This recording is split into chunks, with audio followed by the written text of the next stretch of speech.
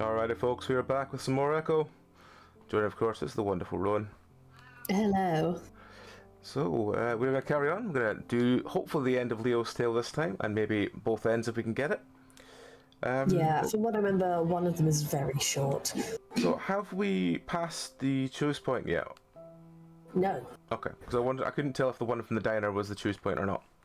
I think that's like a third one, but I can't quite remember. We can definitely go back to it at the end. Go back and have a look at it. Anyway, so what is Echo Run? Echo is a furry, gay, visual novel dating simulator, but also not really. It's a psychological horror about the terrors of relationships, trauma, and the town is haunted by something that is not of this world. It's not ghosts. There are ghosts there, but they're all kind of being sucked into the vortex that is this shitty fucking town. Everything is a cycle. This town needs secrets. Could you want a date? None of it turns out well. You can see Tom is now playing Hearts of Iron 4. So yes. And where have we got to in the story run? So what's the story in general that's happened? So we are playing Leo's route at the moment. Chase is a young otter. He is studying journalism. He went back to his hometown to meet up with his friends and hopefully do a school project. He is hopelessly behind on that project. He's studying the mass hysteria of the town. The hysteria has hit again. You are pursuing a relationship with your ex-boyfriend Leo, who is not a very good person, it turns out. Lots of trauma there. A lot of abusive gaslighting tendencies. See you later.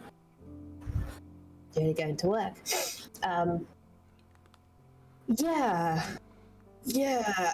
Trigger warnings for fucking everything. Literally everything.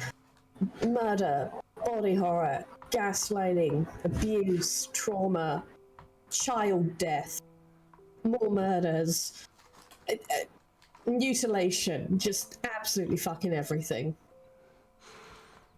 So yeah, and if you'd like to see more of our episodes in this, we've played through Flynn's route, Carl's route, TJ's route, and we're doing Leo's now, and then after this we'll be doing Jenna's. They are all up on our YouTube. I think episode 9 versus 9 goes up tomorrow, I believe. I think Dragon has it set for. So that would be everything up to the start of Leo's route, I believe. I think episode 9 was us finishing TJ's route. I think. Episode 8 might be us finishing TJ's route. Either way, most of them should be up on YouTube now. If you want to see the base story, it would be episode 1. But if you want to see the end, because the base story is basically the same, we just go back to the same point to do the rest of the one. So if you want to see where you choose what route you're going to do, basically. Yeah, if you want to see the base story, you have to watch episode 1. But as soon as you get to the choose point after that, you can basically choose anyone and see any route you wish. So and to be fair, that first part is mostly character and scene setting and giving you some backstory, you know? Yeah. So yes, we will carry on. I think, yes, this was the one from last time. Yeah, because we're starting on Sunday. So at this point, we have just escaped from being captive by Duke and Brian with Kudzo. Kudzo came to help, and now you're going out to try and find Leo and get the fuck out of this stupid ass town because everyone's going nuts. Yep. All the trauma is coming back and everyone is seeing shit and hallucinating and going hysterical. Janice was eating a person's meat in the fucking diner. Brian was torturing you on his BDSM rig. He's definitely got some trauma going on there because he is quite developmentally delayed. He's also a drug dealer. Everyone in this town does fucking meth. So, we will carry on from there. Alright. We try to keep off the road in the brush on our way to Duke's house. Despite our situation, the biggest thing on my mind right now is ticks. Funny how the mind works. The faint shouts and yells come from the town and are more frequent now. Another pop comes from that direction. Trying to get ticks off when you have covered in fur would be a fucking nightmare. I could believe that. Ugh. Yeah. It reminds me of the gun Kudzu has tucked into his waistband. He's never used one before, and it took us a solid couple of minutes to decide if we should even stick it in there. Another pop.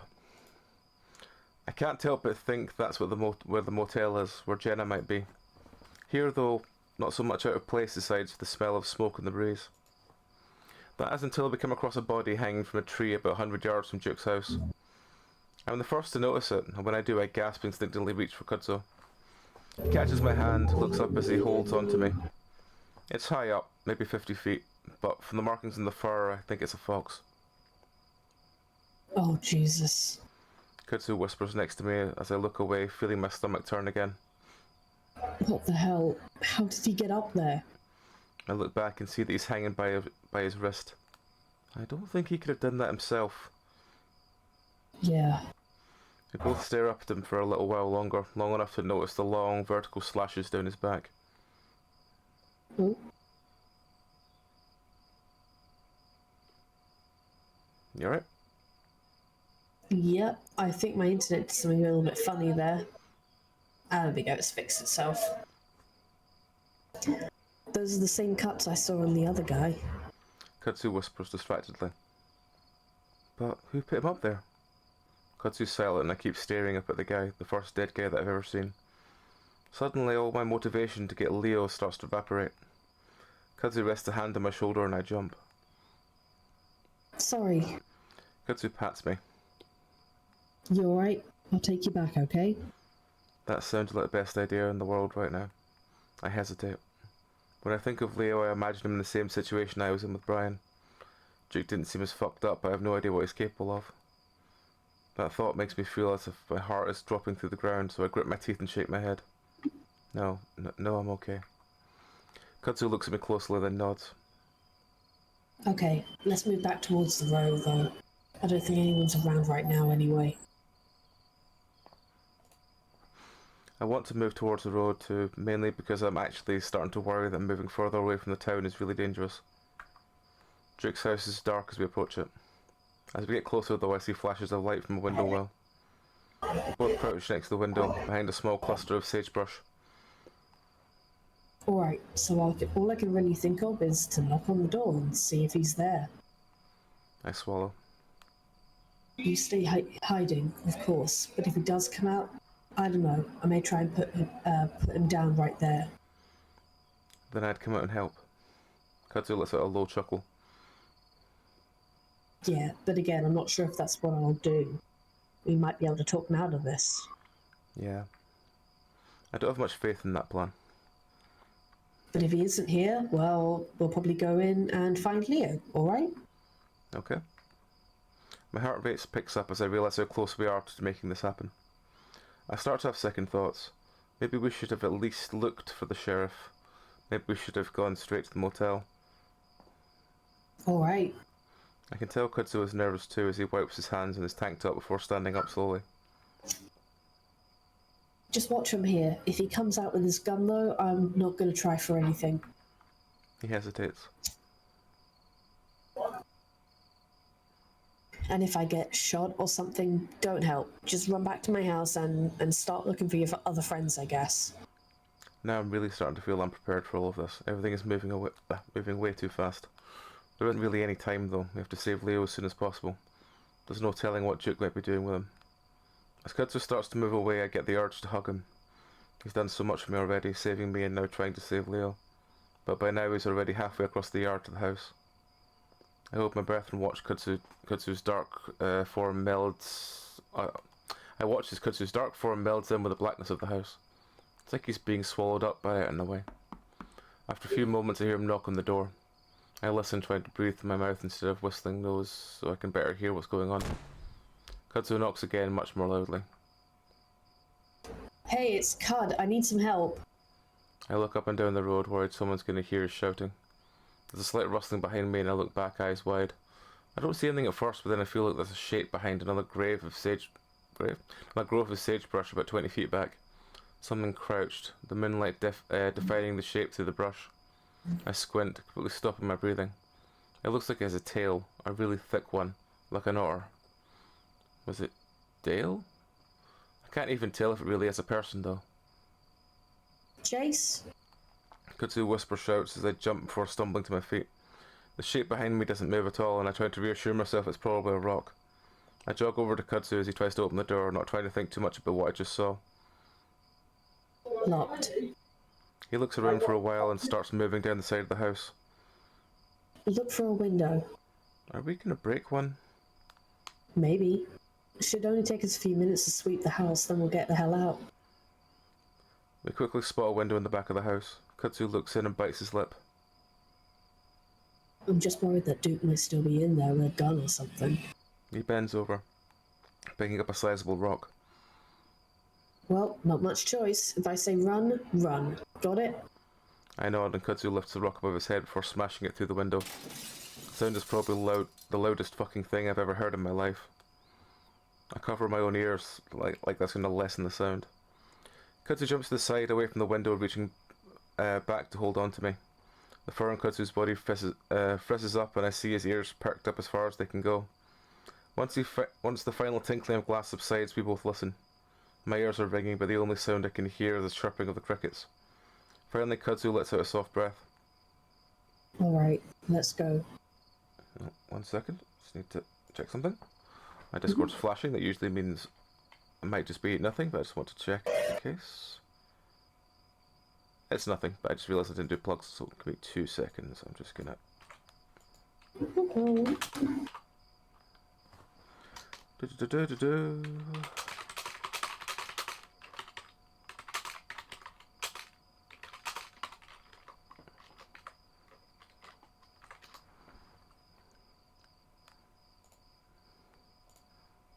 Let's just put the plugs in. There we go. Done. Right.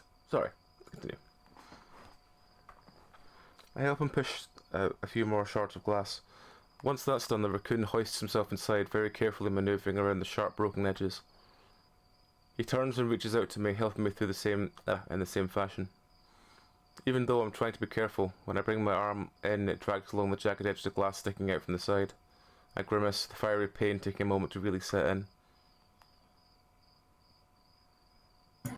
Shit, are you okay? He grabs my wrist so he can pull my arm up to examine it by moonlight and sucks in a breath. Typical Chase going to injure himself. Fucking immediately as well. Oh fuck, you might need stitches for that. Fuck's sake, like, Chase. That's when I see the blood starting to ooze up from my fur. It's only about an inch long, but the amount of blood coming out is surprising. Damn it, I'll take care of it after we find Leo. I pull my arm away despite Kudzu trying to take a look at it. Alright, I'll see if we can't find something to wrap it up with. Kudzu starts fumbling along the wall and finds a light switch. I'm surprised to see a faintly quaint and tidy home. Unlike Kudzu's trailer, though, there's barely anything in it. There's a single sofa and a very old-fashioned TV in what I presume is the living room. There's a fireplace and a few dirty-looking chairs the other side of the room. In front of us is a long hallway with a few doors on both sides. Alright, check every room and door. It's not a very big house. Kudzu sets off down the hall. Look for stairs. I feel like you'd be in the basement. As Kudzu goes into a room to the left, I peer to the one on the right. It looks like a bedroom with a single twin in the middle of the room. I take a few steps in, looking around and not seeing anyone else. When I turn back, I do see some picture frames hung on the wall. Seems kinda odd for someone like Duke to have these up. In the pictures I see a much younger Duke, or at least a pre-meth Duke. Next to him is a female weasel, her smile small compared to Duke's tooth-bearing grin. She's in the 3 other pictures next to that one too. Weird. I wouldn't have thought anyone would want to be with Duke, especially someone as pretty as that weasel. I move on to the next room, and this one's completely empty, painted white. The next door down is the last one on the right side of the hall. This is the only door that's closed, and like the last room's walls, it's painted white. It's taller, it seems to be a bit thicker than the other doors. When I try the knob, it's locked. Kudzu? I whisper and Kudzu pokes his head out from the door just behind me. What's up? I point at the door in front of me. This one's locked. Kudzu stands in the front of the door and presses his ear to it. I see his hand hover over the front of the crack between the door and its frame. Then he reaches out to my hand and pulls it up to the same spot. He looks at me. You feel that? I'm about to say no, but that's when there's a notable cooler draft coming from within. It's kinda cold. Basement. I bet my ass that Leo's down there. I swallow. Should we try and break down the door or something? I don't. Katsu's ears suddenly perk straight up and his eyes widen. My fur bristles out. What? That's when I hear it, the crunching of gravel. Katsu grabs my arm and starts pushing me back down the hall towards the back room with the broken window. At that moment I hear the knob turn, suddenly a path changes direction as Katsu steers me into the room on our left. It's one of the rooms I hadn't noticed. I hadn't looked in myself, and I see that it's a storage room. Boxes are everywhere, so there's a bunch of junk. I guess that explains why the other rooms are so spotless. He's been using this basement for storage. Katsu looks around desperately for a moment, then pulls me behind a mound of boxes just to hear the door swinging open. Are you doing, Duke? I think so. Yeah. The problem ain't that he got away. Duke is practically screeching when he comes inside, as if he's been waiting to be indoors before he yelled. Underneath Duke's pattering feet on the wooden floor, I hear two loud thumps and I know immediately who's with him. My blood runs cold and the breathing seems to stop, worried that they'll soon be able to hear even that. If he's behind all this, he's gonna make things so much worse. Huh. I think you were high-pitched with Brian, if I remember right. Oh, sorry, yeah. Ah! I hear a non-committal... Oh yeah, I was doing the index. I hear a non-committal grunt from the bear and I shudder at the sound of his voice again. I feel a light touch on my back as Katsu rests his hand there trying to comfort me. What do you mean, huh? You're like dreams you're having right now? Because trust me, it's going to be a hell of a lot worse. I hear a smacking sound. I imagine Duke's tiny hand trying to slap Brian in the face. What the fuck are you staring at? Duke's grating, nasally voice echoes around the carpetless house. Your window! There's a moment of silence as I hear some shifting around, then suddenly hear Duke's footsteps bustle down the hall. I duck more deeply behind the box as he passes the doorway to our room. Fuck, someone's fucking in here. Brian's lumbered down the hall, basically standing right in front of our room. I hear two more thumps and a bunch of rustling as Duke ineffectively beats at the bear's bulk. Fucking idiot, they broke in. I hear jingling of keys as Duke continues to shout. Hey Sharona, hey Bang, how's it going? Hello. I'll just do a quick shout out for Mr. Bang. Did I spell the name right? Yes, there we go. Cool. Let's carry on. Welcome to the nightmare zone. Check every fucking room. I bet they broke through the basement window too. Fuck. Now that he says that breaking through the basement window might have been the better idea. Looking between a crack in the boxes, I get a flash of the weasel walking past the door again. He's holding something long and shiny. I shrink back against the boxes, wondering how in the world I got here. I stare at the ground and also wonder if I'm about to have a heart attack. Thank you again for the resub, Sharona. Thank you very, very much. And we're good. We're good. We are hopefully going to get to the end of Leo's story today. Yeah, the horror zone. So we can start Jenna properly next time. We are currently in Duke's house trying to find Leo with Kudzu. Duke and Scary Brian have just walked in. Things are not going well. I focus on watching the blood seep from my arm, pulling on the wooden floor next to me. I hear a key go into the lock and a doorknob turn. I swear to God, if that wolf ain't down there, I'll blow your goddamn face off. Duke's voice fades away, and accompanied by receding footsteps down the stairs. The heavy footfalls of Brian start to move around slowly towards the other end of the hall. Kudzu moves his hand up to my shoulder.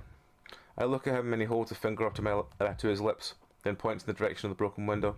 I don't want to move at all. In fact, I'd rather sit here and just disappear into the floor. Somehow, though, I'm able to force myself to my feet as Kudzu tugs me up. We move slowly to the doorway, and there Kudzu holds up a hand, making me pause. I watch his ears perk, flicking in the direction of Brian. My hearing probably isn't as good as his, but I'm still able to pick up the bear's heavy laboured breathing. I hear some shuffling, then more heavy footsteps. Kudzu freezes as we both listen to the bear move back into the hallway, then his footsteps fade away again. I imagine he's moved to the other room, that's why Kudzu finally peers around the corner. I hold my breath, but Kudzu reaches back and grabs my wrist, pulling me out into the hallway. It's empty and quietly and quickly. As empty as it and as quietly as we can, we move to the end of the hall and stand next to the broken window. Kudzu sticks one leg out the window before balancing his entire weight on both hands and both his hands that are resting on the bottom ledge. Like a gymnast, he moves the other leg out and quietly drops to the ground outside, his head narrowly missing the top ledge. I don't know if it's because he's a raccoon or an actual gymnast, but there's no way in hell I'm going to be able to do that. Kudzu's already reaching for me though, his eyes wide in frantic worry. I can hear him shuffling sounds behind me again, coming from one of the rooms. Kudzu reaches out towards me, but then suddenly waves his hand wildly in the direction of the room right next to me. Heart pounding, I almost stumble through the doorway into the room. This one has a few chairs stacked against the side of the wall and what looks like a closet door. Brian's footsteps thump down the hall again, almost gasp as I get a glimpse of his massive shadow through the doorway. But then it disappears as I hear his footsteps move into the room right next to me. From just inside the room, I see Kudzu slowly pop back up in front of the window, then motion frantically towards himself. My legs are like jelly though, and I hesitate. Then there's a raspy dragging sound in the room next to me that almost makes me jump, and the sound of the cardboard box being slid across the floor. But I hear Brian mumbling. Definitely not paint. I force my numbed feet to stumble out into the hallway towards the window. Kudzu reaches out for me, his eyes desperate, then I hear the shuffling behind me again. Why is he moving so fast now? Automatically I step back into the room when Kudzu continues to beckon to himself. Brian's lumbering footsteps move down the hallway slowly towards my direction. Kudzu is ducked down now, out of sight. I'm alone and trapped. I remember the closet at the last minute and lunge towards it, not having enough time to worry about the sound I make. Somehow the closet door glides open and with hardly a sound as the hinge has been recently greased. I step inside and swing the door shut, trying to not let it snap closed. At that exact moment, Brian's lumbering gait enters the room. I shrink back again against the wall, holding my hands to my mouth, trying not to breathe. My heartbeat is so loud, it's the only thing I can hear as it pounds in my ears. I hear coughing and grunting coming from behind the door, then it goes quiet. I wait, unsure of whether the bear is left or not yet. Slowly I walk up to the door, pressing the sides of my head gently against it. I listen, trying to see if I can hear anything. I swallow, then reach up to rest my hand on the doorknob. I think about making a run for it, maybe trying to dive through the window. I might get hurt, but I'll be able to get away. I wait for what feels like 2, maybe 3 minutes. It's complete silence on the other side. I wait even longer, to the point I'm sure there's no way someone like Brian could keep that quiet for that long. So slowly, as slow as I can, I push the door open, and immediately it comes into contact with something on the other side before it's even a foot open. It's soft, whatever it is, and the door almost bounces back from it. I wait for a moment, and as I'm starting to realise what just happened, a massive bear paw reaches around the edge of the door. In the next half a second, the door is ripped open and I find myself facing Brian. A weird, numbing feeling spreads down from my crotch to my legs, and I sag in front of the bear. My mind refuses to think, to even process what my eyes are seeing. What it does process is pure terror. Brian seems to have trouble understanding what he's seeing as well. He stares at me for a few seconds, his eyes practically crossing as he focuses on me. Then he grins. Hey, you! I can't respond. Instead I press back into the closet, flattening myself against the wall as he reaches out to me. Still, there isn't much I can do as he grabs the front of my shirt and yanks me out of the closet. He starts to pull me towards the doorway, and I stumble into the hall, and I am finally able to start trying to move again. Seeing the window, I lunge towards it, but Brian's grip is too strong. I hear a few popping sounds when some threads on my shirt give out, and Brian yanks my body violently. Everything goes black as something massive knocks against the side of my face, and the next thing I know, I'm thrown down the hall, flat on my back. I'm staring up at the ceiling, watching it slide sideways above me, like it's painted onto a treadmill. My right foot is hiked into the air, and I realise that Brian is dragging me along the floor now, back towards the end of the hall. The fur on my back glides easily along the hardwood, my shirt scrunching up on my chest. Brian stops as he reaches the white door, pushing it open. Dizzily I look up at the windows, wondering if Kudzu is there and if he can see me. I reach towards it. That's when I'm being dragged again. I land painfully on the first step. I gasp and turn sideways so that Brian drags me clumsily down the rest of the steps. My spine isn't taking the rest of the corners. It's dark and the air turns cool and musty.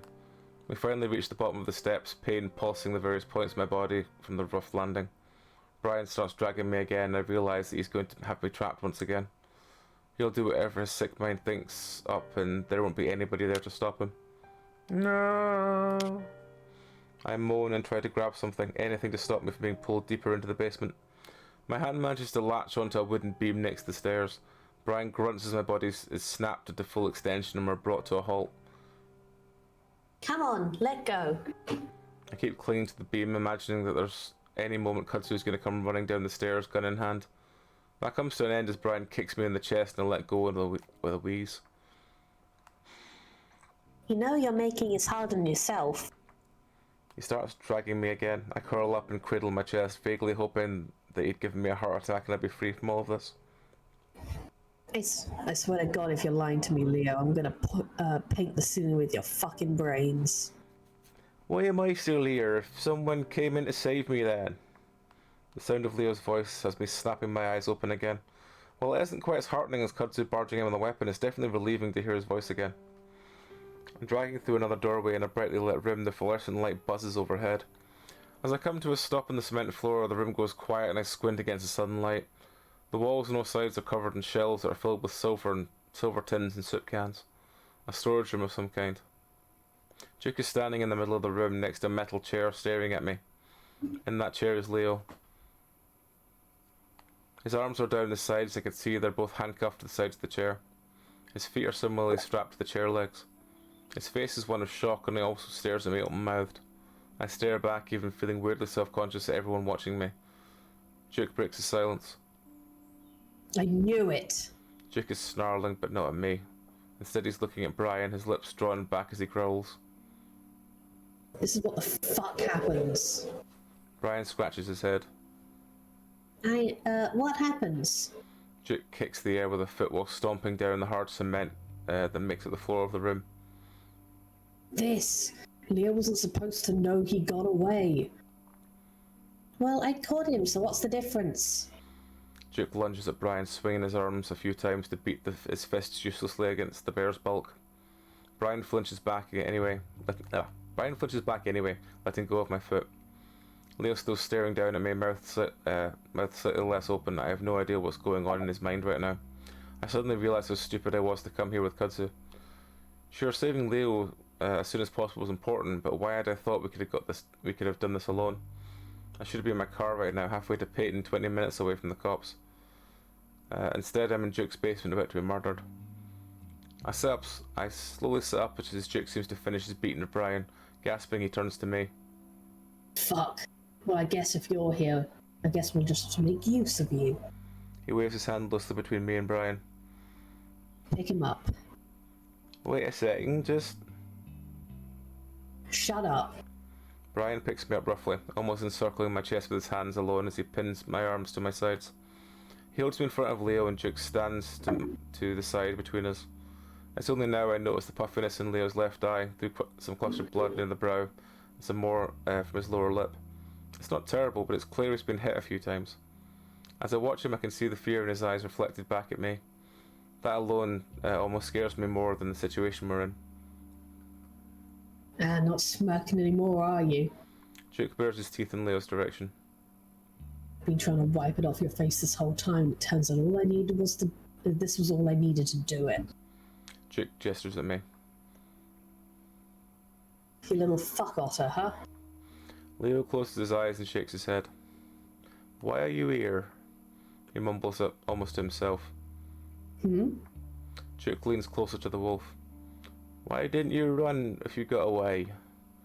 Leo opens his eyes and he's looking straight at me. I don't know if he expects me to answer, but the look of defeat in his face makes me feel like I have to. We wanted to save you. We didn't know where you were or what was happening. Duke suddenly leans away from Leo towards me, his eyes narrowed. We? Who's we? I feel my stomach drop as I realise what I've just done. I mean, all of us. I saw some of my friends out there before I came in, but I'm alone. Duke studies me closely. Was there anyone else up there, Brian? Brian is sulking behind me, letting go of my shoulder occasionally to rub his chin. Didn't see nobody except this otter. Duke close up at the ceiling, like he's listening for footsteps or something. Duke? Duke snaps his attention back to Leo and I notice his face is practically dancing with twitches and tics. This is crazy.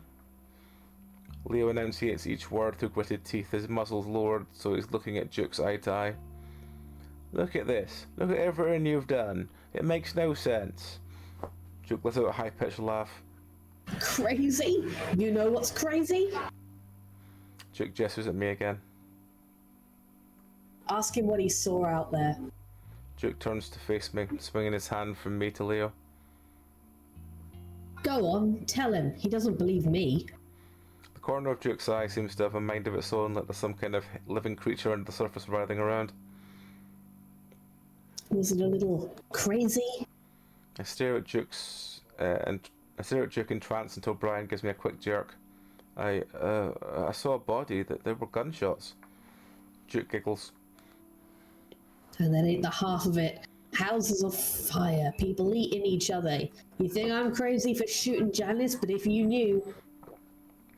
But how the hell are we supposed to know that? How the hell are we supposed to know why it is? Why that is? Leo leans forward as far as his bonds let him, eyes wide, almost pleading with Duke. This started when you got here. Duke lowers his voice dangerously, leaning back towards Leo, their noses almost touching. That doesn't mean shit. Leo speaks, haltingly back at the weasel. Does this? Duke suddenly pulls the gun from his waistband, from his pants, and points it straight at my face.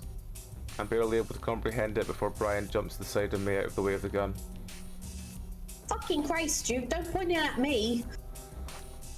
Leo almost stands up to his toes, with his chair still attached to his body, fur bristled out all over his body. Duke lowers the gun though, still watching Leo.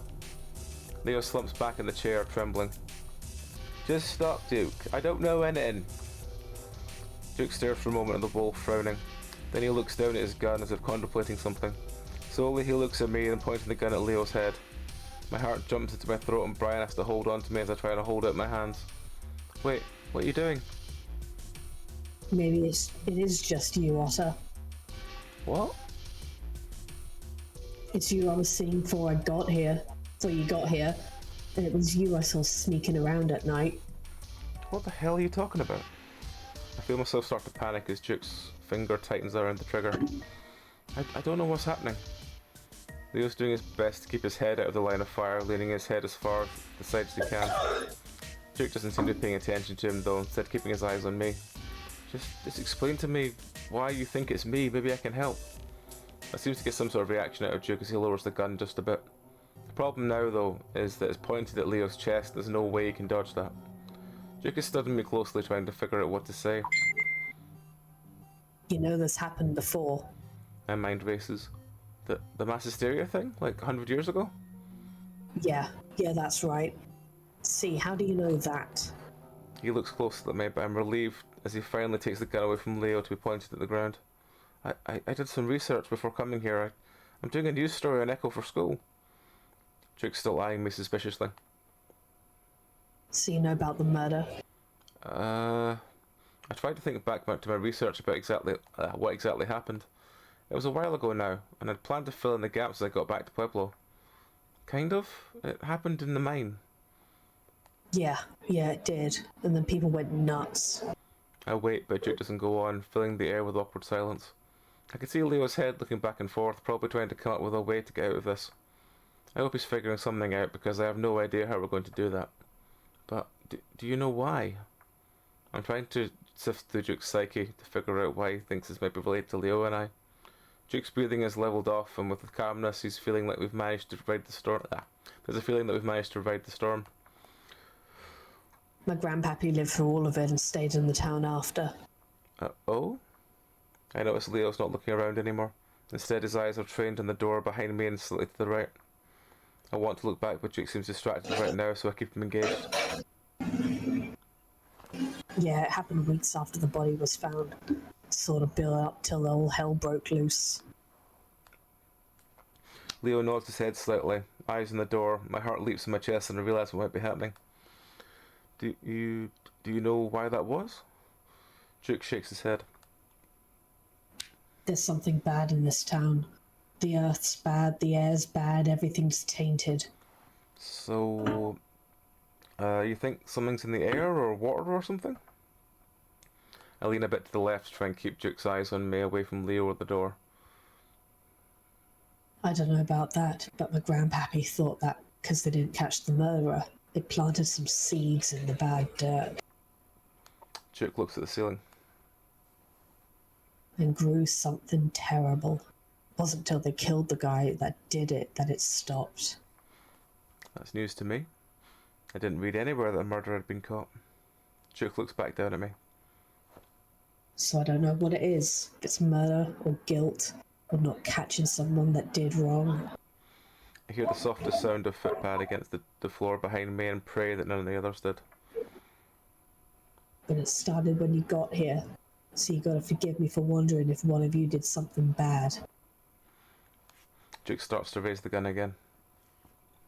And brought that guilt to this poisoned land to grow the seeds again. Duke doesn't sound like himself at all, not even his recently crazied self. Still though, I don't want to admit it, I start to have an idea what Duke might be getting at. How this all fits into our history. What was that kid's name a while back that died in the lake? He wasn't murdered. You sure about that? Yes. But I'm not, am I? I swallow hard, aware that some of the pieces don't fit despite how disturbing the implications are. But that was years ago. Why didn't it start then? Why now? Duke shrugs. Maybe you wasn't guilty till now. Maybe kids don't understand what they've done. Maybe it's 'cause you left and it made you angry. But he wasn't murdered. You see it happen? No, but the person that did wouldn't ever do that. So, am I talking to the wrong guy now? Who was it? I look over at Leo again, swallowing hard. Who was it? Duke starts to raise the gun again, but what happens over the course of the next minute is too fast for me to comprehend until it's over. Leo explodes out of his sitting position, face twisted with rage as he bares his teeth in full-on wolf snarl. Though his feet are handcuffed to the chair, legs of the chair, he's still able to lunge off the ground with his feet. He launched himself at Duke, slamming the weasel into a painful crunch of flesh on flesh, metal on concrete. I gasp and watch Leo start ripping into Duke with his teeth. Duke screams and flails his arms around, apparently forgetting his weapon as it flies from his fingers. The gun slides across the room to tap gently against the wall, just 5 feet from me. Brian keeps a tight grip on me though, but that's when I hear a clicking sound behind me. Brian does too, and he turns sideways, allowing me to see the source as well. And there stands Kudzu, both hands on Leo's handgun as he points up at Brian's head. He clicks it uselessly though, and Kudzu's face is a mixed mask of terror, desperation and confusion. The safety. Leo is still struggling on the ground with a screaming Duke lifting his mouth from the weasel's arm to shout at Kudzu. Kudzu's eyes snap to the gun in his hands, but Brian's already moving. He kicks Kudzu's hand and connects violently, sending the gun flying into the air to clap against the ceiling. Brian lets go at me at that point, reaching out to catch the gun. I imagine this is probably another save point. We'll go with that one. Mm-hmm. I imagine we're probably better going for the gun. So I think if I do help Kudzu, we'll probably get a chase is dead scene. It happens a lot. Let's try and get the chase is dead scene. I try to ram my elbow back into the bear's crotch, but he's not quite that tall. I said I get him just above the balls and get no more than a grunt out of him. He still misses the gun though, and it falls back on the ground with a loud clatter. Kudzu bends over to pick it up, but Brian's already kicking him again, this time connects with the raccoon's face. Kudzu slumps to the ground. I'm not sure if he's unconscious or dead, or how hard Brian kicked him. I jump after the gun just as Brian does. We reach it at the same time, and though I'm able to grab it first, Brian yanks it from my hand easily.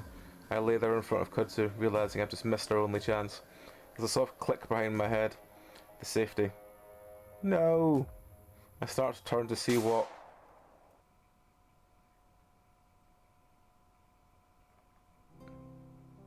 There we go.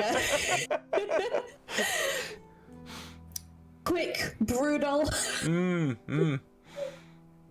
Everything fades to black. This fucking game. Yep. This fucking game. Like, what other dating sim question mark, like, will repeatedly just kill the character for certain choices that you're playing as? It's not a fucking dating sim.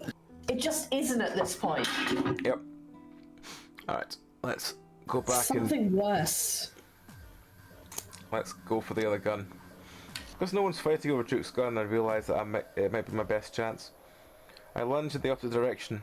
Clumsily, I scoop up the weasel's gun, turning it over in my hands till I'm holding it the right way. Brian, my gun! Leo's still tearing away at the weasel as Duke holds them up in defence. I turn around, crouched against the wall as I see Brian standing over a downed kudzu. I can only pray he hasn't killed him. I point the gun at Brian just as he turns around to face me. Seeing that he's about to get shot, the bear lunges at me, massive paws up, stretching towards me. Luckily for me, the gun is loaded. Trying to keep myself steady, I manage to find the safety and flick it off. I shoot him right in the face. The sound is so loud in the tiny room that my hearing goes out for a moment. Brian crumbles to the floor and the room goes quiet. But only for a moment. The unearthly howling sound comes from the bear as he slowly props himself up in my hands, looking back at me. For a moment I wonder if the evil powers of Echo have brought him back for life somehow. But no, there's a bloody hole just above his blunt nose and I can see white of bone peering through the red. Somehow the bullet hasn't even pierced his skull. Shakily I raise the gun again, but Brian rolls away to the door with the speed that should be possible for a bear his size. He's gone. I stare for a moment, wondering if I should just run after him, but the snarl next to me, as me pointing the gun at Duke instead. Leo's still tearing into his arms. Took a fucking handgun shot at close quarters to the head and ran away from it. Yep. Fucking Brian, man.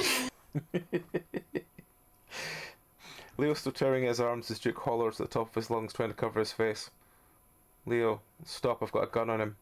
Leo looks up at me with wild eyes, pausing for a moment before slowly let going of the mustelid's arms. Bloody drool hangs from his chin.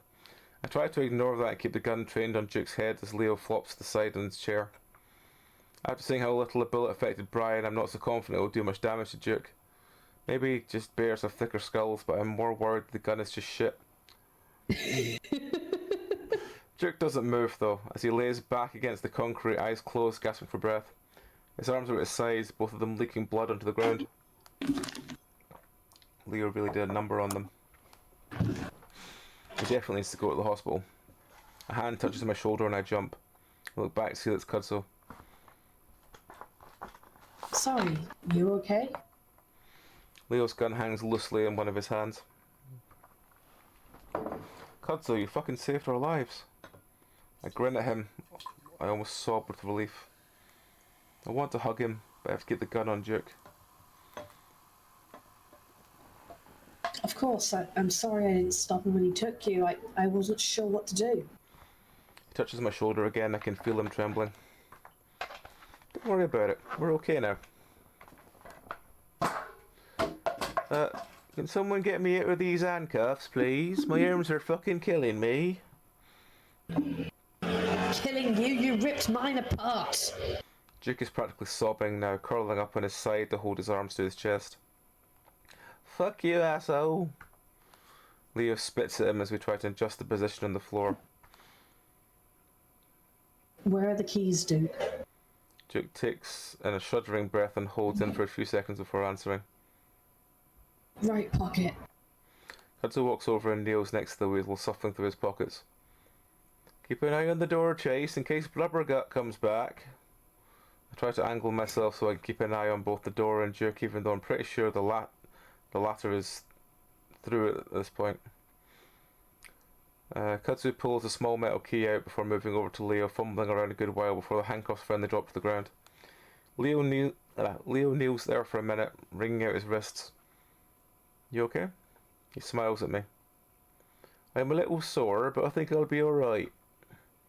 He gets unsteadily to his feet, taking a pair of handcuffs with him before bending quickly to give me a kiss on the head. I'm so happy you're here. You're okay, Chase, and thank you, Kudzu. He slaps the raccoon in the back before turning his attention to the weasel. Duke notices and quickly curls up tighter. I was just trying to help everyone. Ah! Leo grabs him by the bloodied arm before yanking him violently to his feet. The weasel screams double as the wolf twists those arms behind his back, handcuffing them. Why the hell do you have so many handcuffs anyway? Duke starts sobbing again until Leo whips him around and slaps him across the face. Duke sways, stunned by the power of the blow, for Leo brings his hand up and hits him in the other cheek. Shut the fuck up. Leo! Leo ignores Kudzu as he pulls the chair back up and throws Duke into it so violently it almost tips over. Please, I'm sorry, I just want to help. Duke cowers as Leo raises his hands again. I realise how tightly I'm holding onto the gun, though I'm pointing at the ground now, I'm sure to take my finger off the trigger. While Leo's violence is a little disturbing, it's almost comforting to have him throw his weight around after how the weasel had threatened us. Kudzu, on the other hand, doesn't look comforted at all. He's still trembling from the earlier's fight, and he's pulling back at the fur on his chin as he watches Leo. Careful, Leo. Just take him to the cops or something. Kudzu looks over his shoulder at the door. Going to Peyton was probably a better idea. Now I realise how messed up everyone is. Yeah. I mean, if that monster they're all talking about isn't real, would it have been better to risk that than get involved with these idiots? I hadn't even thought about the supposed thing keeping everyone from leaving the town. It seems silly now that we get to let a stupid story like this keep us here. Leo doesn't seem to be listening. It's Flynn! It's a monster, Flynn. You're a fucking lunatic, Duke. Why shouldn't I just kill you right now? Leo. Leo looks over his shoulder at us, finally shaking his head at Kudzu conspiratorially. Kudzu goes silent as Leo goes back to staring down the weasel. Now explain to us what the hell's going on. Leo leans in closer, his bloody muscle, and Duke cringes back.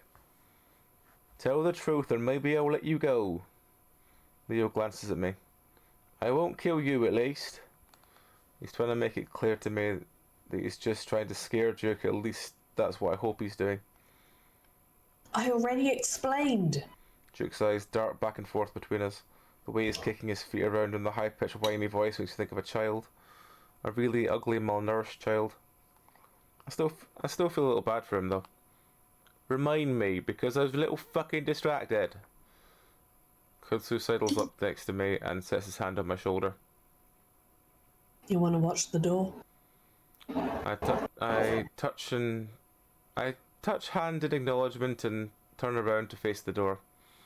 I don't really think Brian's going to be coming back, though. I told you, something bad is happening, and we need to figure out what. Yeah. But how did kidnapping us help anything? Duke sighs deeply and I glance over my shoulder to see him slumping in defeat. Last time this happened, it might have been caused by a murder. Not the murder, but the guy who got away with murder. There's a moment of silence. Okay. Leo's tone demands that Duke goes on. So the guilt from the guy, or the worry in the town, or just spirits, heck, I don't know. Maybe all of that, but it came together to make everything go crazy. Alright, sure. But how does this have anything to do with us? I saw the art sneaking around the town before you guys got here. I look back again and see Duke looking at me. So is Leo. Seemed kind of fishy to me, so I thought he might have something to do with it all. It's my only lead.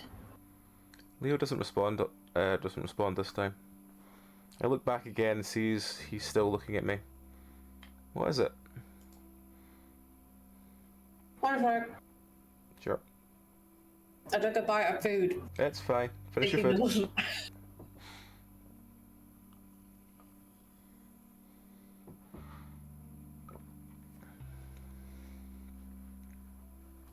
You told me yourself, Leo, that you saw him sneaking around too. It was someone else. How the hell do you know that? What are you guys talking about? Kudzu, can you watch the door? I finally turn around. Leo leans one hand on the back of Duke's chair as he sighs. If you remember, Chase, I told you about how I thought I saw someone out my window that looked like you. Leo turns his glare back onto Duke. Got drunk with this asshole and accidentally told him about it too. We both saw it. Isn't that a little bit strange? Some otter came by this town and looked like Chase. What the hell else was it? Leo glances back at me and I feel that there's some doubt in his eyes. I mean, you weren't here, right? Of course I wasn't. I know, I'm just making sure. Leo turns back to Duke. Why would that mean in any way? Duke looks around, visibly clenching his toes. I've heard stuff about doubles, like doppelgangers or something. Doppelgangers? Sure, but people talked about that shit happening back then. Seeing themselves and shit. Alright, so if we believe that shit, what would it mean? Why would it mean he has anything to do with anything? Well, my grandpappy said that the guy that did it was in 2 or 3 places at once sometimes. There's a moment of silence as we all absorb that bit of information. Sounds like a load of shit to me, Duke.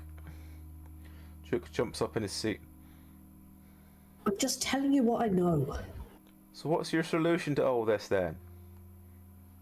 I don't know. It's not when we got the guy. Duke cowers in his chair and then glances at me. Leo follows his gaze and his eyes turn steely. Duke seems to notice Leo's sudden change in demeanour, but before he can do anything, he gets a massive slap from the wolf. Leo, stop it. Duke immediately starts sobbing again and curls in on himself. Me? This fucker wants to get Chase! It did seem that way. Did Duke think I was the only way to stop all of his problems in this town was to kill me? Duke? Katsu tries a different approach, his voice much gentler than Leo's. The problem with your theory is that Chase hasn't killed anyone. Right, Chase? Of course not. Of course not. So maybe we need to rethink things a little, huh? Or maybe he can do that in the fucking jail cell. We're going back to my van, we're gonna get the hell out of here. If we can. I'm still not sure about that thing the mayor was talking about. What thing? A monster or something. The mayor told us it's killing people that are trying to leave. Leo stares. Has this town really gone that fucking insane? Katsu shrugs. There were bodies. Jesus. Leo looks around. Well, it still sounds like bullshit, but if there is anything, we'll be fine if we leave in a car. The motel is closer. Oh, sorry. That's fine. The motel is closer, we could just use my car instead. Sure. Duke is still staring at me with a hard look. I get the feeling that despite all the things we just told him, he's not buying it. Leo hauls the weasel off the chair, gaining a little squeak of pain for Duke as he's forced to break eye contact with me. What about the others? We're going to try and find everyone before we leave, but the priority is to get ourselves to the police station. Leo pulls me to stand in front of him before gesturing at Kudzu. Cud, take the gun. Safety's off now. Kudzu visibly frowns as I hand it to him. Yeah, sorry about that. I want Chase between us. I don't trust these fuckers not to try anything, especially when Brian comes back. So with Kudzu leading the way, we make our way out of Brian's house into the night. Thought we weren't in Brian's house, thought we were in Duke's house. Yeah, we were. Huh. I think they just wrote the wrong guy. Okay. It's quieter this time around, and we head out to the deserted night street. This one definitely feels like it's the first written and they haven't gone back and fixed all the mistakes yet. Yeah. You know? Yeah. Seems like things have settled down a little at least. Katsu's fur still bristled out the back of his neck. I was starting to worry about him. He's been tense, even considering the situation we're in. Keep your eyes peeled anyway. Of course. I've also been sensing a strange sort of tension between the two of them. Chase, they're both gay for you. It could probably put up to the situation currently at hand though. We're all on edge. I can see the motels away down the road, but ominously the lights are all out. Duke has gone quiet for the most part. I wonder if he's just given up or if he's planning something. Hopefully it's the former. I'm not really seeing anything out of the ordinary here. Trust me, things are fucked up. We pass the diner, the moonlight glinting softly off the metal edges. The dark, sick feeling sets in as I stare at the black windows. That's where it all started. Should we check to see if she's still there? Leo's quiet behind me for a moment, then clears his throat. Don't see why we need to do that. I don't know, tell the cops about it or something. If the cops haven't been there, then I'm sure she's still in there. No use looking inside. Alright. Hey, if it's gonna be okay, alright? Not for Janice. Leo doesn't say anything to that as we continue down the road, finally reaching the motel parking lot. Keep moving. I look behind me and see the Duke stopped, still looking back at the diner. I see something. What? Kudzu stops too, looks back at us. Something. I look at the diner but see nothing moving in the windows or in front of it. It's way too dark to see anything in there anyway. Leo prods at Duke's back, but the weasel refuses to move, rooted to the spot. Am I gonna have to carry you? Leo lets go of Duke for a moment, reaching up to turn him around, probably to throw the weasel over his shoulder. Before he can do that, Duke screams long and loud and raises all the hairs on the back of my neck. Before Leo can stop him, the weasel takes off into the night, away from the diner, towards a grouping of trees and the bushes at the side of the road. Leo curses and immediately goes after him. Kudzu starts to follow. Don't follow me, wait by the car! Leo shouts over his shoulder before disappearing into the brush. Then more faintly, and watch Chase! Kudzu and I stare into the darkness, listening to the two of them crash to the bush before fading out into silence. After a few moments, Kudzu rubs his head and turns to me. Well, guess we should get in the car then. I frown, not really worried that Duke can do much to Leo, but rather run into someone that could. Shouldn't be that hard to catch him, he's in handcuffs. Duke can be fast when he wants. Fuck. I feel like we should have gone with him. I keep staring into the darkness of the brush and Kudzu puts a hand on my shoulder as he passes. Don't worry, Leo can take care of himself, especially when he's up against someone like Duke. A handcuffed Duke. Yeah. Reluctantly I follow the raccoon. Leo's brief presence has been so strong and reassuring, it's kind of jarring to be without it again. At the same time though, it's not all that different with Kudzu. Leo's just more overpowering with it, I guess. I fish my keys out of my pocket, then suddenly realise where we're at. So how has he still got his keys but he doesn't have his phone? I think, wasn't his phone out of charge or something? Yeah, okay. And to be fair, it is Brian and Duke. Checking his pockets is probably not the thing they're trying to do when they're in Team Kill Him. Sure. Hey, we should check our room. Jane or TJ might be there. Maybe even some of the others. Kudzu looks at the dark motel, scanning the rows of doors. Yeah, we should. But I think we should wait for Leo. I don't really trust anyone right now. I realise he's implying that one of my friends could have gone insane too, and I also realise I can't blame him. From what I saw and what I've heard, TJ might be acting the same way as Duke. That thought causes my stomach to churn sickly. Listen, I gotta pee real quick, okay? Okay. I'm just gonna go over behind that corner. He points over to the side of the motel. No problem. I'm getting just a little annoyed that everyone is acting like I'm the little kid that needs to be watched. Cool, be right back. Kudzu does a little jog away before disappearing around the corner. I lean back against the door of the car, swinging the keys around a finger. It's completely quiet now, and I haven't heard a single gunshot since we got outside. I wonder if everyone has been fighting is dead now. Or maybe they just realised how ridiculous the mayor's story was and left. Thinking about the supposed monster that I definitely don't believe in, though, has got me looking over my shoulder into the darkness. Images of a hanging body crosses my mind. Shit. I look over to where Kudzu went. It's been a little while. Shouldn't he be done by now? I pop from the brush across the street, makes me jump. Leo? My voice comes out in a whisper. There's definitely something there. Its form stands out just a shade darker than the trees behind it. Might be a bush, but it looks thin, like a person. I squinted it to see I squinted it, and that's when I see the glint of two eyes in the darkness. I freeze. Whoever it is, they're not responding to me. That's definitely not a good sign. I decide that I'm not going to move until Kudzu gets here. Yeah, and if it does move, I'll just run over to where Kudzu went. I don't think he'll mind me catching him while he's with his pants down while there's a fucking psychopath chasing after us. I see a thick tail swish out the side of the dark thing. Slowly, I feel feel behind myself for the keyhole to the car door, sliding the key in and unlocking it. Actually, I'll just get in the car and footsteps to my right. Duke, his eyes wild, is on me in an instant. He slams into me so hard I'm sent into the asphalt with an impact that rattles my brain. I roll over groggily and see Duke's bent over, his hands fumbling at the ground. Somehow he's moved his handcuffed hands from behind him to in front. I realise that I don't have my keys anymore, and at the same time Duke stands up, keys in hand. Katsu? I yell and reach for Duke as he dodges anyway, throwing some kicks at me before yanking open my car door. Fuck. I lunge for the handle, but I see the weasel slam down the lock just as I reach it. Katsu comes running around the corner just as the Duke starts up my car. Duke!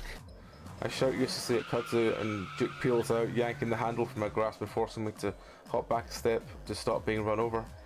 Of course I think the Duke's just going to take off down the road and get the hell out of Echo. I have no idea that he's going to turn sharpishly in the parking lot and come straight for me. Chase! Katsu screams at me just 20 feet away now, but there's no time. The car is coming at me. I jump to the left, but Duke easily follows my movement. I see the license plate and the headlights, which Duke hasn't turned on. I jump up and land on the hood of the car as it hits me. I feel like my body is falling through the air. I see the stars and the moon. Then I land. The desert stretches out and the winds into the distance, rising and falling on the mountains, hills and valleys. It's endless, monolithic, passionless. Except here. Its mark is clear in the land, like a stain, a blemish in the beige patchwork of the wilderness. The earth's bad, the air's bad, everything's tainted. Tainted. The mark is old, it's ancient. Been here longer than people. All people. And they knew it too. Everyone who's been there knows it. So do you, even though you're not from here? You were drawn to the stain like all the other evil that's planted itself here. You can see it right through the otter's eyes. You can see its influence stretch above you like black tendrils in the dark red sky. They stretch, search, reach for anything alive, to stain anything they touch. So it is, so it always will be. Chase! I stare groggily up at the face above me, a swirling mess of grey and black before I'm able to focus on the nose inches away from my own. That crosses my eyes, which hurts, so I close them again. Chase? The voice is gentler this time, though no less concerned. I try to reach my hand up to assure whoever it is I'm fine. I feel the soft velvety sensation of an ear catch through my fingers and the person above me stills. What happened? Are you guys okay? I mumble thickly past lips that don't seem to cooperate with the words, that don't seem to make sense. Are you? He hit you really hard. I feel a hand run over the top of my head like it's looking for something. Did you hit your head? I feel my own head, keeping my hand resting on Katsu's head. That's right, Katsu. I push myself up, suddenly realizing where I am and what just happened. I look around the night, the surreal feeling of regaining consciousness in this nightmare making it all the more horrific. Shit, where is he? I try to push myself up, but Katsu holds me down firmly. Duke, he took off somewhere? Katsu looks around, ears pointed up as if listening before looking back down at me as I try to sit up again. You need to stay down for now. Something might be injured. I think I'm okay, I'm just a little bit out of it. Katsu gazes down at me for a moment. I'm left staring into his deep dark eyes. That's when the sound of feet slapping against asphalt breaks the spell and Katsu looks behind himself. What the hell? Duke, just Katsu was suddenly shoved roughly away and I found myself held up in Leo's arms. What the fuck happened? Leo desperately looks me up and down as he holds me in his arms. Did he shoot you? What? No, he just hit me with a car. I see Leo's eye widen as he shoots up. Fantastic. Alright. Chase, you absolute numpty. What does any man see in you? Yeah. He suddenly turns his attention on Katsu, hackles raised. What the fuck were you doing, Cud? Why weren't you watching him? Katsu flinches back, then glares. He came out of nowhere, Leo. We're both trying to stop him. I can see him working himself up to shout at something else, but that's when I push out of his strong grip. Despite the circumstances, I'm bristling at the way I'm being coddled. Leo, he was driving a fucking car, there wasn't anything he could do. Now standing, I feel an achy sensation in my back and my head spins a little. I brace my hands on my knees and wait for it to subside. I don't think you should be standing up so soon. I'm fine. Though now I'm standing, I'm not completely sure of that. Worrying twinges and creaks hang throughout my body, and I force myself to straighten up, facing the other two. We need to keep moving, find the others and get out of here. Leo moves up next to me, a big paw reaching out to wrap around my shoulders. I cringe though, and Leo takes his hand back. You need me to carry you, honey? I grimace and shake my head, mostly because I feel like being slung over his back would be even worse. He settles on rubbing my back gently, eyes still looking at me over, as if trying to spot some unseen injury. Let's get the hell to Peyton. Kudzu coughs awkwardly. We've lost the car, though. Oh yeah. My heart sinks. Even now in the situation we're in, I'm a little angry that it was my car that was stolen. I worked hard to buy that thing, even if it was a junker. Leo shakes his head like it's a mild annoyance. Then we'll just have to use my van instead. Leo looks up the road in the direction of the diner where I left it 2 days ago. Hang on, didn't they just pass the diner? But I thought they said that his car was closer.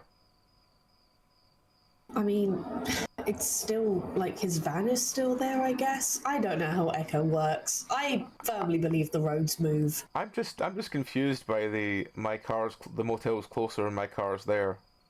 And now we're looking for the van at the building we passed to get here. Okay, doesn't matter. I mean, it's probably back the opposite way and further. That's kind of the vibe I'm getting. Alright. Any which way. Let's like go. it's there, but it's further out. Okay. Wait, let's at least check in the motel, see if any others are in our room. Or, I'm sure the others have already gotten out by now. I mean, we haven't heard anything from any of them though.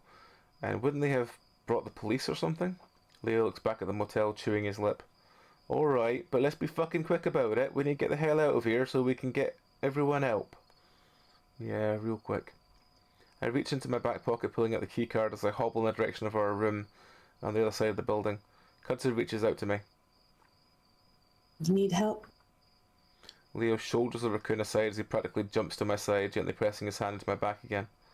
Stay close, Otter. Not going to let something like this happen to you again. I try to ignore this tension, the building between the other two. More than anything, I'm annoyed at Leo. Why is he acting like this?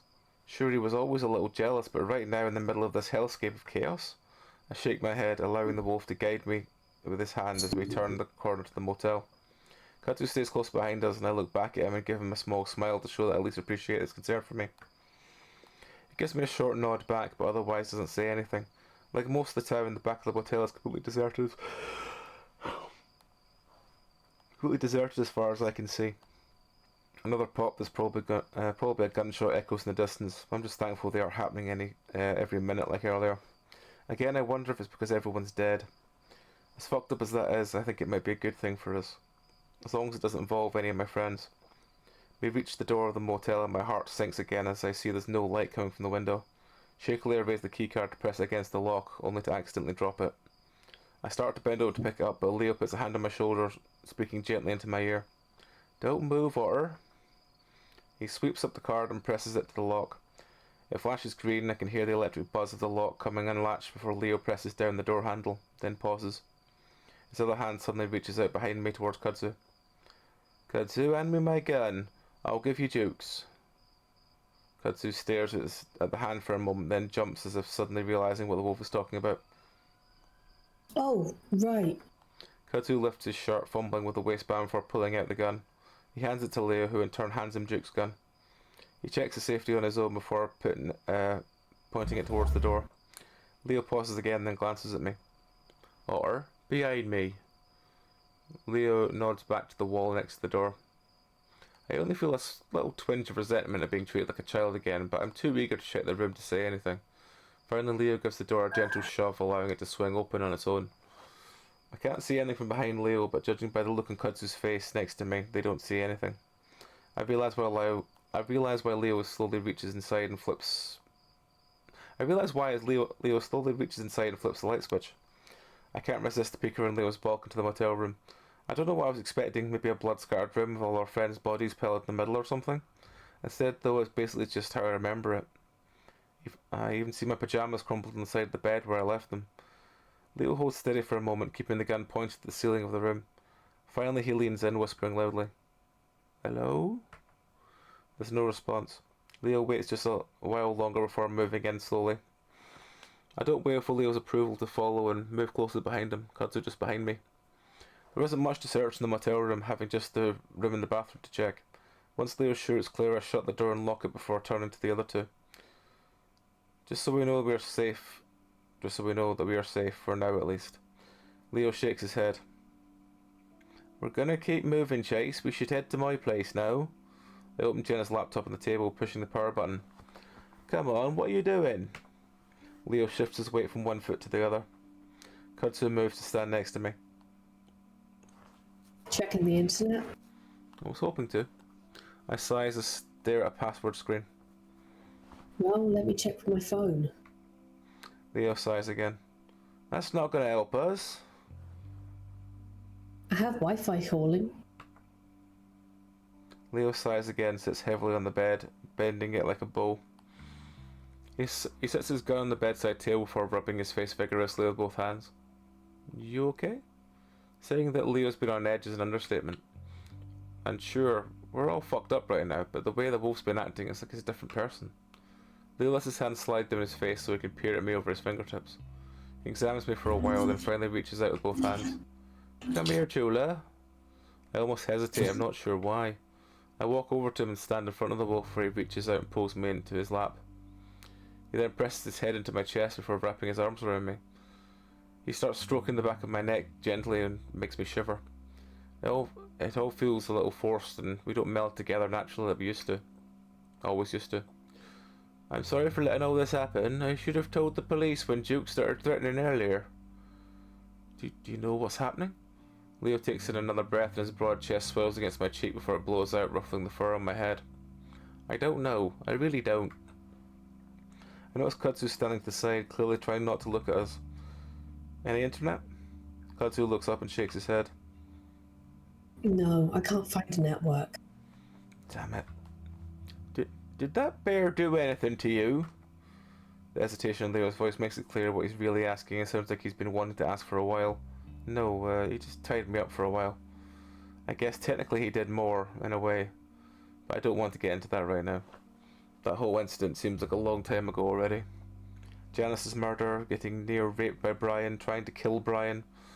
I feel there's a numbness in my chest that's dampening my emotions right now and everything just feels far away from me. I wonder if that's kind of psychological response is happening and I'll be all fucked up after this is over. Probably. But I kind of welcome the numbness right now. Or at least it helps me deal with what's happening a little easier. Jenna would probably be able to tell me what's happening right now if she were here. Of course it makes me wonder where she and the others are. It makes me want to get out of here and find them. Because as much as I want to get the hell out of this place, I feel kind of responsible for them. I did drag all of them here after all. I'm gonna get you out of here, I promise. Leo breathes into my ear and squeezes me a little tighter. I have to hold back a wince as the twinge goes through my back. I have a feeling that I'm going to be very sore tomorrow. I suddenly lift my head and look back at Kudzu. What time is it? Kudzu takes his phone back out of his pocket to check. 3:45. Oh, sorry, that's you, sorry. 3:45. I stare at him. Are you serious? That means it's only been a little more than an hour since we left Kudzu's place. I was hoping that daylight would be a bit closer than that. Kudzu slumps down in the chair at the table. That's what my phone says. I continue to rest my head against Leo's chest, listening to him breathe. I glance up at him and see that his eyes are closed as he continues to stroke the back of my head. I'm about to tell him that we should get moving again when I think I hear something. It's a soft snuffling sound, like someone's covering up or snuffling. I lay there against Leo, not moving as I continue to listen. A full 10 seconds go by before it happens again. This time I think it's coming from below us, under the bed. I look up at Leo again, wanting him to tell him I heard something without saying it out loud. Honestly, with his massive wolf ears, he should have heard it before I did. I reach up and poke at his chin. Leo shakes his head around a bit, shakes his head around the poking, but otherwise doesn't open his eyes. I frown and reach up further, touching his cheek. He leans into it. Leo? I barely whisper at him. Finally, he does open his eyes, and I point to my own ears, mouthing, listen. I see his ears comically perk up, his eyes looking at the ceiling. I motion down at the bed. I can see Kudzu on the side of his chair, eyeing us curiously, but not saying anything otherwise, thankfully. This time the snuffling sound is quite a bit louder, and I feel Leo's fur rise up his arms. That was definitely a person, or something living, breathing at least, and definitely coming from under the bed. Leo slowly and gently pushes me off his lap, motioning me away. Slowly he leans in and grabs up the gun. Then he stands, backing up away from the bed, then crouching slowly with the gun pointed as he looks under the bed. I see Leo pause, staring, then reaching out and grabs whatever it is and yanks hard. The scream is loud and piercing, but whatever it is sounds like a terrified child. It thrashes and kicks Leo, but it's slowly clawing frantically at the carpet to get back under the bed. I realise who it is. TJ. Yeah. he's screeching. TJ? I shout his name, confused and terrified myself. What the hell? Calm down. Leo's got both of his hands on TJ's ankles, trying to keep him still, but at the same time not getting gouged by toe claws. I move closer, but not close enough to get clawed by the lynx, and try to crouch in his line of sight. TJ? TJ, it's us, you're okay. The look in his eyes is wild and desperate and feral. I reach out with for his wrist and immediately slashes me with his other hand. Chase, stay back.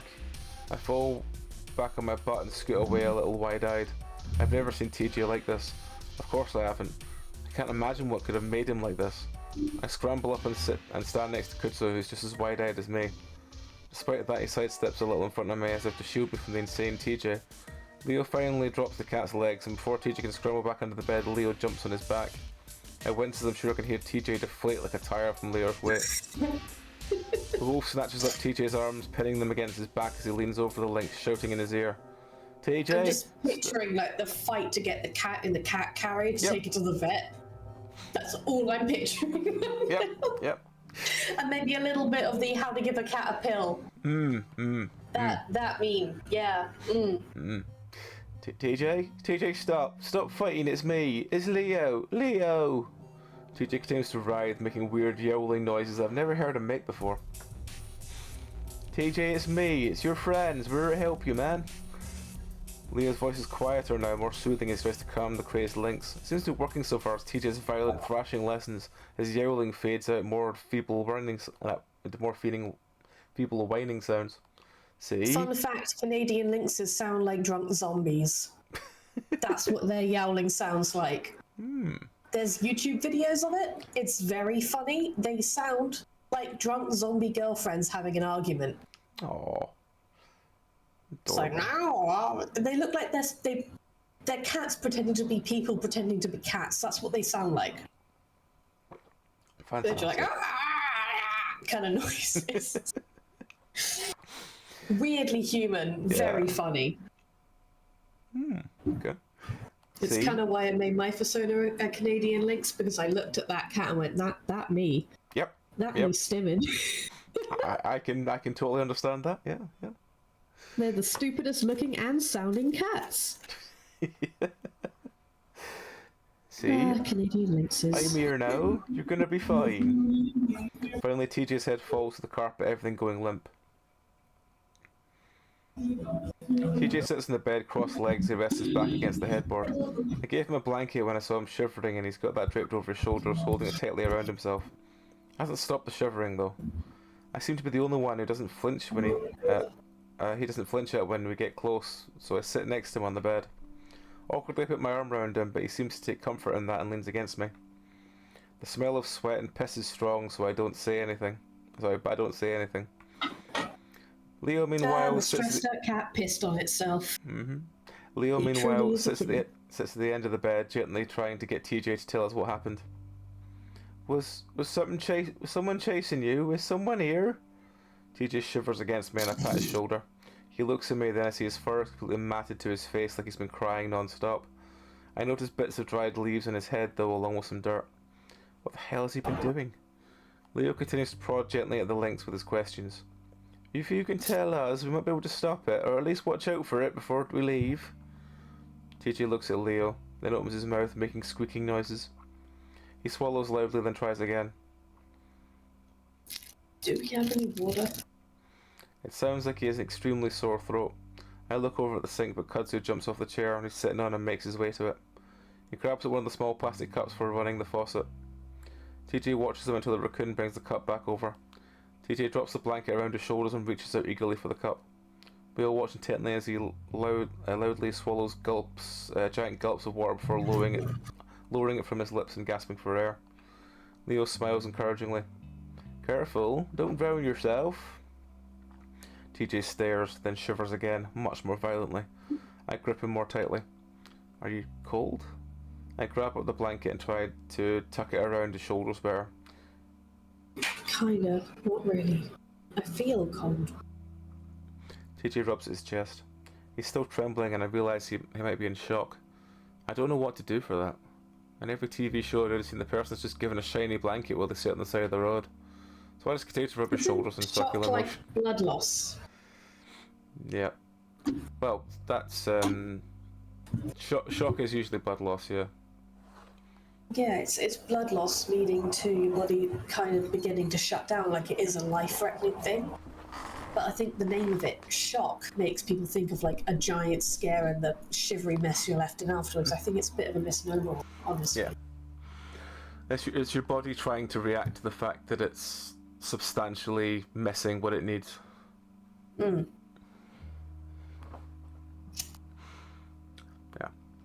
Just like it is, rub his shoulder in circular motions, trying to be soothing. I wish Jenna was here. She'd know what to do. He leans against me again, though, so I feel like I'm doing the right thing. He holds out the cup to Kudzu again.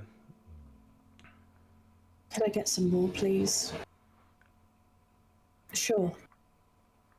Kudzu takes the cup, but delicately from TJ, like the links might break. When Kudzu moves off to the sink again, TJ leans towards me, whispering, That guy played soccer with us, right? Yeah, he did. Right. TJ goes back to leaning against me and staring off at the wall. While this isn't good, he does seem to be getting better. He can recognise us again and remember stuff at least. Leo adjusts himself in the bed, clearing his throat again. TJ, if you can't remember, that's okay, but I just want to make sure no one's coming after you. TJ blinks and shakes his head. No, I don't think so. Leo waits, but TJ doesn't say anything more. No one? You were hiding, so... Leo clearly doesn't want to upset the links, but it makes sense why he would want to know. If there's someone lurking out there hunting TJ down, we could be in a lot of danger right now. We have to wait though, as Kudzu comes back with a cup. TJ takes a few more big gulps before looking back up at Leo. I thought I saw something. I keep seeing things. I think I need to go home. I stare hard at TJ, studying him. I don't know why, but I guess I thought we'd all be exempt from the hysteria. I knew we were all normal, at least to an extent. This whole crazy chaos seemed too foreign, too different for it to affect my friends, people I know that are grounded, normal people. That's exactly what TJ was. And now... Leo stands up and steps closer, sitting down slowly next to TJ on the opposite side of the bed. We're gonna go home, Tej. We just have to go on a walk to get my car first. Leo reaches out and sets a hand on TJ's leg, and I'm glad to see he doesn't flinch at all. He's really calming now. Okay. TJ suddenly opens up the blanket around himself, staring down at his clothes. I see his nose twitching and the skin inside his ears flushes. Can I take a shower? Leo pauses, clearly not having expected that. Well, we really need to get going. Don't you want to get home and take a shower there? TJ has put the blanket back over himself, trying to hide his pants. I'd just like to feel clean again. I feel like it might be a good thing to let him clean off. Maybe have some alone time. I give Leo a meaningful look and lower my voice gently for TJ. Sure, man, we'll wait. TJ slowly pushes himself off the bed to stand on unsteady legs. Both of his hands not so subtly shield his crotch as he walks to the dresser. Okay, just don't leave, okay? We won't. Leo's still using his talking to a toddler voice. The wolf gives me a frustrated look, but I ignore it. And I'm gonna leave the door open, so if something happens, just yell. It's fine, and nothing's gonna happen, okay? Yeah, okay. TJ pulls out some pants from the dresser before making his way to the bathroom. He keeps glancing back at us like we're going to disappear if he looks away too long. I try to give him a cheerful smile until he finally disappears into the bathroom. We sit around in a sort of circle in the motel room, Leo and I on the beds, Kudzu on the chair. We keep our voices low as we discuss what's going on, not wanting TJ to hear. This doesn't make sense. TJ's one of the most rational people I know. How is this affecting him? We don't know what's causing it, though. I don't know, I just thought it was drugs or something. They all just took the same drug. I don't know. Or maybe they're all crazy because of drugs or something set it off. Well, TJ is religious, so if he believes in that, then maybe it could go further than that? I shake my head. No, that doesn't make sense. People in cults do it all the time. But he's not in a cult. It's all kind of the same thing if you think about it. Your whole family is super religious, Leo. Yes, well, I have first-hand experience with all of it. Leo chuckles despite the situation. It's just, it makes me wonder if this is something more than what's in everyone's head if TJ's having it happen. Kudzu taps his chin from the chair he's sitting in. Okay. What was it? What was it Duke was saying about his grandpa? Something about a curse? Leo waves his head like he's swatting away a fly. Phew, yeah. Speaking of shit, doesn't make sense. Kudzu shrugs. I'm starting to wonder. I fold my arms and look towards the bathroom where steam is wafting from TJ's shower. Well, stop wondering. I don't want you ending up like them. I frown and glance back at the bathroom before lowering my voice. Like TJ? Leo sighs. No, one of those fuckers probably freaked him out or something. He did say he was seeing things. Leo suddenly stands up from a sitting position on the bed. You know what? We should just stop talking about this. We're leaving once he's done, anyway. As if on cue, the water shuts off and the automatic dryer starts up.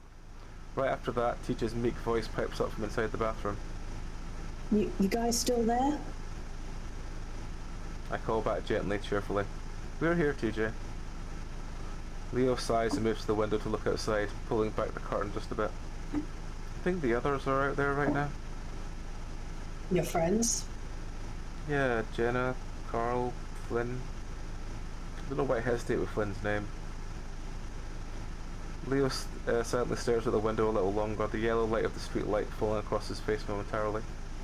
He lets it drop back into place. With any luck, they've got the hell out of here when they started. Like I said, if they did, then it would have brought someone back. Really? If anyone got out, then they would have?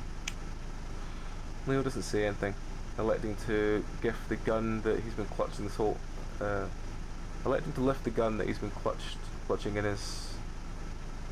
It does just say clutching in his the entire time to examine it. It's probably meant to be like pause or something, or paw. Yeah. Does that mean no one's gotten out of here? There's a momentary silence. Hello? We're still here, TJ. Kudzu shifts in his chair. Well, a lot of us have relations outside of town. Family and work in Peyton, in fact. Kudzu checks his phone again. I'm supposed to be at work in like 5 hours. Someone's gonna notice. Maybe we should wait until morning. Someone has to be looking for someone by then. Leo thrusts his gun back into his waistband resolutely. Nope. Relying on other people has gotten us nowhere. We gotta help ourselves. You might have a point, Leo. Your friend looks like he's in pretty bad shape, like mentally. Then I'll carry his ass to the van. I'm leaving. I'm not leaving any of you Leo stops and I follow his gaze to the bathroom where TJ steps out, his fur a little damp and spiky from the shower and a fresh change of clothes. He stands there awkwardly for a moment, rubbing his arm as we all stare at him. Hey, how are you feeling? I'm fine. Things are more clear now. Leo smiles gently. Good. So you remember who we all are? TJ smiles weakly. Yeah, again, things are clear, and you guys don't have to talk to me like that. Like? Like I'm crazy. Ah, sorry. Clear my throat and try to assume a less I'm talking to a crazy person tone. Think you can make it to Leo's? We can stay here if you want, wait for someone to find us. I try to ignore Leo's exasperated sigh from behind me. TJ glances at the bed. I'd like to lay down, but He looks back up at us, clasping his hands together. I think something is happening here. Something doing something to our heads. I don't know. Leo narrows his eyes. What do you mean? TJ looks off to the side. I just saw things that shouldn't be here. This has never happened to me before, so... TJ looks down at his hands. I remember someone was chasing me, trying to grab me, and I scratched at it. TJ looks back up at us. Hello, kitten. And it was Jenna, but I was too scared. I didn't know if it was really her or not, so I ran and she didn't follow me. TJ's starting to shiver again. And what does she look like when you didn't know it was her exactly? TJ frowns, opening his mouth to say something, then closes it again. Finally, he looks at Leo, apparently deciding to ignore the question. Can we find her? I can't stop thinking about it, and I want to make sure she's okay. His voice gets a little broken, but he manages to control his tears this time.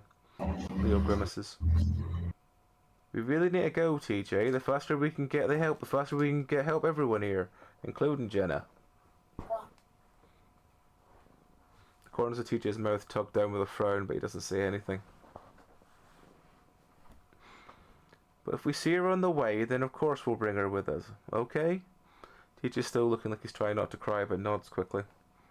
Leo rolls his shoulders, keeping the gun pointed at the ground as he moves to the door. Now everyone stay close to me. Chase, keep up with TJ. Kudzu, you bring up the rear, got it? Alright. We're gonna head up the street to the diner, not far at all. I look up at TJ, trying to give him a reassuring smile. He's still looking at his hands though, so I move over to him, putting my arm around his shoulder, gently guiding him to the door.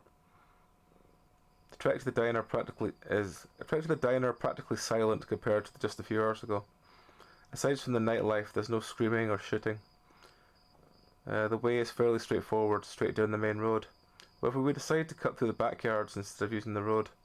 Leo tells us it's the best way to not be seen if there's other people around. TJ keeps close to me, wanting to keep my arm around his shoulder as we move, his eyes either squeezed shut or staring straight ahead. It's like we're moving through a haunted house. He's too terrified to look in either direction. It does get too difficult to keep him that close though, especially as we start to move through bushes and hop fences. I opt to hold his hand instead. In any other situation, I'm sure TJ would have been running for the hills in embarrassment, but he clings to me like he's never going to let go.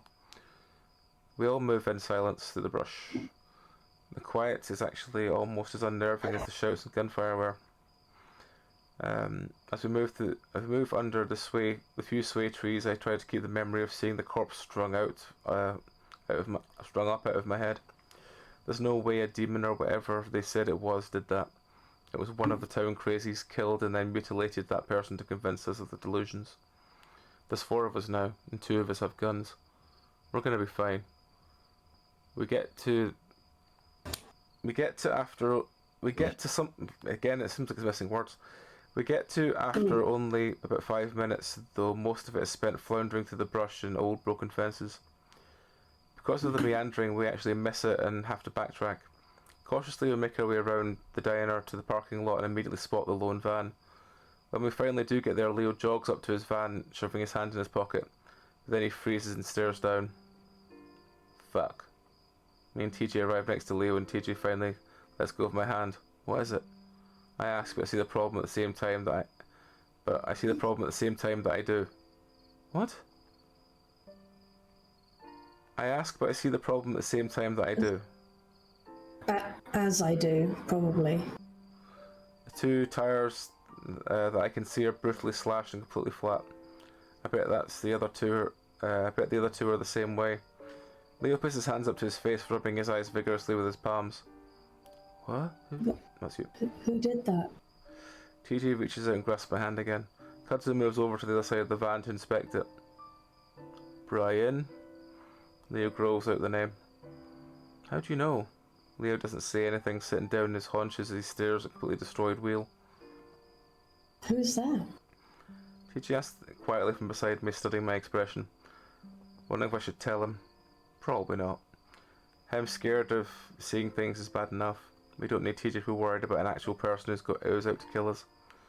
I'd actually completely forgotten about the bear up to this point. If it truly was him, then we're in even more danger than we thought. It's just another person we saw. He was acting weird. It's alright. TJ doesn't seem to take much comfort in that, staring at the tyres. Whether or not it was Brian, whoever it was had done a number on the tyres, completely tearing the rear tyre to shreds. Kudzu comes around the side of the van, shaking his head. Are the two the same? How far do you think we'd get on flats? Leo lets out a ragged growl, standing back up. Not far enough. We'll probably get to the lake before the goddamn wheels fall off. Leo stands there thinking. Should we just go back to the motel? Leo shakes his head. No, I'm not staying here another minute. I'd rather start walking, actually. To the highway? That'd take half the day. Well, we'd at least be getting somewhere instead of sitting around here. I look down Main Street towards the darkness of the lake and desert. The ominous feeling I get is overwhelming, like I have no doubt that if we set out into the desert, we wouldn't last that long at all. I don't know why. I shudder violently and then TJ glances at me. He squeezes my hands and I find it funny how quickly the role of one doing the reassuring is flipped. I think we should go back to the motel. Leo finally looks back at me and I see his expression soften. Hey, it's gonna be fine. I'm gonna get us out of here, okay? I notice the same tone as used with TJ earlier. He sets his hands on my shoulders, but I honestly don't feel very reassured. TJ pipes up from next to me. Carl. Carl's house has some cars. Maybe he's there and we could leave with him and the car. Leo looks towards the hilltop where Carl's house is at. We can't see it since all the lights are apparently off. Maybe? If he's not there, we could just break in. I see TJ blanch next to me. Even now he's battling his moral values versus our need to survive. I still just want to go to the motel, hole up there and just wait. Maybe sleep. I'd give anything just to be able to lay down somewhere safe right now. But now with the new possible factor of Brian, I can see the benefit of getting the hell out of here now. Alright. Leo sets his jaw, narrowing his eyes. Let's go. Remember to stay close. We don't bother going off-road on the way to Carl's place, mainly because we're just trudging through sagebrush full of ticks at that point. Leo figures that since Carl's house is on the way, since Carl's is the only thing up this road aside from through the canyon to nowhere, no one will be driving up there anyway. It takes about 20 minutes to get there, walking in silence up the cracked road only to see the only sounds are panting. I am the loudest, considering my short legs and also that I'm probably the most out of shape compared to the others. When we're close to the mansion, I look back down towards Echo. Only the few of the street lights dot the small town. I don't see anyone on the roads near them. I see a window or two here and there with the lights on, but no movement from within. We only hear two sounds on the trek. One is a blood-curdling scream coming from the town behind us, a woman. TJ reaches out again for my hand when that happens, and I squeeze it comfortingly. The next, a few minutes later, is a faint laughter coming from further away that rises in pitch before fading back out. I grimace, wondering if anyone else heard it or if it just came from inside my head. No one says anything, and I don't ask. By the time we reach the mansion, I'm covered in sweat and keep adjusting my shirt uncomfortably as it sticks to my chest and shoulders. The garage door is closed and there aren't any cars in the driveway. I wonder if maybe Carl's already took off. I hope he did. We stand in front of the door and Leo holds out a hand to us, motioning us to be quiet. I watch his ears poke up with full extension before he moves to the glass of the door, cupping both hands over his eyes to peer inside. We wait a tense moment and wonder maybe he's looking in on something horrific. But after a while, Leo pulls back, shaking his head. Can't hear or see anything. Maybe he left, or he's with one of the others. Kudzu offers quietly, standing just behind me. Maybe. Leo appears to be thinking hard, then he reaches out to the doorbell with an index finger. He hesitates for a full 2 seconds before pressing it. The fancy chimes ring softly from inside. I notice Leo's got a hand in his gun, watching through the glass intently. I also notice that I'm not the only one TJ, not the only, not only is TJ pressing close to me, but so is Kudzu from the other side, his shoulder slightly ahead of mine. It's almost like he's shielding me. A minute goes by before Leo tries again. We wait another minute before Leo lets out a ragged sigh. Whether it's from relief or frustration, I'm not sure which. Considering what's happening, you'd think some people from the town would have come here to loot, or something. Yeah. I look back at the town, a few glints of light staring ominously back. I'm able to suppress my shiver this time. I turn back just in time to see Leo try the door, and to my amazement it opens. Leo seems surprised too, and lets go to let the door swing softly open. We all stare into the blackness beyond, a few lights from the TV glowing in the darkness. Should we go in? Leo clears his throat. Well, we gotta get the key somehow. Leo steps inside slowly, hand reaching along the wall to find the light switch. He finds it. The light only illuminates the foyer. The housing going from goddamn dark to slightly less goddamn dark. It's just Carl's kitchen though. Nothing seems to be out of place as far as I can see. I start to step forward too, but I can feel TJ hesitate on my hand. I look back at him. You alright? He's staring into Carl's house, his eyes wide. Yeah, I'm good. It's probably safer inside anyway, right? TJ swallows and finally steps in with me, Kudzu following close behind. The mansion is pleasantly cool against my sweaty fur. There's something strangely comforting about something as simple as AC still running. A sense of normalcy. Leo stands there looking around intently before moving to the cupboards. He starts opening drawers, searching the counter looking for keys. I have to leave TJ to huddle on the couch before moving to the kitchen myself. Hey, can we look for Carl too? You are a turd hitting the floor, and no, you can't eat that. Leo pushes close a drawer full of silverware. Yeah, give me a sec. I sigh. I'll be fine. I'll be faster to look for him while you look for keys. Leo shakes his head. Gotta stay together. I suppress another sigh and move back to the living room. Somehow TJ's already managed to fall into a doze, curled up in a small ball on the couch. How are you doing? I look over at Kudzu, who's got his arms folded, watching me closely. I'm doing okay, just kinda tense. Kudzu gives one of his rare smiles at that. No kidding? Yeah. I glance over at Leo, who's starting to rifle through some drawers and what looks like open letters. What's up? I look back at Kudzu. I'm just thinking about Carl, if he's here or not. Ah. I glance back at Leo. Hey, Leo. Hey, Leo wants to stick together a bit. I look back at Kudzu. You want to help me find Carl? Maybe swoop upstairs while I have a look in the basement real quick? Kudzu glances at Leo as well. Yeah, it'll make things go a bit faster. Yeah, I think it'll be fine. I really don't think anyone's in this house. Kudzu nods towards the window facing the town. From what I've seen, people are mostly wrapped up in their own issues. Yeah, I don't think anyone's interested in looting here. Well, alright. I'll take a quick look upstairs. I smile. Cool. I'll take a quick look downstairs. Oh, and keep a lookout for keys too. And with that, we both move to the staircase. I give Leo one last glance to make sure he's not watching before we both head in our respective upward and downward directions. I flip on the light switch and head into the basement. It's only when I stare into the dark hole I'm heading towards I get the first inklings of fear. I shake my head, remembering what Kudzu had said. If anyone's here, it's definitely only Carl, and that would be a good thing. If we can find him, we can bring him with us, and then we'll be on our way out of this hellhole. I tell myself this as I bounce quickly down the stairs, want to get this over with as soon as possible. Now in the basement, I glance around quickly into the several doors there. A storage room, a weight room, a video game looking room. I start to realise that if Carl's here, he's most likely upstairs, and I'm really just giving the basement a cursory check. I start to rush through, not wanting to take too long in case Leo notices, if he hasn't already. I reach the end of the long basement hallway and I'm left looking into a smaller room. There's a tiny white wooden door that I assume leads to a crawl space. I stare at it for a moment, not even thinking to bother with it, until I see a little white hoof prints. There are several of them, like someone came and went dozens of times into and out of the crawl space.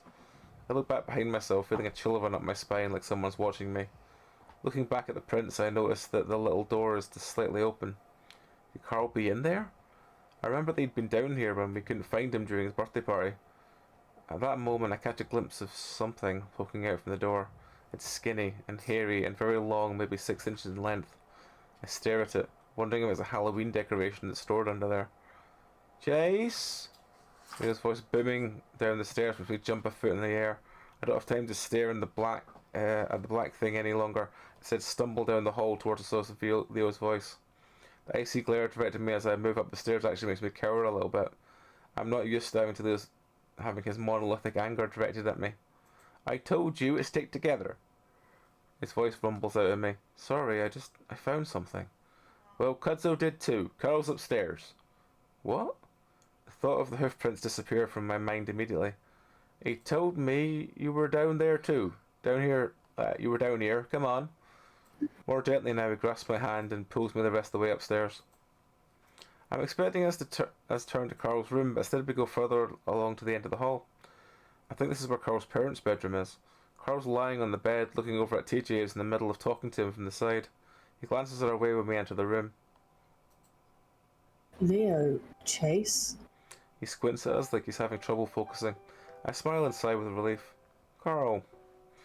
I move to the side of the bed next to TJ, and that's when I see the ram covered in a white-looking chalk substance. It reminds me of the prints downstairs.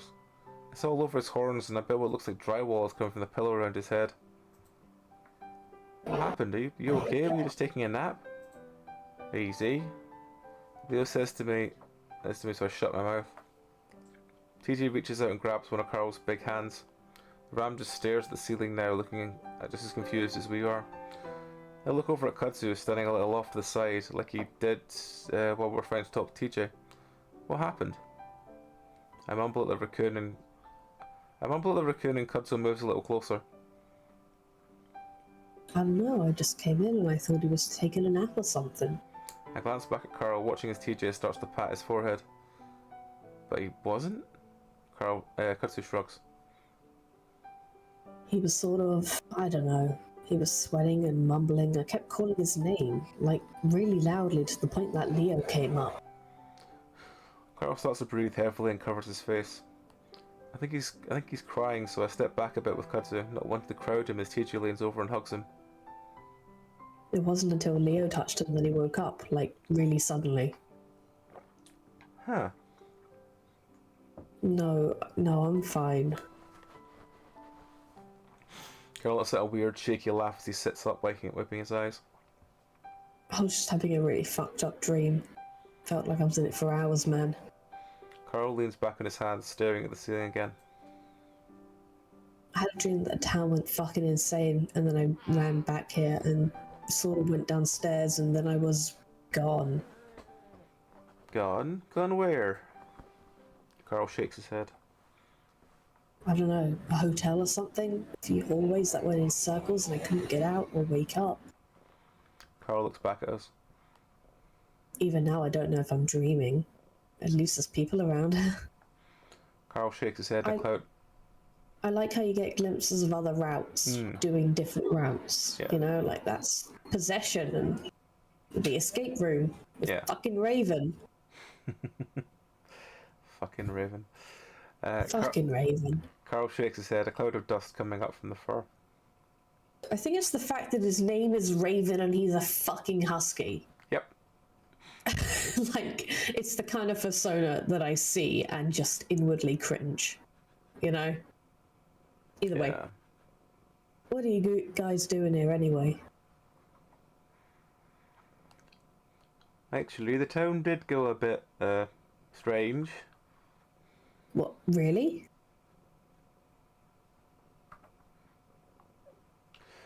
Leo seems to hesitate, clearly not wanting to rile up Carl more than he already is. Yeah, but we're trying to leave. Actually, that's why we're here. We need a car. So, what I saw in the town, however long ago that was, it really happened? Maybe. Like, people were running around shooting and stuff? Leo doesn't say anything to that. Why do you need my car? What about your van? It broke down. Carl narrows his eyes. How? Listen, we'll tell you everything on the way. We just need to get out of here now. TJ just picks up some of the bits of white chalk from Carl's head fur. What's all over you? Carl runs a hand over his head, bringing it down to find bringing it away to find it covered in white dust. Ran into the wall. Oh. Carl suddenly points at my arm. Dude, what happened? Huh? Oh. I lift up my arm and remember the cut I got from the broken window. The fur is heavily matted down with blood, and jagged cut is oozing a little bit. Oh, long story, we'll explain, like Leo said. The ram stares at the cut, but I lower my arm. It seems to be finally settling in for Carl that things are not right. I've also realised that none of us are immune to the new hysteria settling in on town. Is this what it looks like for other people? Is this what it was like for all those people living in the town over 100 years ago? I managed to think humorously to myself that I actually did do what I set out to do when I started this project. It's pretty clear that it's happening all over again. So you got your keys? We need to get the hell out of here, and this town needs some help. Yeah, I'll get them from my room. We pull quietly out the driveway in Carl's car, which makes almost no sound since it's a hybrid. I thought you damaged his car. I thought so too. But his parents do have multiple cars, so I assume that he's probably using one of theirs when he can be fucked too. Yeah. Alright. Leo's driving, of course. Carl's still woozy, and Leo actually has to help him walk around to find keys. I sit at the back between Carl and TJ, while Kudzu sits in the passenger seat next to Leo. I'd overheard Leo mumbling to Kudzu to sit next to him while I help Carl into the car. Something about them needing to be able to get out of the car quickly with their guns if things went down. Leo doesn't floor it like I expected him to, but we move down the bench of the mountain and through the town speedily enough. I see TJ looking out his window intently. I can only imagine it's to see if he can spot Jenna, maybe even Flynn. Dude, I don't feel good. Carl mumbles next to me, both his hands on his stomach, twisting at the fabric of his hoodie. Just poke on the floor if you have to. I don't think Leo's going to stop. Carl leans over and puts his head between his knees, groaning. That gets TJ's attention. He starts rubbing the ram's back slowly. Good thing it feels like there's nothing in me. So, what the hell is going on? Where's Jenna? TJ frowns. We don't know. What happened then? I take a deep breath, trying to figure out how to explain. Well, we're not sure what's going on everywhere, but on Saturday, while I was with the diner with Leo, I go through my story as quickly as I can, explain to Carl what's been going on. The rest of the car is quiet, so I get anxious when I get to the part about Brian and skip over as much as I can. I only mentioned that he held me there for a day. By the time I finish, we're already passing the lake. Huh. So it's like Sunday already. Sunday morning. Yeah, I guess so. So was that a whole fucking day? I don't see anything in response. What happened to you, TJ? Are you okay? Carl turns his gaze on TJ, who just nods. Yeah, I was seeing things too. People chasing me. I'm okay now, though. TJ actually does seem pretty stable now after everything that's happened. Maybe taking care of Carl is taking his mind off whatever happened to him. Either way, he doesn't expand on what he saw. Carl shivers and puts his head back down while TJ continues to rub his back. A few minutes of silence go by before Carl speaks up again. That feels kind of nice. Reminds me of my mum. Yeah, actually my mum did this too. Though it thought it might help. Hey, I love you, just so you know. All you guys. I'm glad I'm not in that place anymore. I love you too, Carl. And everyone else. I swear to fuck, Rory.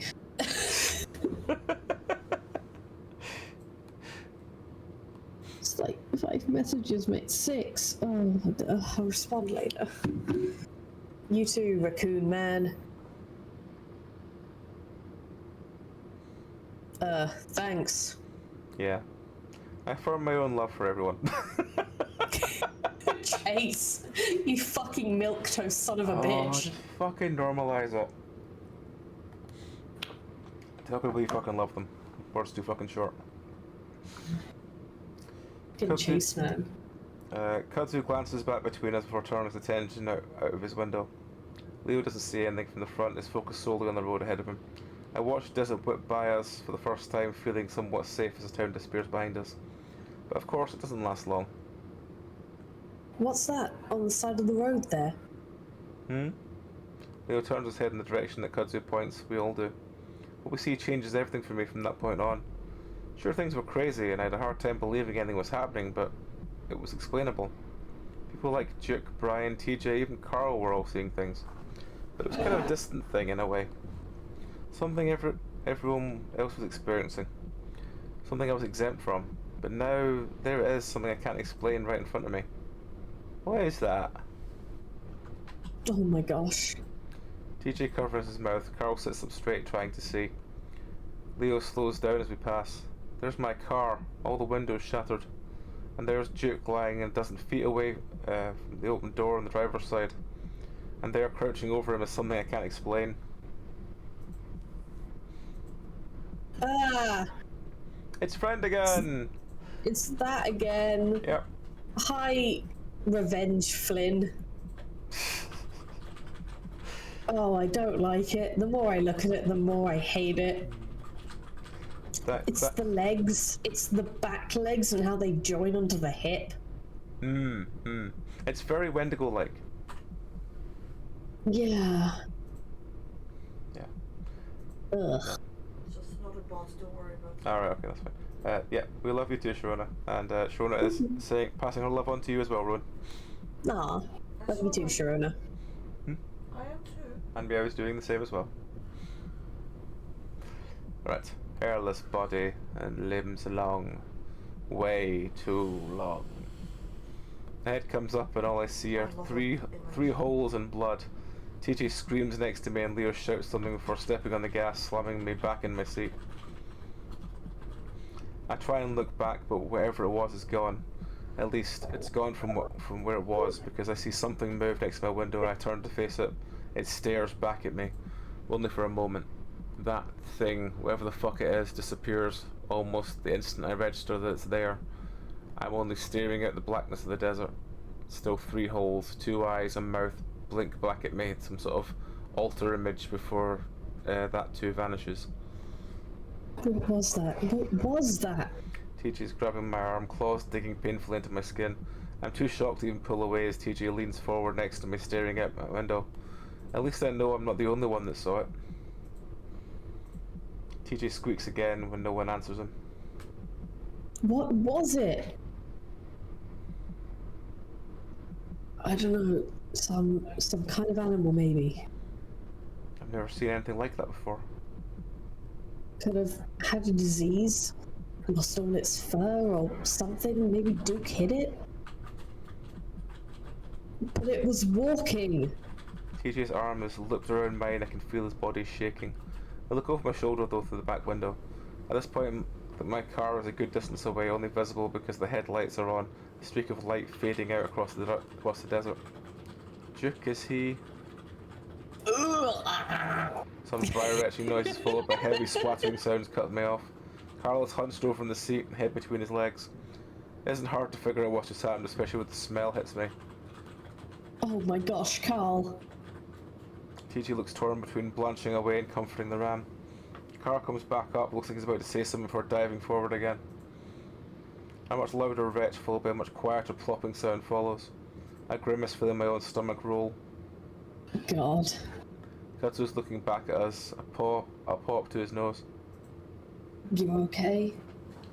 Just get some chat. It isn't weird to tell people you're in a relationship that you love them. It's you should normalize that shit. Tell your friends you love them because life's too fucking short. But yeah, I want to take them. Okay, I'll take them in a bit. So yeah, as I said, tell your friends you fucking love them because some people are, you know, have nothing else in this fucking world, and some people are just genuinely would be a massive loss in life. So yeah, Don't you fucking feel alone. Anyway, carrying on. Carl keeps his head down a while longer, his fingers twisting into the fabric of his shorts. TJ tensely rubs his back. I would have done it out the window. I don't want to open any of the windows now, though. It's okay. Leo, are there any napkins up there? Leo, who's been silent up to now, remains silent. He's staring at the windshield hard, pausing the wheel in a death grip. After a moment of silence, Kudzu checks the cup holders and drops one of the glove compartment. After rummaging around for a minute, he pulls out a stack of fast food style napkins. He hands them back to Carl, who starts mopping up whatever mess he's made in himself. Doing all of this, I'm still glancing out the window. Not head on though, because I'm terrified I'm going to look straight into the eyes again. We drive in silence for the next 5 minutes with no creature in sight, thankfully. But I don't know what to think right now. There's no way I saw some animal that Kudzu implied. The way it moved, the way it was crouched, and most of all its face. I've never seen anything like it at all. At least anything that's not a Halloween costume. Maybe just the locals dressed up in a costume or something. Then how the fuck did it keep up with the car?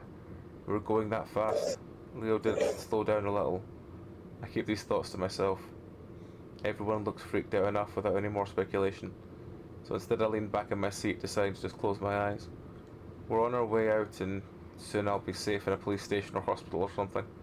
That'll be explained to the cops when I get there. I just try not to think about Duke on the ground, Janice in the diner, Jenna out there somewhere with that thing.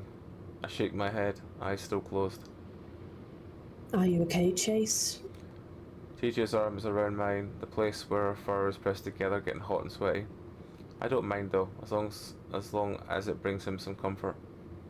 Yeah, I'm just tired. Actually, now I mention it, I am pretty tired. I didn't actually get much sleep in Kudzu's trailer or Brian's. I start to drift off as my head bumps gently against the headrest and the soft whir of the AC in my forehead. What the fuck? Carl lurches as Leo slows down again. Reluctantly, open my eyes, half expecting to see some other kind of nightmare school out the window. But I don't see anything, just the road stretching ahead of us. What's wrong? Leo's quiet for a moment. I can't see his face since I'm right behind him, but I see the outline of his twitching ears. I don't... Oh. Leo turns in his seat, looking at the passenger window, then his own. I'm heading the right way, right? I look out the window as well, not seeing anything except the sagebrush and cacti. But I do notice something. The mountains, which had been on the right, are now on the left, rising up ominously in the distance. Have we turned around somehow? It's this again! Yep. Unless we're on the highway, which we definitely aren't. This road merges right onto the highway. Sorry, I got my mouth full again. It's alright. There's no way we could miss it. It's the same thing as time. Yep. I hear TJ's gasp softly next to me. I look over at him, but he's looking straight ahead out of the windshield. I do the same. In the distance I can hear headlights off the side of the road. No way. What is it? Leo brings the car to a hard stop, throwing me forward on my seatbelt. He does a quick three-point turn, shoving me right, then left, before I'm smacked back into the seat as Leo accelerates again. Whoa, careful. My parents will kill me if you fuck up their ride. Carl laughs nervously, but no one pays attention to him. There's no fucking way. I was going straight. There's that side road that takes you onto some of the trails. Maybe we went off on... Leo snaps at the link suddenly. There is no way, TJ. That road is a fucking gravel. I would have noticed. Leo is hunched at the seat like an angry dad, staring out the windshield, his ears practically dancing on his head. I can feel TJ trembling, so I lean into him a bit, letting him know that I'm there. It's clear that Leo doesn't want any talking, so we're all quiet. This time I keep my eyes open, staring out the window in case Leo did get sidetracked somehow. I focus on the mountains, make sure they don't disappear. They slope up and down gently under the moonlight, speckled with dark spots of rock and vegetation. Vaguely I remember back to when I'd been obsessed with skateboarding. I'd always imagined myself skating those slopes and car trips to Peyton. Up and down, if only Echo had anything like that. The only slope we had was the one down from Carl's mansion, and that was way too big. I tried to skateboard down it once, and that had ended in disaster when I blink. Staring out the window as the mountains just disappeared, sloped down into nothing. I squint and look out Carl's window. Sure enough, mountains. Leo? I know! Leo speeds up instead of turning around though. This is unfucking possible. But what are you doing? TJ's claws come out again against my skin as he gets that scared cat look in his eyes. Leo mumbles mostly to himself. There's no way we're going back to Echo. Leo, slow down a little. Leo lets out a small growl but relents, and TJ's grip on my arm loosens some. I'm gonna keep going until we see that car, because I'm sure as hell didn't turn around that time. Tone Leo's voice keeps any of us from arguing. Though I hate to admit it, something about the demeanour has me just as scared of him as I am of whatever's out there. Another minute of driving, more awkward silence, then Leo hisses through his teeth. Straight ahead of us, the headlights appear. What? I must be dreaming. It's like we were stuck in some kind of loop. Leo slows down more and more to come to a gentle stop. We sit there in silence, staring at my car about 100 yards in front of us. Leo starts muttering darkly to himself, looking at the windows, looking at the dashboard. I want to ask him if he's okay, but I know what the answer would be. TJ makes soft whimpering sounds next to me like he's trying not to cry, and finally I put my arm around him. It's okay, it's just dark and we're going off-road somehow. I whisper whatever comes to mind and explain what the fuck is happening. Carl has his head down and his paw is completely quiet. He could be asleep for all I know. I think about suggesting that maybe we should just wait it out until the morning in the car, but as I open my mouth I hear a scratching noise towards the back of the car. TJ's ears perk up, which lets me know I'm not the only one. Instinctively I turn around in my seat. Bits of glass fly into my face. The next thing I know I'm cowering in my seat, head down as far as I can push it. Carl, very much awake now, screams at Leo. Go, go, go! Leo's already on it and I feel the car jolt forward. Then I'm bouncing up and down in the seat as we go off-road. Leo not bothering with 3-point turn this time, instead going for a full U-turn. We're back at the asphalt and speeding down the road when I feel it's safe enough to raise my head back up and look out the back window. For a moment I'm terrified I'm going to find that thing crouched in the trunk staring at us, but instead all I see is a giant hole through the back window, the remaining glass jagged. Are you guys okay? Leo looks back and forth between us and the road ahead of him. I sit up fully. I think so. I yell at him over the sound of the car and the wind rustling around behind me. Carl's bent over in his seat too, brushing glass from his hat and hoodie. I look at TJ still crouched over in his seat, covering his head. Bits of glass are scattered on the back and his head fur. I pick up some of the pieces from the fur on his neck and lean over him. TJ, are you okay? TJ shudders and doesn't say anything as I pluck some of the shards from under his collar. What was that? Because he shouts back at us, staring through the window. I don't know. I don't want to think about what I actually think it was. Leo keeps us at high speed, hitting some of the potholes hard enough that I'm worried we're going to get flat. Then we'll be in some real trouble. We drive on for another 5 minutes in silence, then the headlights of the car appear in front of us again. This time no one says anything and Leo doesn't bother turning around. I watch my window as we fly past my old car. Duke is still there on the ground, no movement from where he was since the last time we saw him. Since this is the area where the creature seems to be prowling, I'll look out the back window. I want to be ready in case it tries to come through again, but nothing happens. All I see is a small stretch of asphalt illuminated from the tail lights, and all I hear is the wind whipping through my ears. I keep my hand on TJ's back as I continue to remain hunched over. Carl sits quietly, staring out the window. On the bright side, the bashed-in back window has diminished the smell of sick. Sparse dots of light show up in the horizon, indicating where Echo is. That's when Leo speeds up. Is it speeds or speaks? Speaks up. Alright, what we're going to do is head back to my house so you guys can get some sleep while I figure out what to do next. Leo pauses but no one says anything. Sound good? Yeah, not much left to do. Leo grunts and hunches forward in his seat again. There's a sinking feeling in my stomach at the thought of going back to Echo. There's a comfort at least of at least not being out in the wilderness, but I wonder if that's much worse than the town, even with that creature prowling the road. I stare at my window, watching the mountains move slowly under the moonlight as we turn onto Lake Emma Road. I'm wondering if taking one of the mountain roads out of town would be worth it, whether we'd have enough gas when that happens. A crouched figure sits on the peak of the hill just 50 feet up from where we are. I squint at it, just barely able to make out what looks like shoulders and a head hunched up into the light of the moon. I'm directly across from the thing when I open my mouth, but I'm barely able to make a sound when it moves. It dashes down the hill in the blink of an eye, covering distance between it and our car in a matter of 2 seconds. One moment I'm staring at a tiny black figure and the next is right up against the car, smashing into the side between Leo's door and mine. My head smacks into the glass. I see a flash of white. At the same time, I hear Kudzu shout at us to hold on. TJ screams. Carl yells.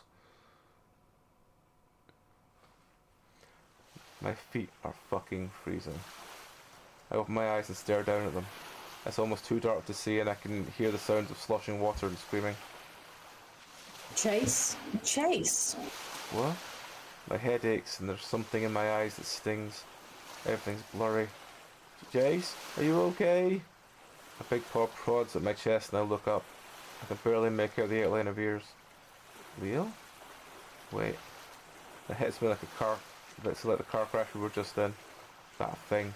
I look out my window again, but it's all shattered to spider webs. But I can see what looks like water pouring through it. At the same time, I feel the icy cold sensation running down my back as water comes through like a broken back window, like a waterfall. We crash into the fucking lake. Chase! I'm awake, I'm good. I grab at my seatbelt, taking way longer than I should to get it undone. All the while, there's a bizarre, feral yowling sound next to me. I don't realise it's TJ until his claws find my chest and arm and dig in. Ow, TJ, stop, calm down. But he doesn't even respond, continuing on with that god-awful sound. Through the window! Carl's already up on the rear deck, trying to push through the water coming in. Come on! Carl's screaming, panicked voice disappears suddenly, and I can only hope that it's because he got out. Chase? Chase, come on, we need to get you out! Leo's big paws grabbing at me, but I turned and pushed them away. I'm fine, let me help TJ. Chase! Leo, I'm a fucking otter! The water at this point is up to my chest. The car's front end is tipped down in the water, and the sparse moonlight coming through the back. I can see it's up to Leo's neck. Kudzu is somehow in the back with me and TJ where Carl was. He's staring at me wide-eyed, looking torn between escaping and helping me. Go, Kudzu, through the window. Leo, go out through your door. Chase! Go!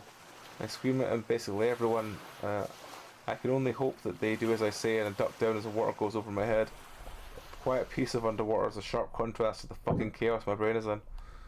Somehow in the wreck, the back seat crunched forward and TJ's seatbelt buckle is lost somewhere under the crease. I grit my teeth. I could hold my breath almost 10 minutes, but I know for almost other species it's less than 2. Far less if you're panicked out your mind like TJ is. I grit my teeth as calmly as I grit my teeth as I calmly try to reach between the fold between the seat and the back, despite my desperate clawing the lynx is giving me. Again, though, it's too far wedged in to get a hold of. Soon my calm demeanour melts away and I fumble uselessly with the seatbelt, and time stubbornly marches on. I feel myself start to panic and just grab TJ around the body and yank as hard as I can, but it's no use at all. When I pull on the chest strap, it's jammed and I can't get any slack. TJ's grasping and clawing starts to become weaker. I try to think of something to use to cut the strap, but there's nothing. Maybe a shard of glass? I move away from TJ towards the back window, trying to ignore as he weakly tries to clutch at me. As I reach up to the seat, though, my hand slips between the headrest and the rear deck. I reach in further and realise it's the trunk of the car. With a lunge, I reach down and feel along the bottom of the seat back. My paw runs up against something hard and metal, and I know I've found what I'm looking for. I grab the buckle and unlatch it.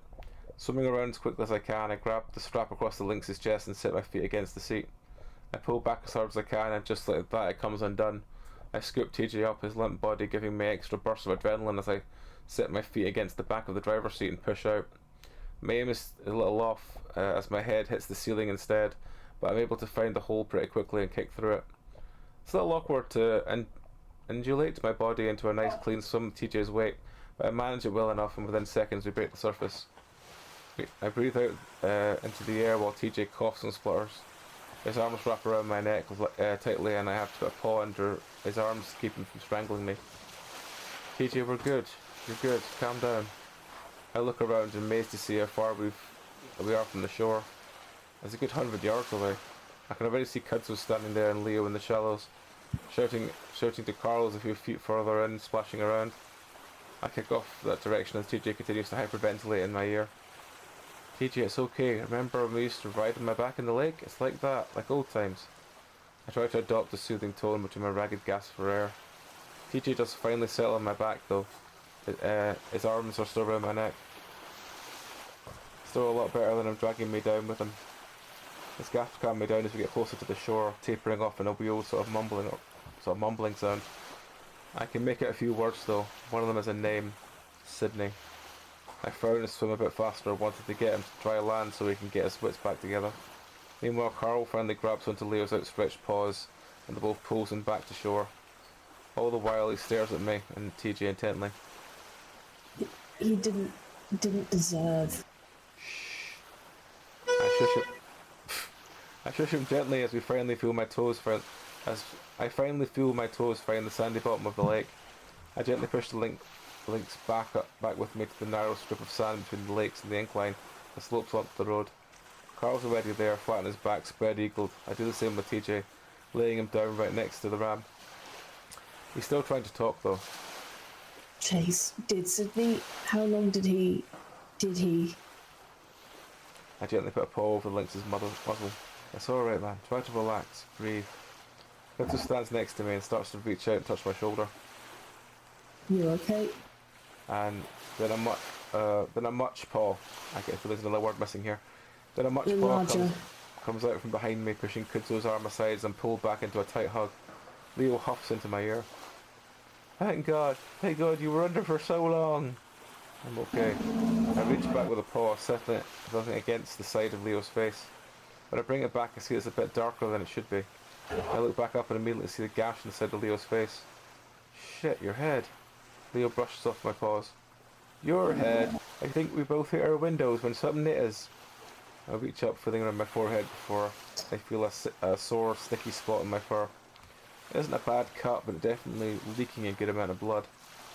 It's that thing we saw next to Duke. I saw it standing on the hill. It just ran at us.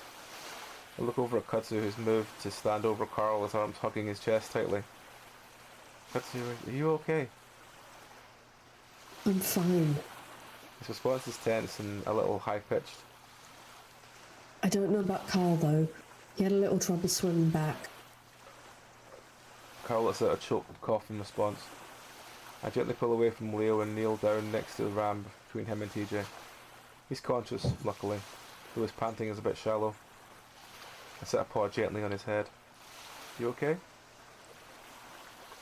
Yeah. He says it like he says it like he's asking me a question. You sure? I mean, yeah, I'm breathing. I didn't mean to leave you guys, but... It's fine. Staying with us would have made things way worse. It's strange to me how collected I am right now.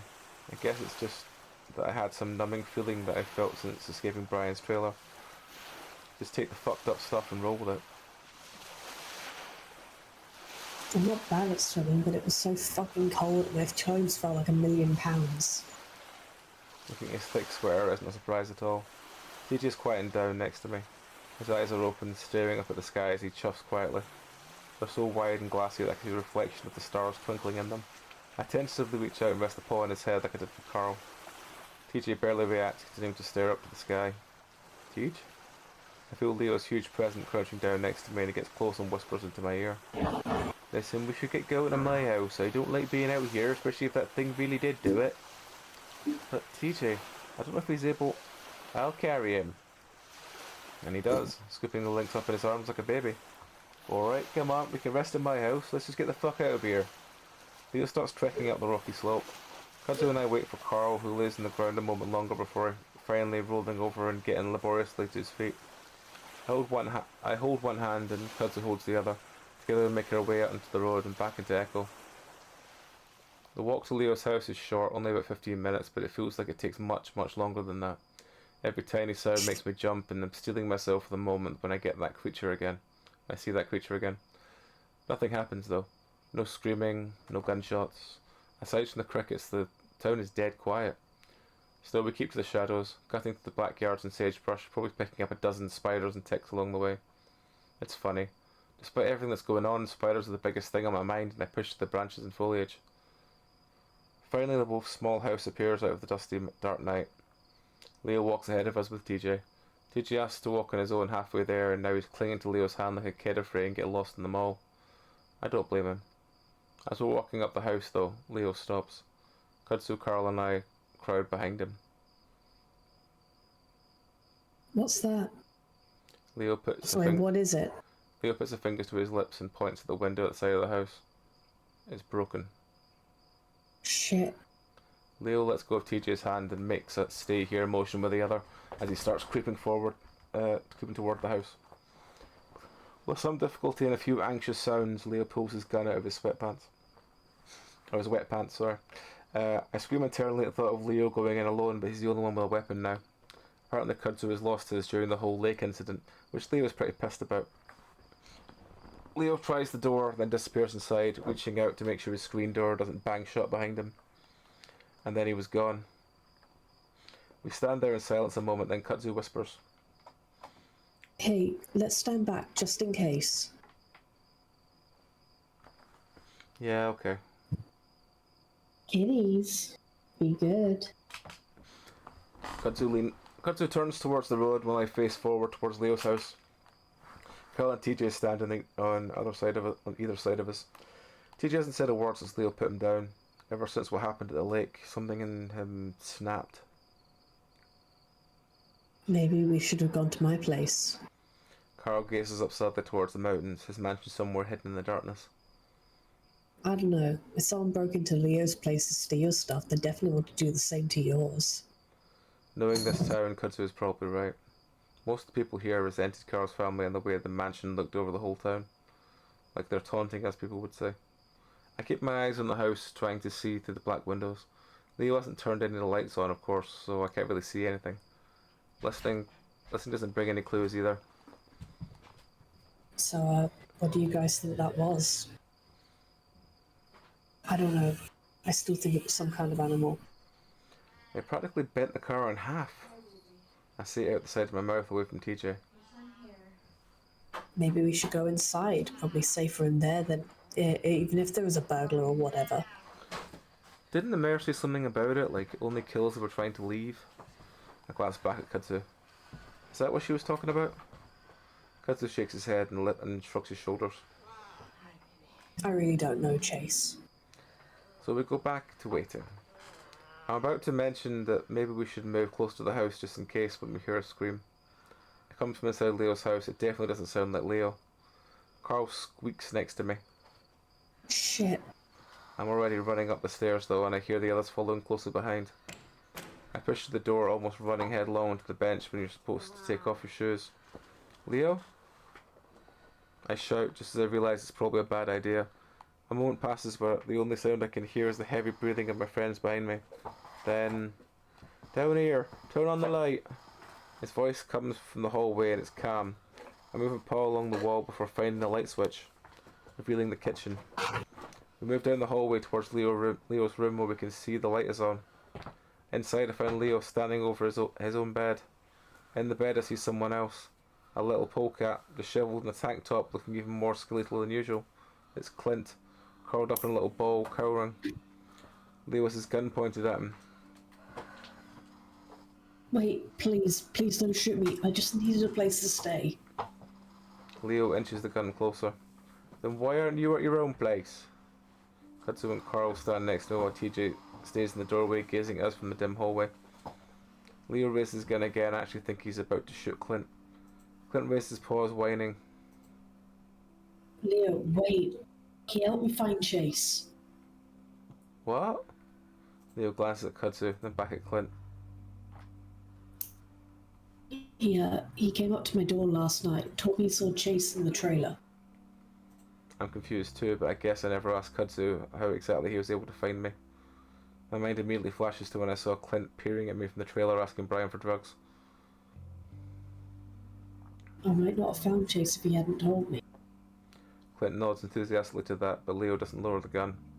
Wait, Leo, Clint hasn't done anything to hurt us since this started, just...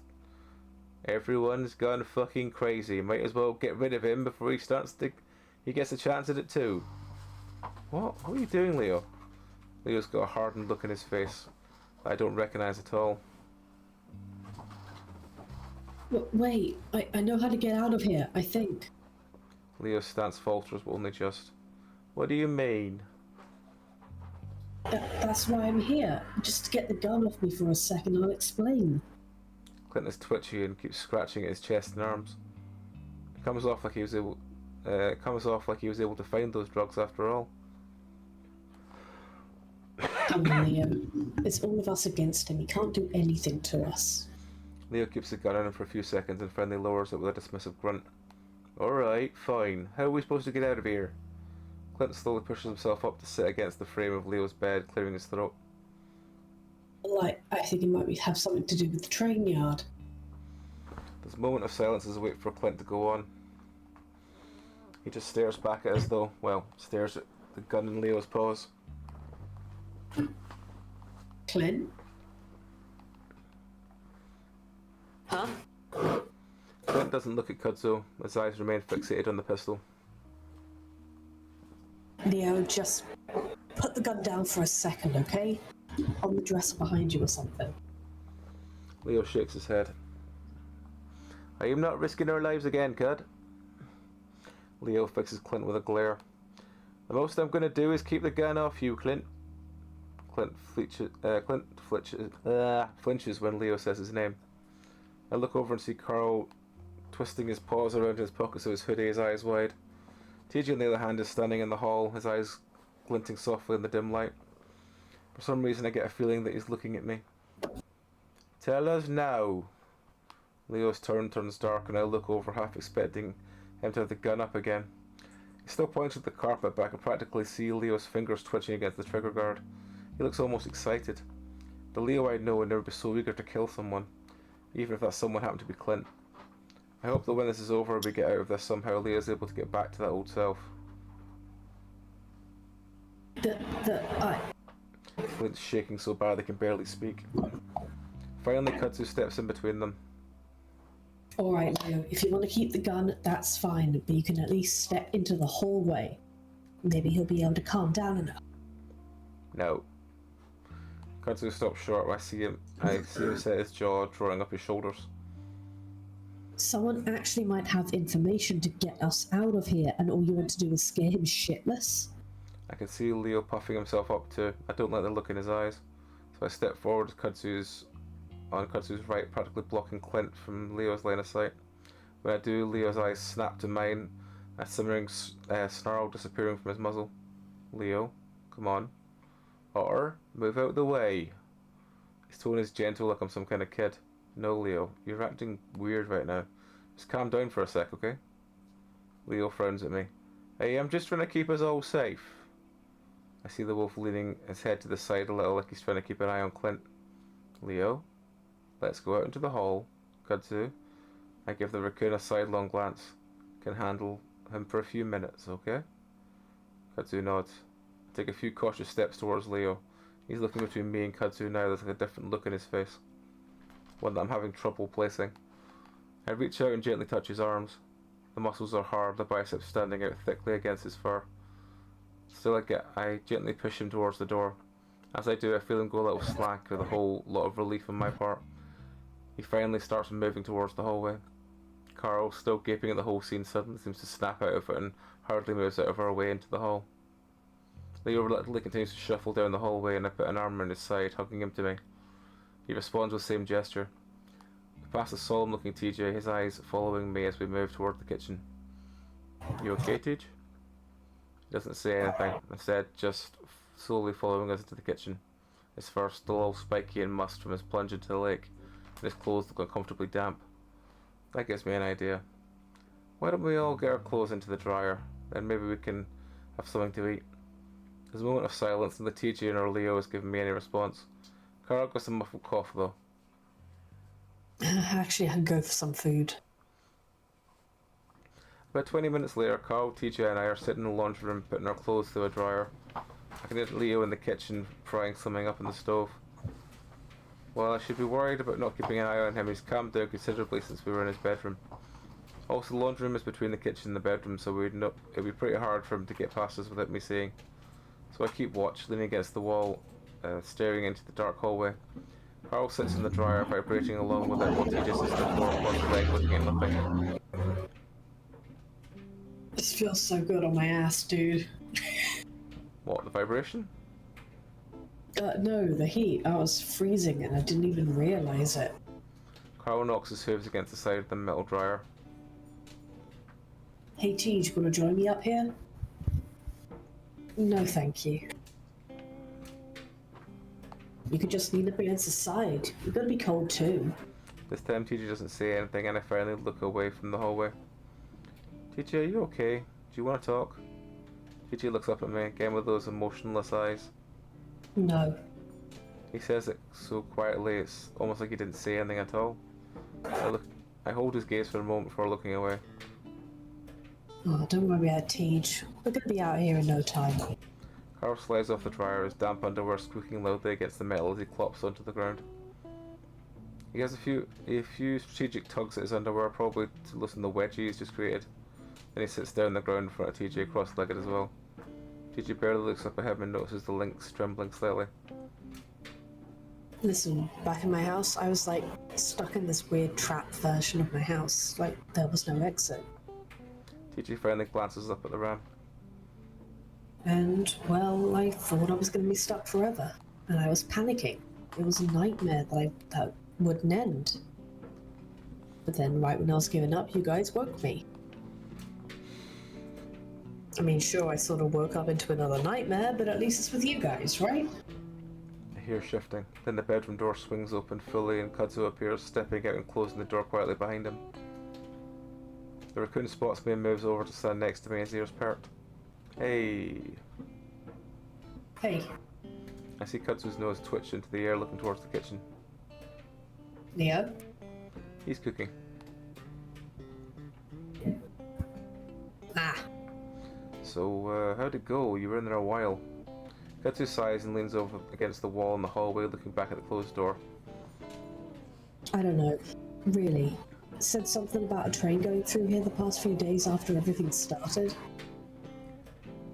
Through the rail yard? That's what he says. Huh. That didn't make much sense. That rail yard has been abandoned for the past at least 50 years. Are you sure he isn't just like the rest of us, seeing things? Katsu shrugs. I really don't know. Hard to tell with a guy like him. Yeah.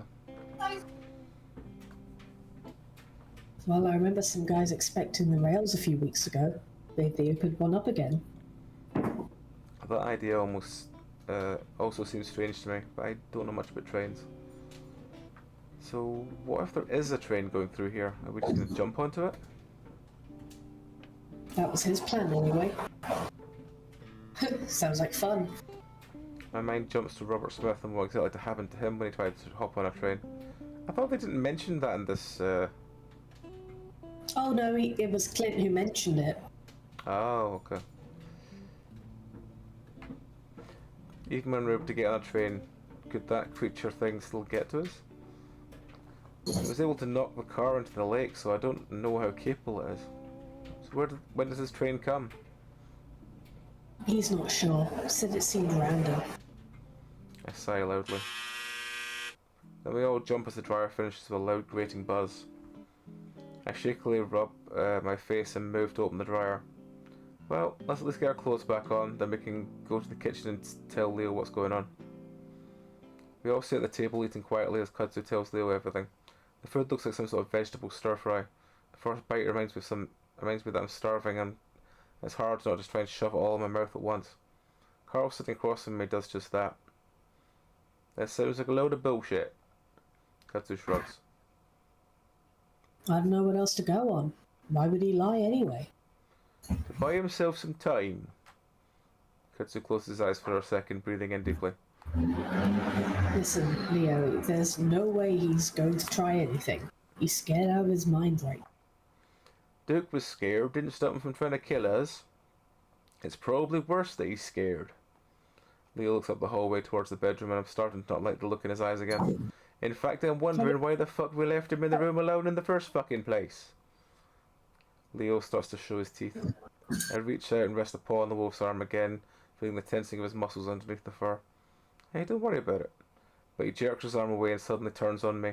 Why the hell are you on his side with this shit? You were with that fucking bear. You know what those crazies are doing. I wince internally, being reminded of the incident, but I try again, reaching out. Yeah, but Clint isn't Brian. You know he was pushed around by that bear too. Leo pulls his arm further away from me. He's looking back and forth between Kudzu and me again. What is this? You're both acting like I'm the crazy one. The wolf pushes his chair back from the table. I hear you whispering shit in the hallway. You've been saying things behind my back. Leo narrows his eyes at Kudzu. Whoa, dude, chill out. Why don't you keep eating, Carl? Leo shifts his game towards the bedroom again before abruptly standing up. I'm gonna check on him. Leo. I start to stand up as well, but Kudzu is one step ahead of me. He moves to intercept the wolf, both hands out. Come on, Leo. But he doesn't get to finish. Instead, the wolf goes straight into him, grabbing one of his arms and punching at his face. Kudzu sees it coming and is able to duck, but he's not quite fast enough. Leo's knuckles glance off the raccoon's muzzle, knocking his head around. Leo keeps hold of the arm while he swings Kudzu around, away from the hallway and back into the kitchen. Kudzu takes the fall rather well, going into a sort of roll. He does end up banging against Carl's chair, but he comes up on one knee, panting and staring up at Leo. His nose is bleeding. What the fuck? I'm standing before I know it and moving around the table to stand at Kudzu's side. I look him over, trying to see if Leo had done any serious damage before I look back at the wall. What are you doing? Carl clumsily tries to help the raccoon up, his ears flat against his head. Leo breathes heavily, staring down at Kudzu before his eyes flick to me. Get away from him. What? Get away from him. This time, there's a growing quality to his voice as his fingers drift towards his belt. I do move away from Kudzu, but only just. I don't want either of us to get shot. Leo turns his attention to Kudzu. You out. Kudzu stares up at the wall. For only a moment before getting briskly to his feet. His breathing is so erratic, I'm wondering if he's going to have a panic attack. Gives me a single glance before hurrying out of the kitchen. I want to stop him and get in his way like he did Leo's. But the look on Leo's face right now is he's frozen and I can't do or say anything as I watch the raccoon's tail disappear. I hear the door swing open then bang shut. I look back and almost jump as I see Leo's eyes on me, studying me. He stares a while longer before turning away and stomping loudly down the hall. Carl's frozen next to me and TJ just sits there, his eyes down his plate, food untouched. Still numb, I have to force myself to walk forward, following Leo, terrified of what's about to happen. Leo, wait. My voice is too quiet, too soft for the wolf to even hear me. The door ahead of me swings open. There's a moment of silence then. Leo curses loudly and I run to the door frame looking inside, not sure what I'm about to find. What I find is nothing. No one's inside. The covers of the bed are thrown back, the window's wide open. See, I told you. Leo's voice goes from almost scream to hushed whisper as he moves to the window looking out into the night. He slides the window shut, then locks it. This is exactly what I was worried about. What? Inside I'm relieved more than anything. For some reason I'm positive that if Clint was still here, if Liam had caught him in the act of trying to escape, I don't doubt he would have tried to shoot him. That stupid fucking raccoon, thinking he knew what was best.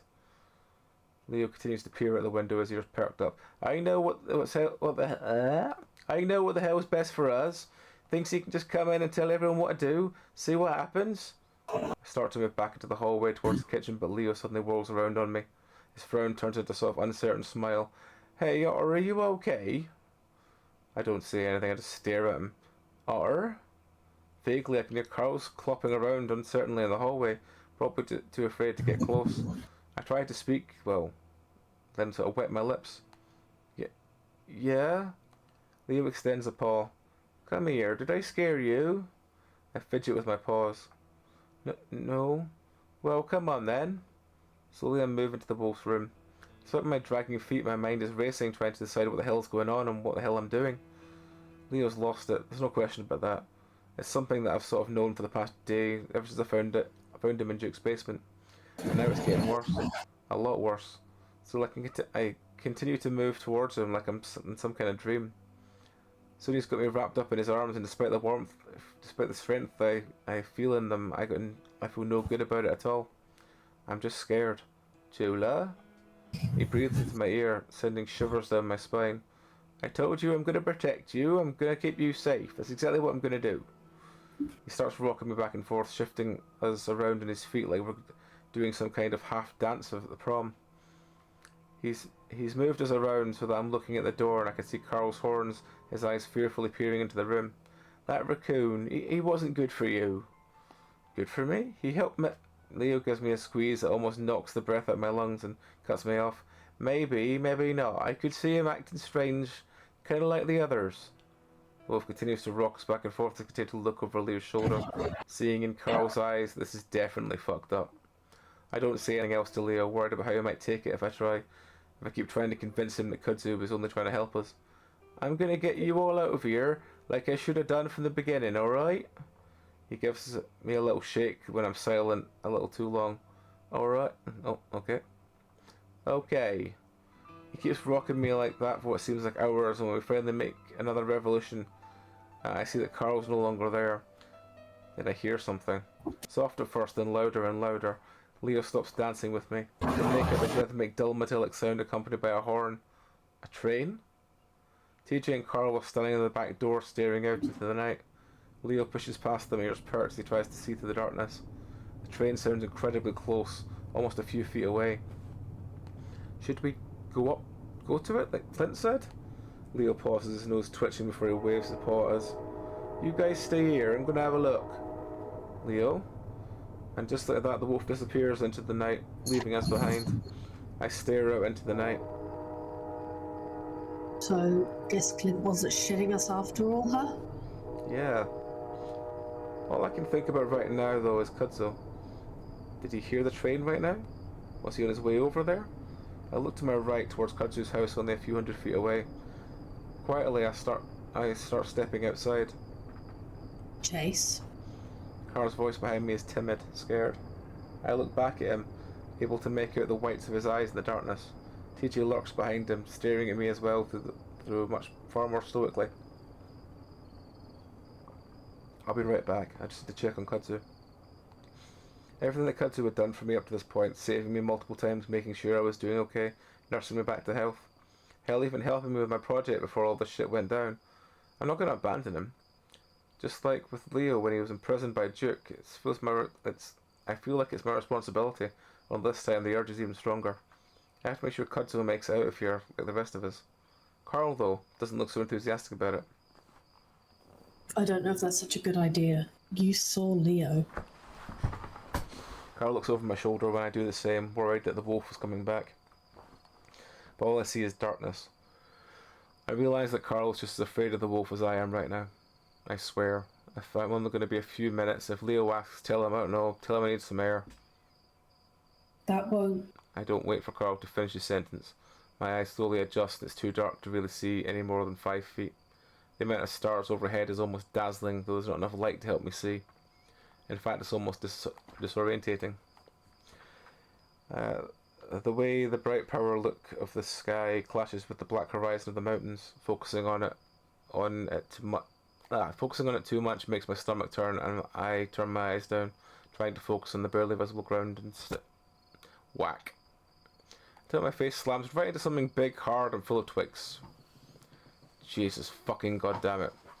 I shout, whisper into my paws, covering my nose, afraid for a second that maybe I ran into one of my eyes. I ran one of my eyes though. Through. A quick but shaky examination of my fingers puts the fear at ease, though now I feel like my muzzle had gone flat into my face. That jolted me feeling the aches of my past 2 incidents with cars. I stand there in the dark for a moment, gathering my senses, almost completely silent now. The train, if it was a train, has passed us by at this point. The metallic clanks and rushing sound is far behind me. Standing in the silence, though, is starting to give me second thoughts. I'm pretty sure there aren't any trees between Leo and Kudzu's house. Did I get off track somehow? Something cracks a little way ahead of me and I freeze up, my ears twitching, listening hard to try and hear anything above the crickets. Okay, yeah, this is really fucking stupid. I remember that I'm not all that far away from Leo's house and look back at the yellow squares of the windows in the distance. I should probably go back to reorientate myself and get to Kudzu's house again. As I'm turning around though, another crack behind me followed by a muffled voice. Shit. I freeze at the voice. I open my mouth to try and quietly call out, but stop myself. I can't be sure, but it sounded like Kudzu, albeit muffled and low-pitched. I decide to wait a while longer with a foot pointed out towards Leo's house, and then, this time the sound is right next to me and jump in the air. I make a run for the house and immediately trip over several rocks, going face first into the ground. I'm scrambling at the ground with my paws and feet, and I hear the voices again. Whoa. Chase. I slumped back onto the ground in relief. Oh my god, Kudzu, what the hell are you doing? I flew the raccoon's paws over me, then pulled me back to my feet. I heard a train, then I saw someone. Are you okay? From the faint light of the stars, I can make out Kudzu's ears and the tip of his muzzle. My eyes have adjusted to the point where I can see the mask in his fur. Yeah, I just wanted to come get you in case we were going to try and hop the train. I look over my shoulder, trying to listen for the train again. A little late for that, eh? Well, yeah, but I didn't want to leave you behind. Ah. I rubbed my face where it hit the branch. Listen, I don't know what's going on with Leo, but maybe we can go back and try and talk. Kudzu shakes his head. No, I don't think he's gonna listen. As much as I hate to admit it, because Kudzu's probably right. Well, I'm not going to leave you out here after everything we went through. I see a glint of white teeth and Kudzu gives me a small smile. Wow, well, thanks, man. But really, you should probably get back before he... At that moment, I realised something. Wait, what were you doing out here? You said you saw someone. Kudzu shifts slightly from one foot to the other. I thought I did, at least. Like someone from the town, or... I think it was your friend. What? The fox, Jenna. Jenna? My eyes go wide, I turn back to the darkness, squinting. Where? Where'd you see her? Kudzu turns to look at me, then takes a few steps forward. Well, I was going back to my trailer after the whole thing with Leo, and then this fox girl just kind of jumped up from the side of my house. Where'd she go? My heart hammering on my chest right now as I strain to see her. Jenna's been on my mind since the very beginning, and her absence only become more prominent after finding the others. Well, I think she went off in that direction. No one's looking for Flynn.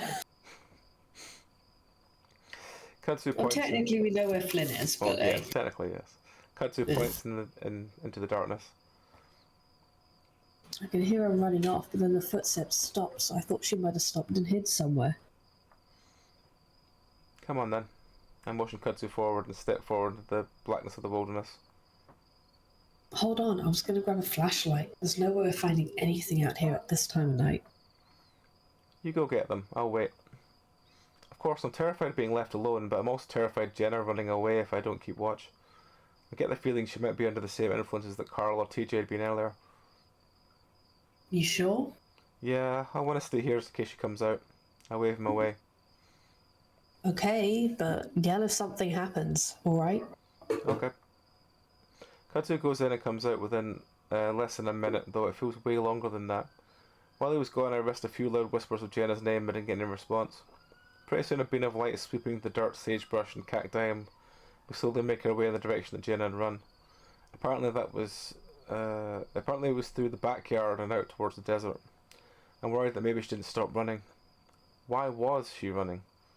Did she say anything? I whisper softly to Kudzu as I follow along with him, one hand on his shoulder. No, just looked up at me and took off. Looked terrified or something. I frown, my paw tightening a bit on the raccoon's shoulder. Maybe it's just because she doesn't know you, right? I mean, maybe she was heading to Leo's place? Maybe. I tried to focus on the sea of pale glow in front of me, the bright cold light of the flashlight sucking in the colour out of the desert. The greys and whites will sort of blend together after a while. The swinging motion of the beam starts to lull me into a weird hypnotic state. It's at this moment that I catch movement at the corner of my eye on the right, where the light isn't currently pointed. I hear the sound of shifting dirt and gravel, immediately followed by a bizarre high-pitched snarl that makes me gasp in horror. I actually even piss myself a little as I see a glint of white teeth. Kudzu tries to swing the beam back in the direction of the sound, and at the same time I try and pull him back with the paw of his shoulder. Whatever hits Kudzu hard, knocking him back and sending me stumbling away to land on my ass. The flashlight rolls away from the raccoon's paw and shines onto my face, briefly blinding me. I can sense a loud growling commotion right in front of me, along with the sound of Kudzu grunting. Numbly I reach out and snatch up the flashlight and turn it on the sounds. First I see Jenna, her ears back, teeth bared, swinging her paws at a crumpled heap on the ground. The heap is Kudzu. He's got his arms up in self-defense, snarling back, his eyes wide. Jenna?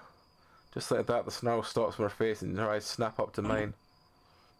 Chase? But then the position is suddenly reversed as Kudzu grabs the fox by her wrist and practically barrel rolls. Now Kudzu sits on her back and he keeps a hold on her wrist. Wait, stop. I rush over to them, grabbing Kudzu's upper arm, trying to pull his paw away from Jenna. It's okay, she's good, she recognizes me. Kudzu only hesitates for a moment before scrambling off the fox and backing away, breathing hard. Jenna quickly sits up, absent-mindedly brushing off her shirt and looking up at me. Oh my god, Chase. She says it in a hushed whisper, putting a paw to her mouth. Jenna, are you okay? I reach down to help her up and she immediately goes in to hug me. I stand there awkwardly for a moment as she burrows her face into my shoulder, gasping for breath. I'm not sure if she's crying or not. Are you okay? I ask her again, patting her back awkwardly. Sorry, I'm fine. Jenna steps back and wipes her under her eye with the back of her paw. I didn't know where any of you were. Where were you? Jenna looks alright, but for the most part except for a bunch of dirt on her clothes and on her fur. But then I don't know if that's from before or after she was wrestling with Kudzu. I don't know. I was out in the desert and... It's still dark obviously, but I can still make out the frown on her face. It seems to struggle for words. Finally Kudzu steps in. Hey, let's go back to my trailer. We can talk it out there, okay? Jenna silently nods and seems to really focus on Kudzu. Wait, who are you? I step in for the raccoon. This is Kudzu, he's a friend, he saved me a bunch of times. That seems to be good enough for Jenna. With that out of the way, we head back toward the trailer. Quietly, Kudzu lets us into his trailer, opening the screen door slowly so it doesn't creak. He motions us inside and Jella follows in behind me, pressing close. I suppose she has good reason to be wary of this place. She doesn't really know Kudzu at this point and it's hard to even trust people who you do know. Kudzu closes the door and slides the locks into place. Jenna stands next to me in the small living area, arms folded tightly against her body like she's hugging herself. Hey, wanna sit down? I gesture at the recliner where Jenna stares at for a few seconds. I don't know. The fox's ears are twitching around and pointed straight up. I turn to the small love seat against the wall instead. Maybe there I can sit with you? After a few more moments of staring at the couch, Jenna finally nods. She walks stiffly over to the couch, looking at it for a moment before finally sitting down. I notice 3 clump patches of fur on the back of her neck. It takes a moment to realise it's dried blood. Someone attacked her? Did she hurt herself? Jenna still doesn't relax when we settled and instead sat bolt upright, leaning hard against my shoulder. Much like her ears, her eyes are darting around, mostly over curtained windows to her right. Meanwhile, Kudzu likes to sit in the empty recliner after turning it a little to face us. The scrapping sound it makes on the floor causes Jenna to jump. Kudzu pauses, blinking, then settles back in the recliner. Sorry, I really should put a rug on this thing. Jenna doesn't say anything, instead just looks back at the window. Kudzu shifts awkwardly in the chair, then looks at me.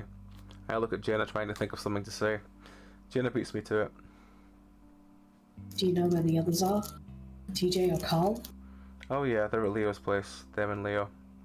Jenna frowns at me. Then why are we here? Let's go. She starts to stand up, but I reach out a paw, grabbing her arm. She flinches and yanks away from me, standing up fully. Sorry, just hold on a second. It's complicated. Why? Jenna takes a step back from me, folding her arms. The look in her eyes is worrying, like she's starting to not trust me. Look, Leo, he's kind of uptight right now. I guess I just wanted to give him some space. Give myself some space, really, away from him. Kudzu shifts in his chair again. He kicked out at me. Things got a little heated between us. Jenna looks at Kudzu, a deep frown still on her face. Why? Leo wouldn't do that without reason.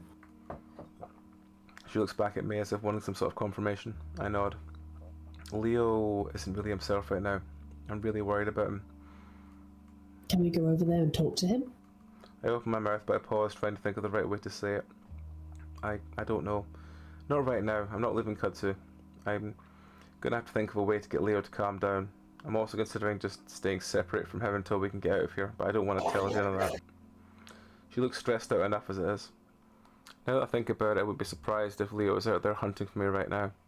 Odds are he's still going to come here eventually. Maybe. Maybe he's jumped the train already. That reminds me though. Oh yeah, we think we found a way out.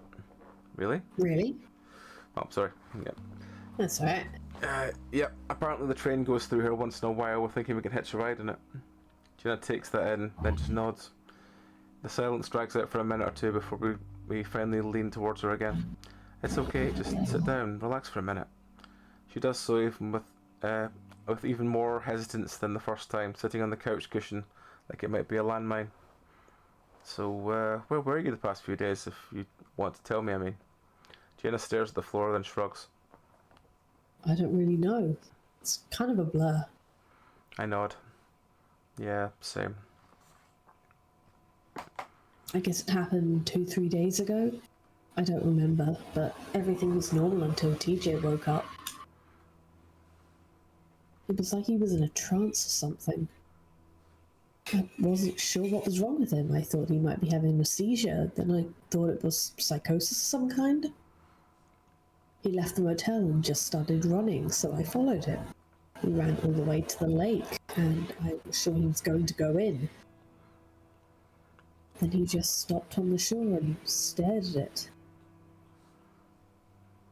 I caught up to him and tried to talk to him, but it was like I wasn't there. Elegant.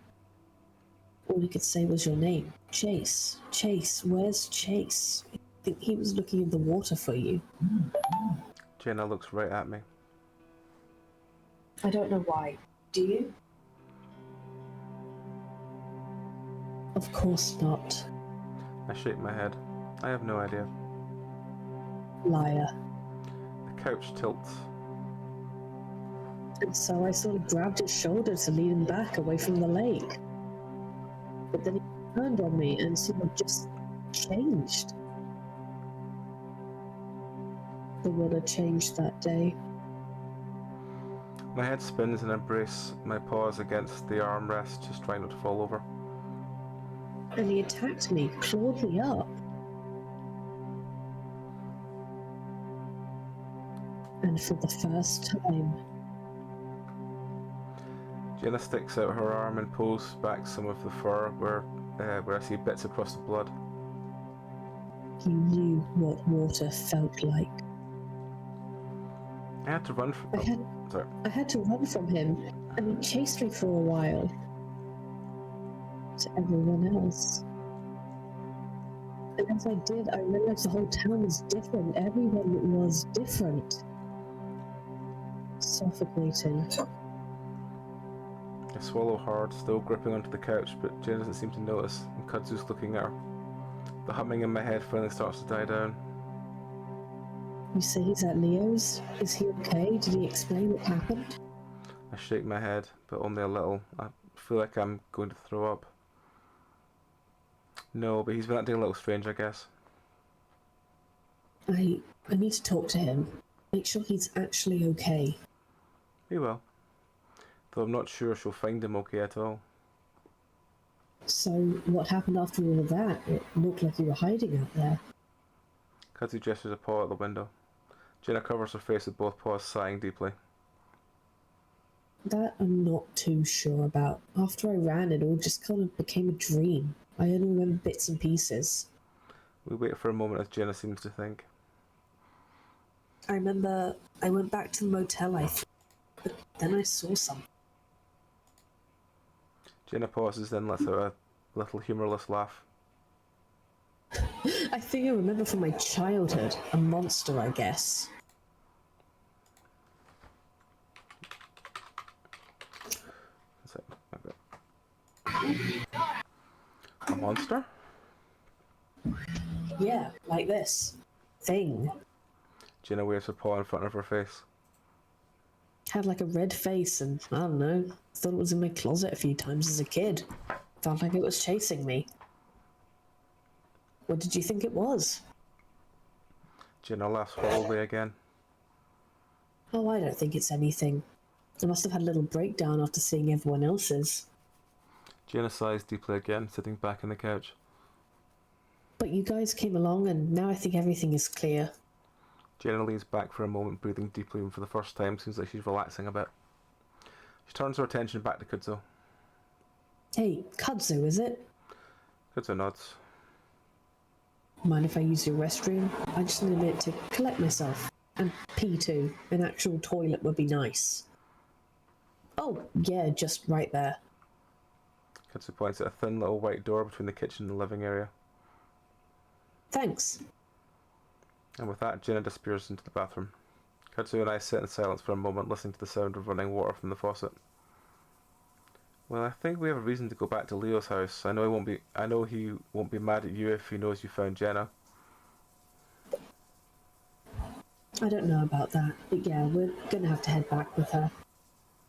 I'll talk to him first in case he's still out of it.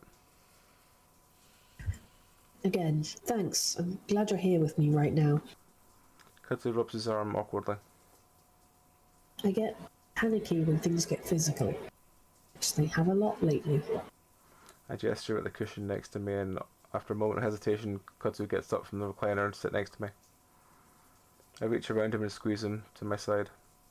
It's cool. Like I said, you saved my ass so many times at this point, it's the least I can do. I almost tell him that he's been there for me more than anyone else at this point, but that feels a little bit too much right now. Katsu chuckles and leans back, his arm brushing against mine. I didn't know it used to be like this, you know. What?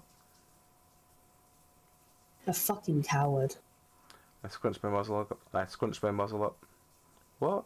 No, you've been, like, insanely brave. Katsu shakes his head.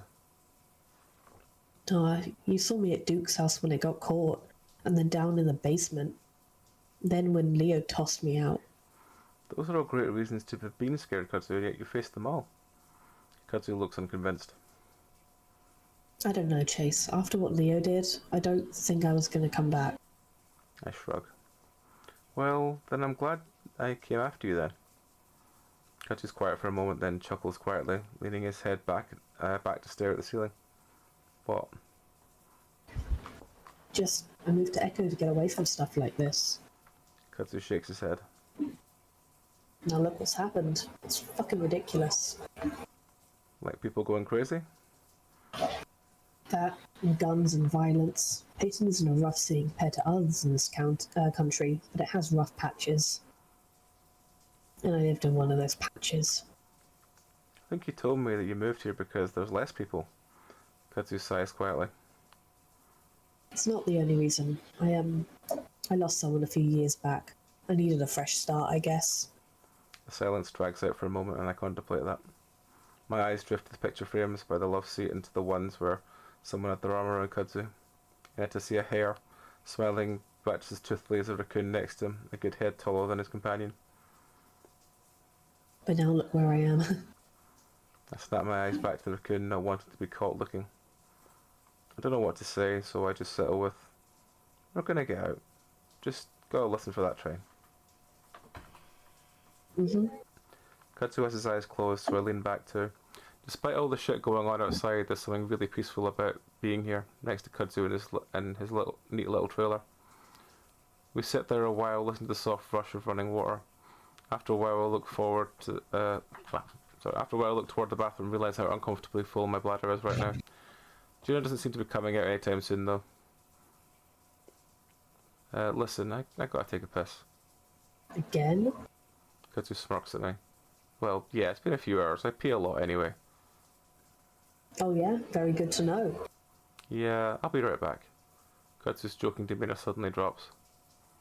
I don't know, I think we should stick together right now. Remember what happened last time? You wanna watch me?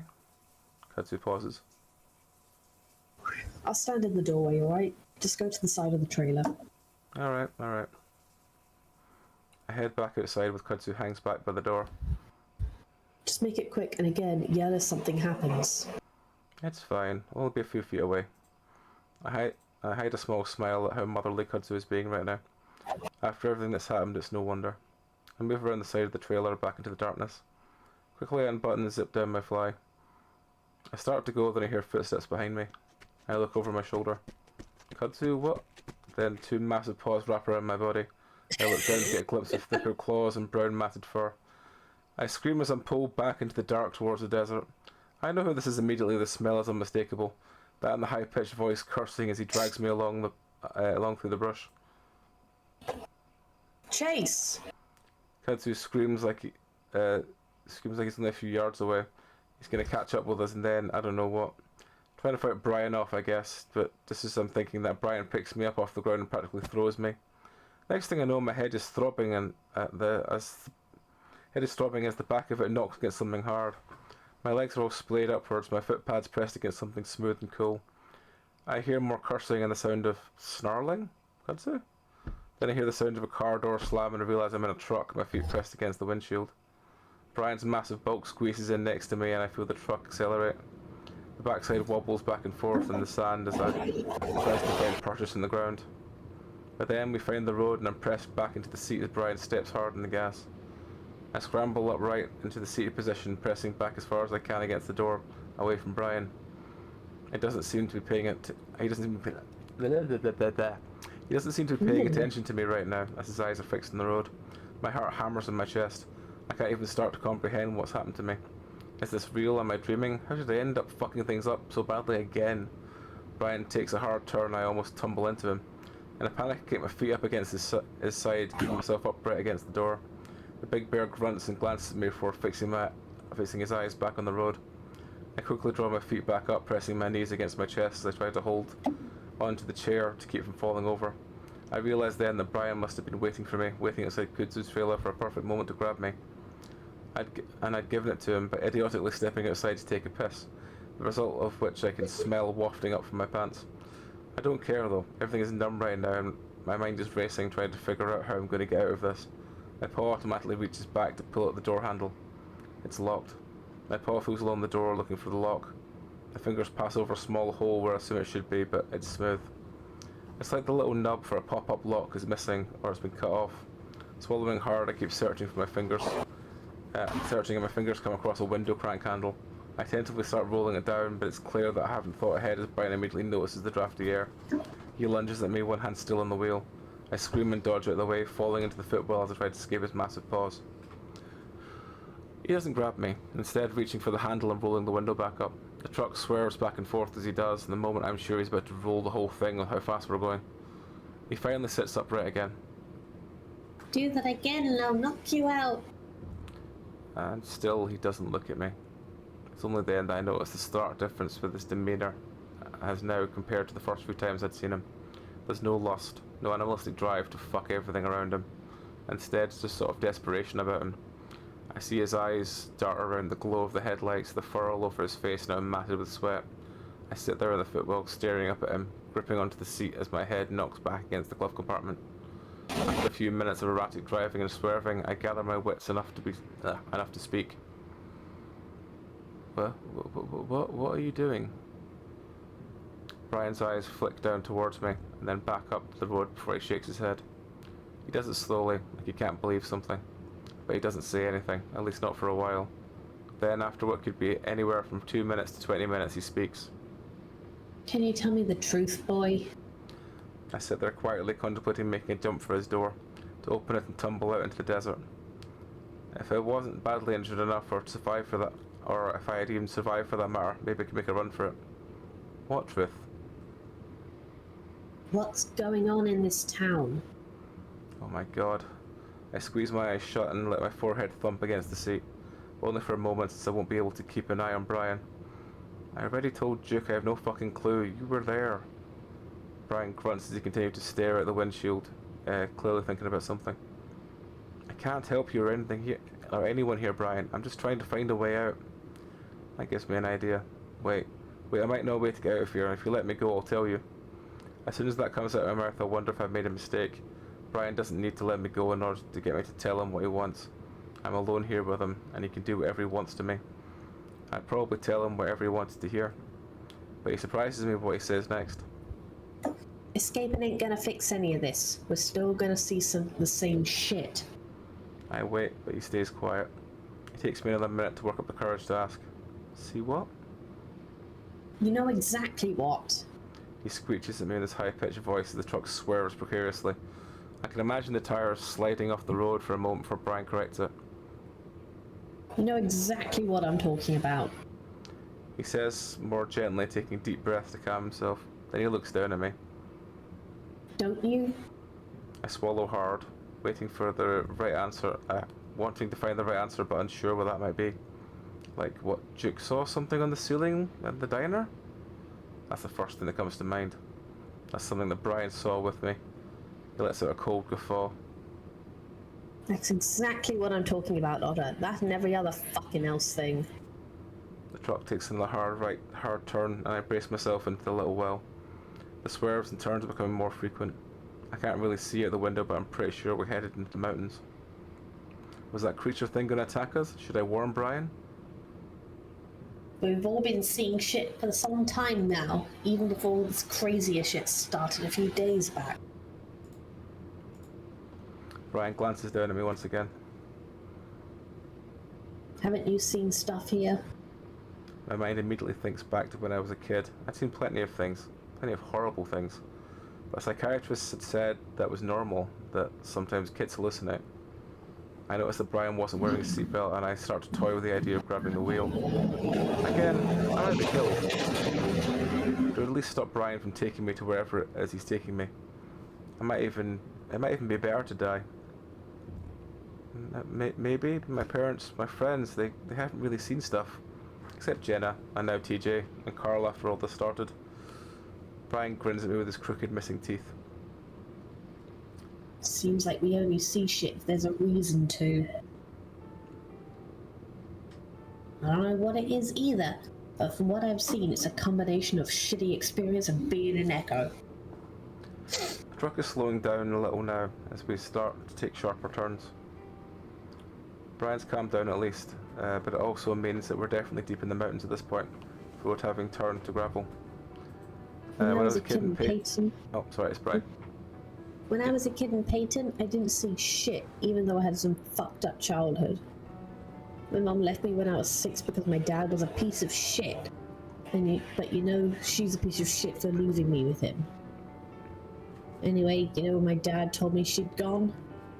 I don't say anything till Brian looks back down at me expectantly. Where?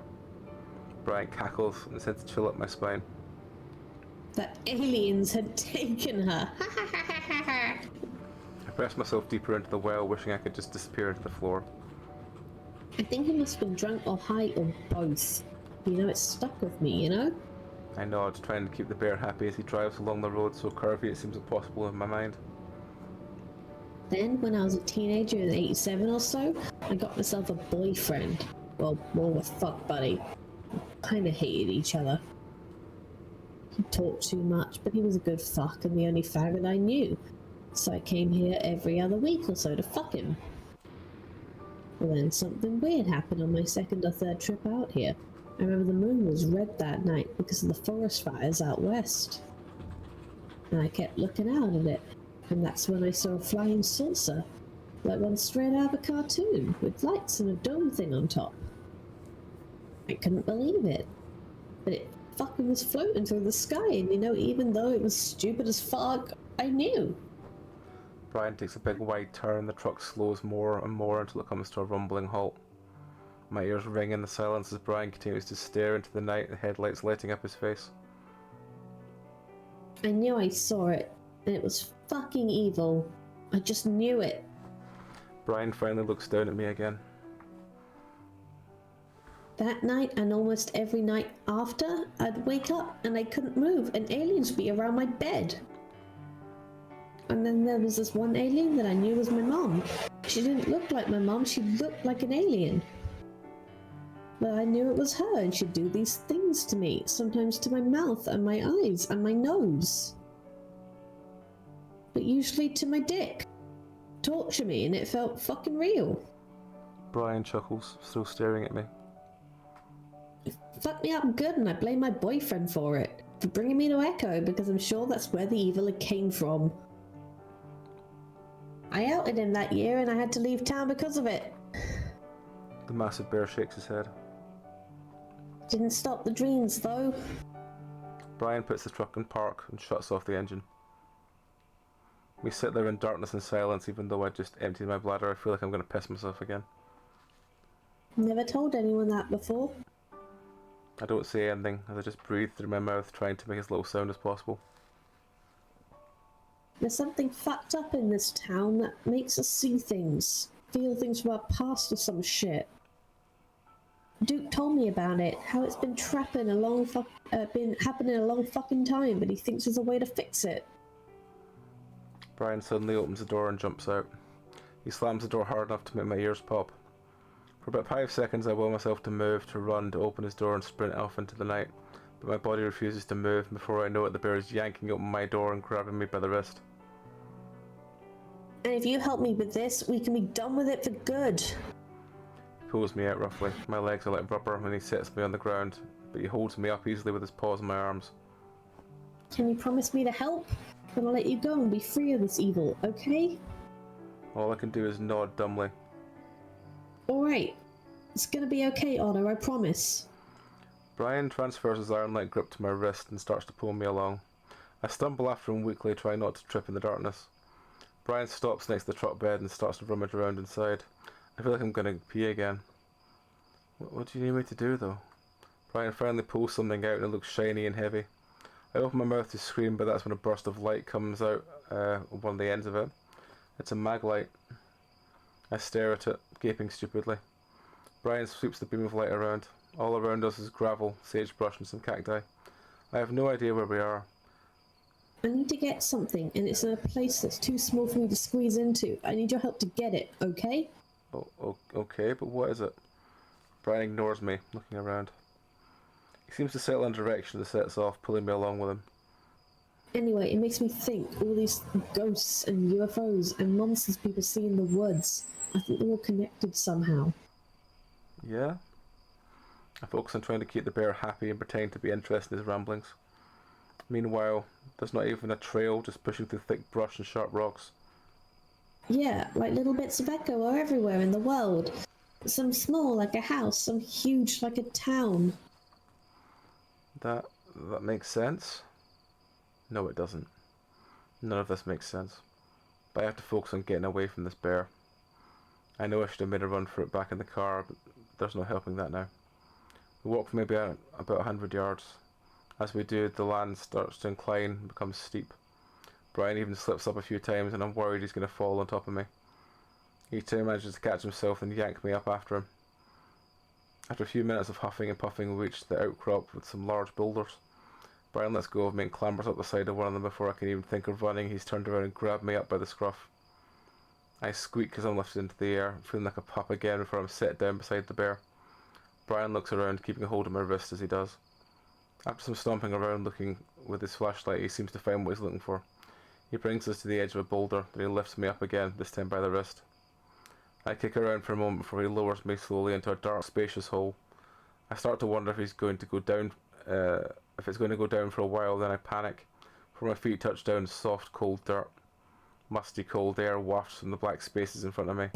Immediately, Brian drops down next to me, smashing up my paws again. He shines the light into the dark patch in front of me, and there I see what looks like a narrow tunnel burrowing into the side of the incline we're on. What's that? Brian grunts and starts to pull me into the opening as I pull back. Brian yanks me hard, but I feel like it feels like he almost dislocates my shoulder. I yelp loudly. Shut up! Brian hisses at me and turns sideways to better fit into the tunnel. It's the mine, you idiot. What? I look back at the opening from back towards Echo, gently illuminated by the moonlight. I thought it was sealed. It is. This is the back entrance. Duke told me about it years ago. Said his family knew about it for decades. We pushed through a while until we came to another tunnel, this one twice as wide as the one we were just in. It branches to the left and to the right. Brian stands there for a moment, inhaling deeply as he looks around. Hang on, it's been a while. I can't help myself from blurting out, You don't know where to go? I expect him to hit me or something, but he ignores me. Finally, he pulls me to the left. The idea of being trapped here with Brian lost in my mind is more terrifying than anything that's happened to me in town so far. The air is so musty and dry, I feel like coughing and sneezing at the same time, but trying to hold it in so I don't upset Brian. We walk for another 10 minutes or so, taking a few turns. I try to memorize the route in case I'm able to break free, but after 5 minutes or so, after 5 or so branches, I realise I can't remember the second or third. Brian suddenly speaks up, nearly making me jump in the darkness. After a while I stop. Oh, sorry, excuse me. After a while, I stopped seeing aliens. His grip is tight and I can feel the circulation to my paws cut off. It's like a mass of pins and needles at this point. Now I see people. What kind of people? People you know? I try to keep Brian talking while I think. At some point he's going to have to let me go again, and that's when I'm going to have to make a break for it no matter what. Kudzu probably saw the direction we drove off and he's probably went to Leo to get the car. But at this point I doubt they're going to be able to find us, at least not in time. We went to the mountains, probably through some back roads that none of us even knew existed. And Brian took me through hundreds of yards of desert to find tiny openings behind some boulders. There's no way they're going to find me here. I'm on my own. Well, I see just one person, but the person changes every now and then. Brian pauses, looking at a narrow opening in the tunnel wall, even more narrow than the first passage. Depending on who it was I last knew. Before I can figure out what he meant by that, I'm shoved hard, forced into the passage in front of Brian. It's just wide enough that I can walk straight with my shoulders nearly touching both sides. Brian, on the other hand, has to suck in and move sideways, grunting and cursing and making all kinds of noises. Brian let go of me as he tried to pull himself through, and though he keeps knocking into me to send me forward. I could try and escape, but I have a feeling that it doesn't exist ahead of me. In fact, it feels like I'm being trapped. I can't explain it, but I start to get a terrible feeling that something awful is waiting for me at the end of this passage. And then I start to smell something. It's old, almost covered by dust and mustiness, but it's definitely there. Sweet and sick. Something rotting. It feels like ice water is poured down my back and I freeze, only to be given a shove by the bear behind me. I fall forward into the wider opening. The smell entombs me, and I know without looking that I'm surrounded by death. I lay there on the floor, not moving, listening to Brian as he tries to squeeze through the opening. I can remember years ago, when I was maybe 12, walking back to the dirt road back home after hanging out with Carl. On the side of the road I saw some roadkill, and as I passed by I could see the white maggots writhing through the fur. The smell of that single moment was almost unbearable, and I gagged and ran past. And while the odour is here a bit more faint, it's almost exactly the same. I hear Brian finally shift free from the exit, and he shines the light back down on me. I knew I should run. I know I need to get the fuck out of here. I know I should be fighting like hell, because I know what's coming. Is this what it's like if people get kidnapped or murdered? People who wonder why they didn't fight harder or run when they had the chance? I should have ran the second we stopped the truck. But right now it's like I'm stuck in ice. My frantic thoughts are interrupted as Brian grasps me by the back of the shirt and pulls me back up to my feet. I'm not able to stand, just sort of crumple down next to him. The bear grunts and just drags me along the little opening we're in, dropping me against the wall. As Brian fumbles with the flashlight, I get a glimpse of my surroundings. It's small, maybe about 15 feet long and 10 feet wide. It's narrow enough that Brian takes up most of the space, and I'd be hard pressed to get past him. I draw my knees up to my chest and hug them, feeling numb. God, you're such a useless piece of shit. I watch Brian lean over something against the wall. It looks like two long, polished pieces of wood. Brian tips the flashlight down, and I see those pieces of wood are attached to a shovel and a pickaxe. Brian grabs the pickaxe. For a heart-stopping moment, I think he's going to turn to me. But instead he reaches into his pocket and pulls out something small and rectangular. It's not until he opens it and shines his flashlight on it that it seems like some sort of small notebook. The bear looks at the notebook, then back up to the little cave we're in. The silence is almost unbearable as I feel the need to say something, if only to fill that silence. What are you doing? You know exactly what he's doing. Brian ignores me as he continues to search for something. I whimper softly in the back of my throat. Please. About to be murdered and you just beg like a little bitch. Shut up. I can't help it, and I hiss through my teeth at the goddamn voice. I don't need to hear it, especially now. Brian stiffens and turns around. What? I shake my head, squinting and I'm unable to see his face as the bear turns the light on me. Nothing, I just... No, you were talking to something. Did you see someone? No, I don't know. I shut my eyes against the light, only to see blood red. Brian chuckles and my vision goes back to black as he takes the light off me. I was the same way as you, let me tell you. Something though, ignoring it ain't It ain't gonna make it go away. Brian finally stops scanning the ground and crouches down. It takes me a moment to realise what he's looking for until he reaches down and picks it up. A smooth stone. Brian looks at it for a moment thinking. Then he drops it off the side and looks back down at the book. Daniel, 19, ferret. He was the smallest. I think should be enough room. Brian shines the light back down on the ground for a moment, then seems to make up his mind and sets up the butt of the flashlight on the ground. It brightly lights up the ceiling, leaving us in a dim yellow glow.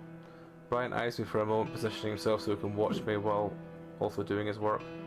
Crouching over, Brian starts breaking through the hard surface of the dirt with a pickaxe, grunting with each stroke. He can only do short strings, the ceiling's too low for Brian to even stand up straight. At this point, the smell of Brian has almost overwhelmed the stench of death.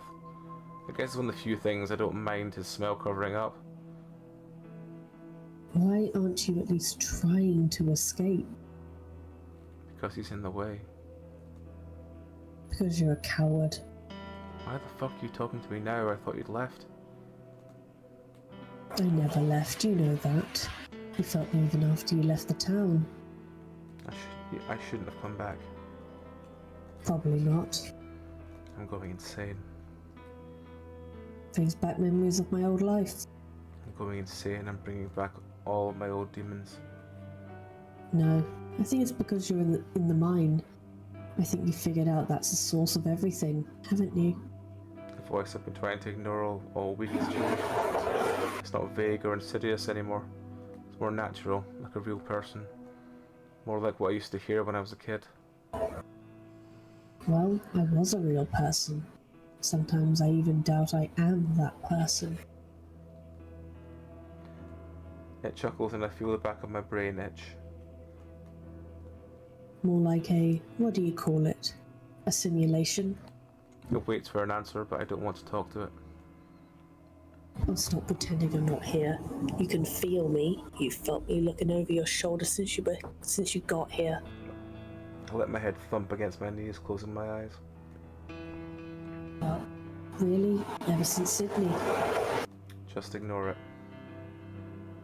But I can understand. Even I feel as though something is controlling me. It's the oddest thing. Hey! I snap my head up, jumping as I find the bear staring right at me. The hell are you mumbling? Nothing. Brian chuckles again and reaches across the other wall, grabbing the shovel. He starts digging the loose patch of dirt in front of him. Yeah, keep it to yourself, I guess. But like I said, you ain't the only one. I don't think there's anything through here. Brian gestures behind him with a thumb towards the ground. I look and see nothing except a few stones in the ground. After Rachel back there, things got way worse than aliens for me. I saw her at night crawling on my ceiling, peeking out from under my bed, staring at me from my window. Brian grunts as he digs the shovel deep, then lifts, sending a pile of dirt out to the side. So did Duke, drove him crazy, turned him into a speed addict. Not that I mind, he was always my most reliable customer. The sick, sweet smell starts to grow again and is starting to become overpowering. I feel like I should keep talking to get him comfortable and buy myself more time. Should you, though? Who's Rachel? Duke's wife. I try to remember what I know about Duke's marriage, aside from the fact that he isn't married anymore. I realise then I do remember Rachel, but just barely. She was only around when I was in grade school and was pretty nice as far as I can remember. Didn't he divorce her? Brian shrugs as he stops digging, resting on the handle. I guess he sort of did, but I mean she was dead by then. They wanted my stuff, but didn't have the money, so I cut them a deal to fuck for the drugs instead. I mean, I can't say I like bitches at all, annoying and whiny, but she let me go the way farther than Duke ever did, so I mainly fucked around with her. It's not that hard for me to picture exactly what that fucking was. Now one day I guess I went too far. She died and we buried her right here. Brian pointed more specifically at the rock sitting against the other side of the wall. Big Bear starts to dig again more vigorously, lengthening the patch he's working on. But I didn't see her until right after I buried her. Maybe a week later? The bear shakes his head and laughs mockingly. You'd think that'd stop me from doing it again, but you know, when that last breath came out of her, she sort of shuddered on the table. Brian glances up at me. Blew my load without even touching it. Made me wonder how good it would be with a guy if it was that good with a bitch. You want him to keep talking? Brian pauses in his sudden spurt of digging and looks up at me again. Probably wonder why I'm telling you this, thinking I'm crazy. But I don't know, it feels good to tell someone. You're like my own therapy otter. The bear looks back down at the hole he's made. The smell coming out of it is overpowering. I'm on the verge of gagging again. I don't see her anymore though. It changes with each one. 7 stones. And I'll probably change again. And with that, the bear comes at me. The space is so small, only it takes him 2 steps. I scream and cover my face. Coward. I try to fold up as tight as a ball as I can, but before I know it, Brian has me by the back of the shirt. He drags me over till I'm kneeling next to the hole. I can see it. It's definitely a grave now. You already knew. Because I can see the bones poking through the dirt, bits of blue and white cloth that wear its clothes. You mean Daniel, the 19-year-old ferret? I feel like telling all this to you. And me being nice to you so far, maybe don't come back after me. Just move on. I feel Brian move around behind me, then press something cold into the back of my head. A gun. I guess Brian probably has plenty of those. I'm doing the town some good after all. How? I blurt out, my mind racing, trying to think of something, anything to get out of this. Brian does pause though. How what?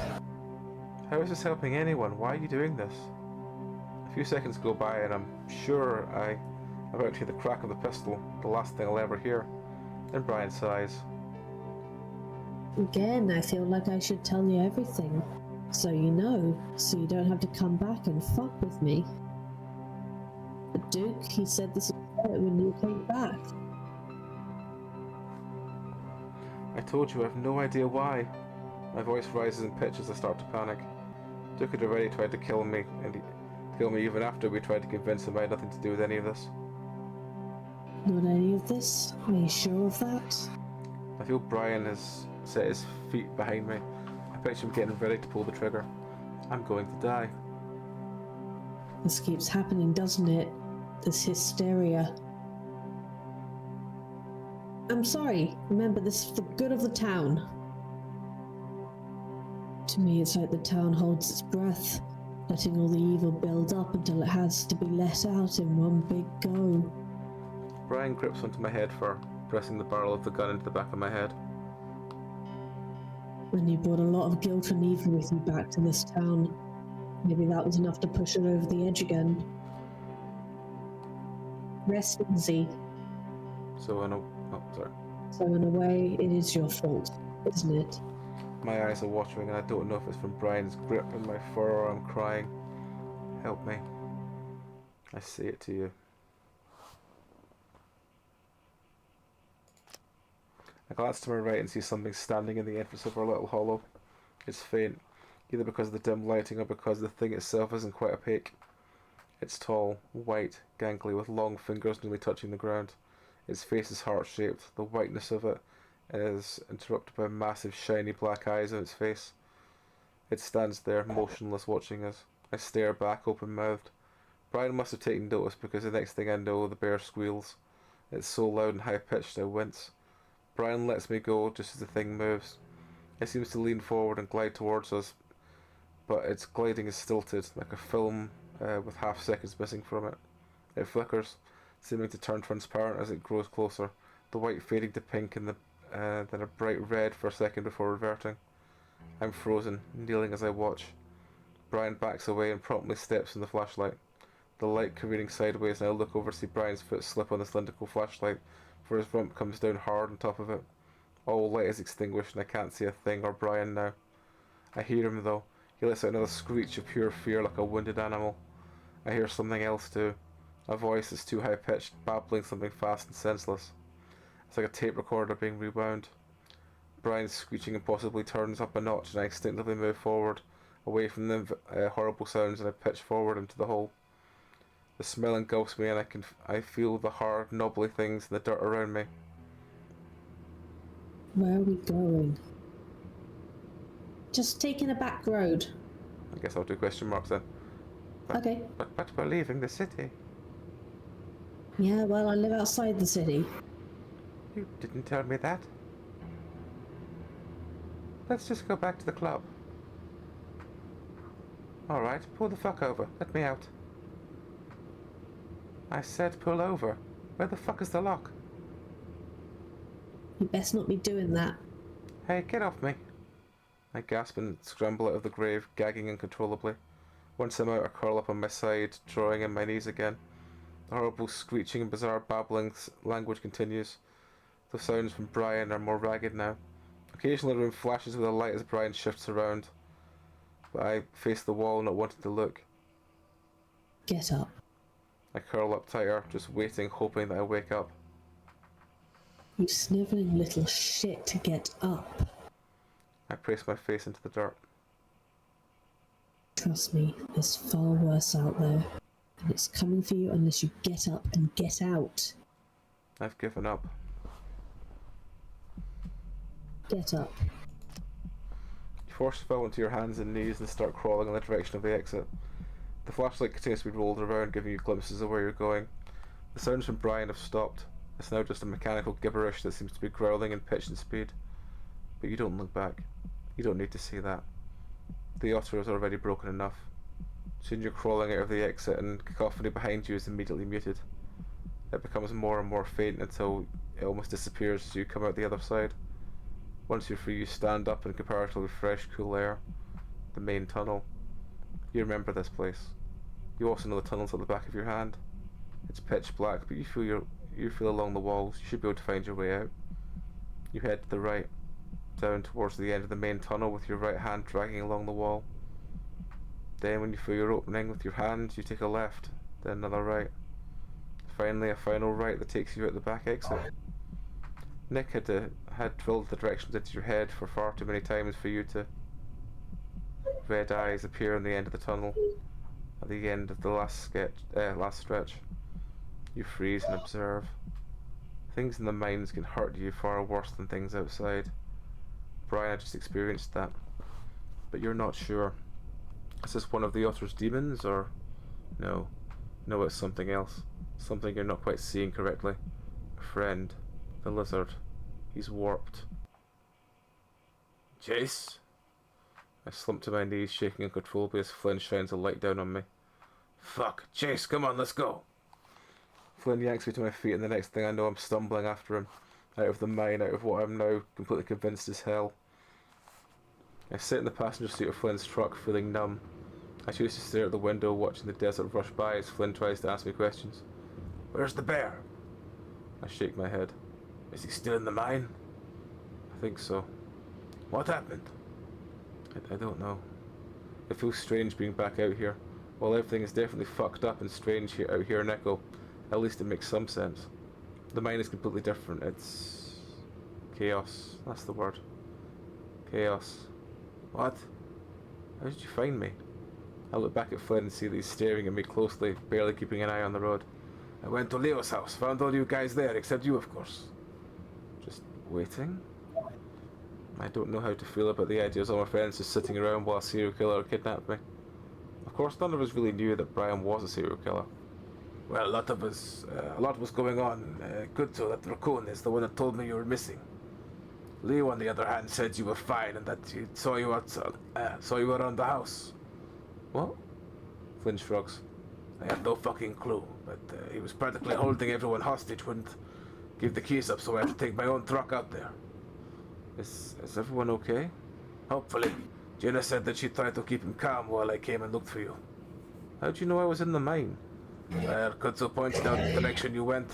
I drove up the canyon since it's basically the only place you could go.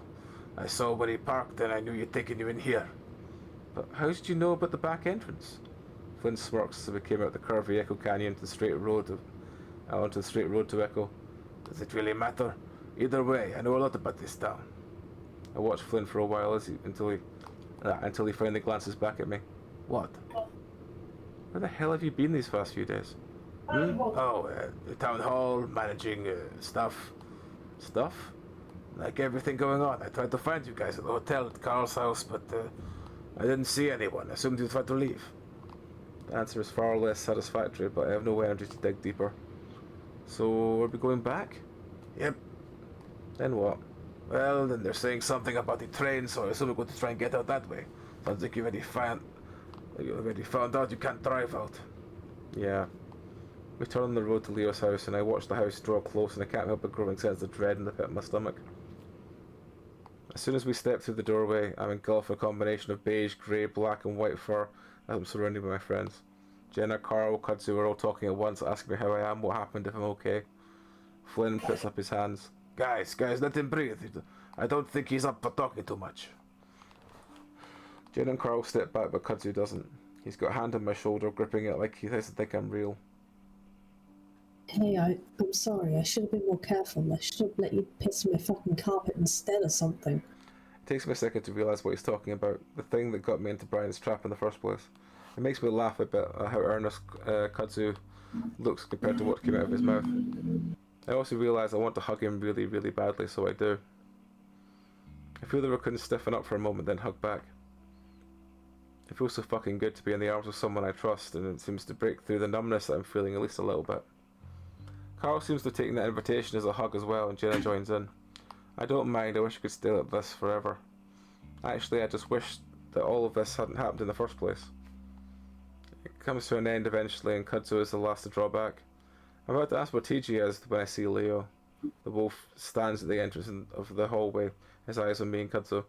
He's got a pillow in one paw and his shirt is hitched up over his stomach like a bit. Like he's just pulled it on. What are you doing?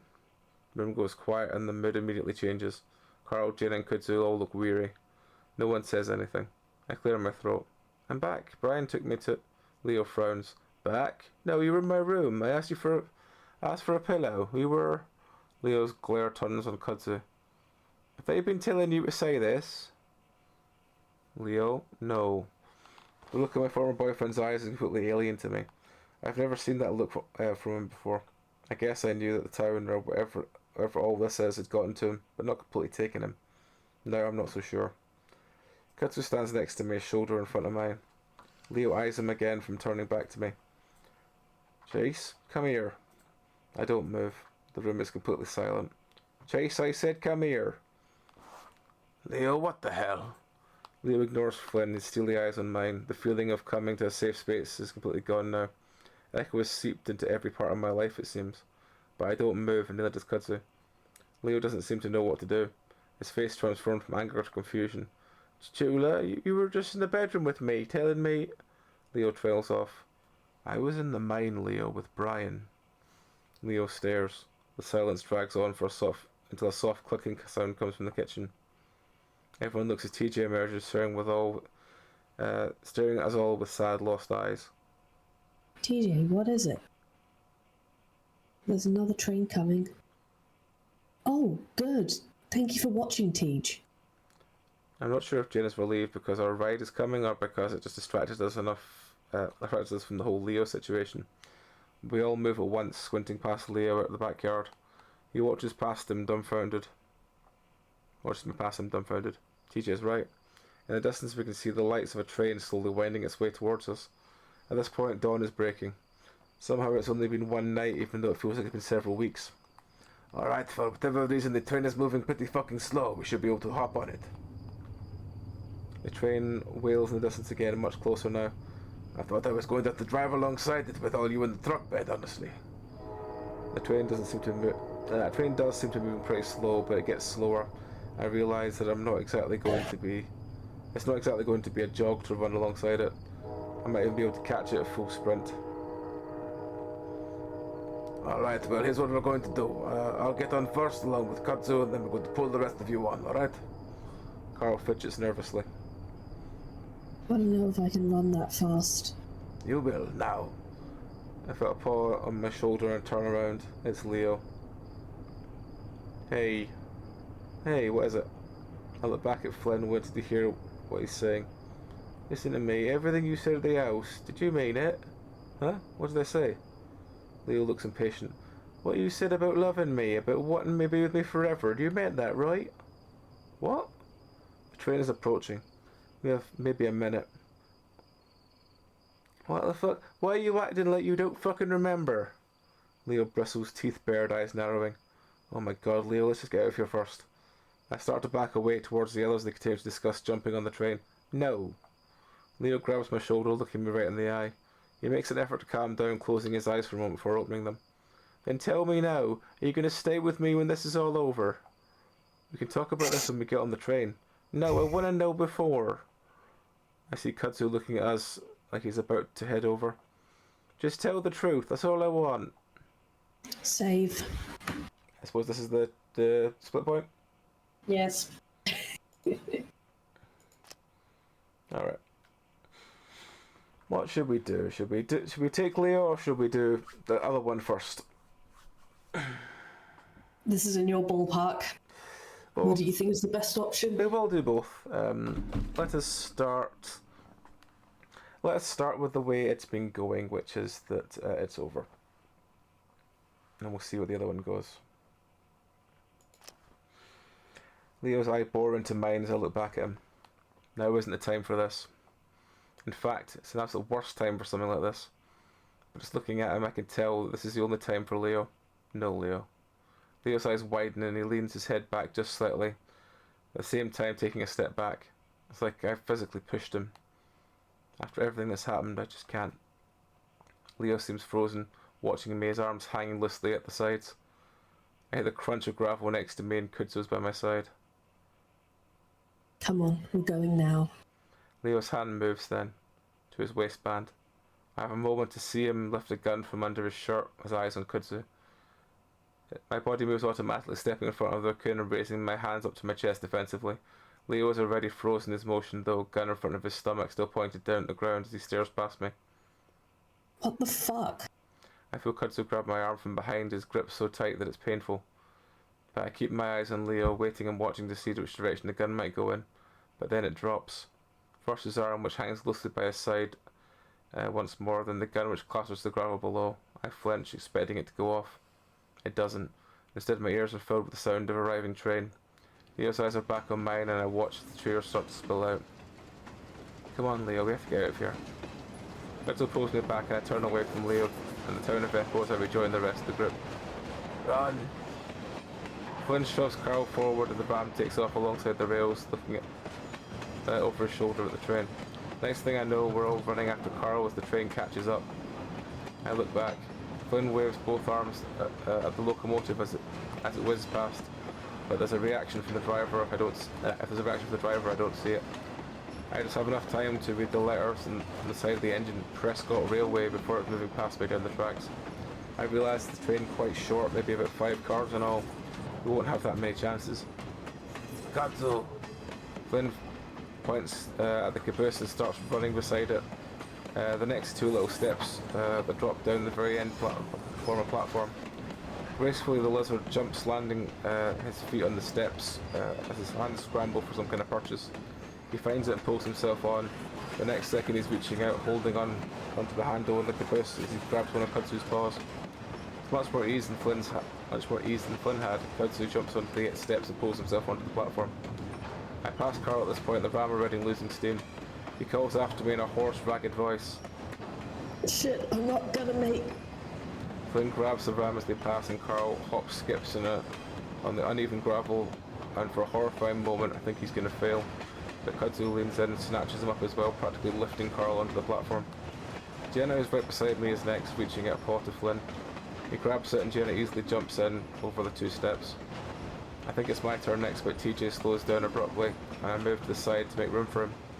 Flynn grabs his arm and TJ hesitates several times before Kudzu gets a grip on him as well, and he's able to step up onto the first steps. And it's then that I realise the train is picking up speed and I'm starting to slow down. I move up beside the caboose seeing Flynn's outstretched hand.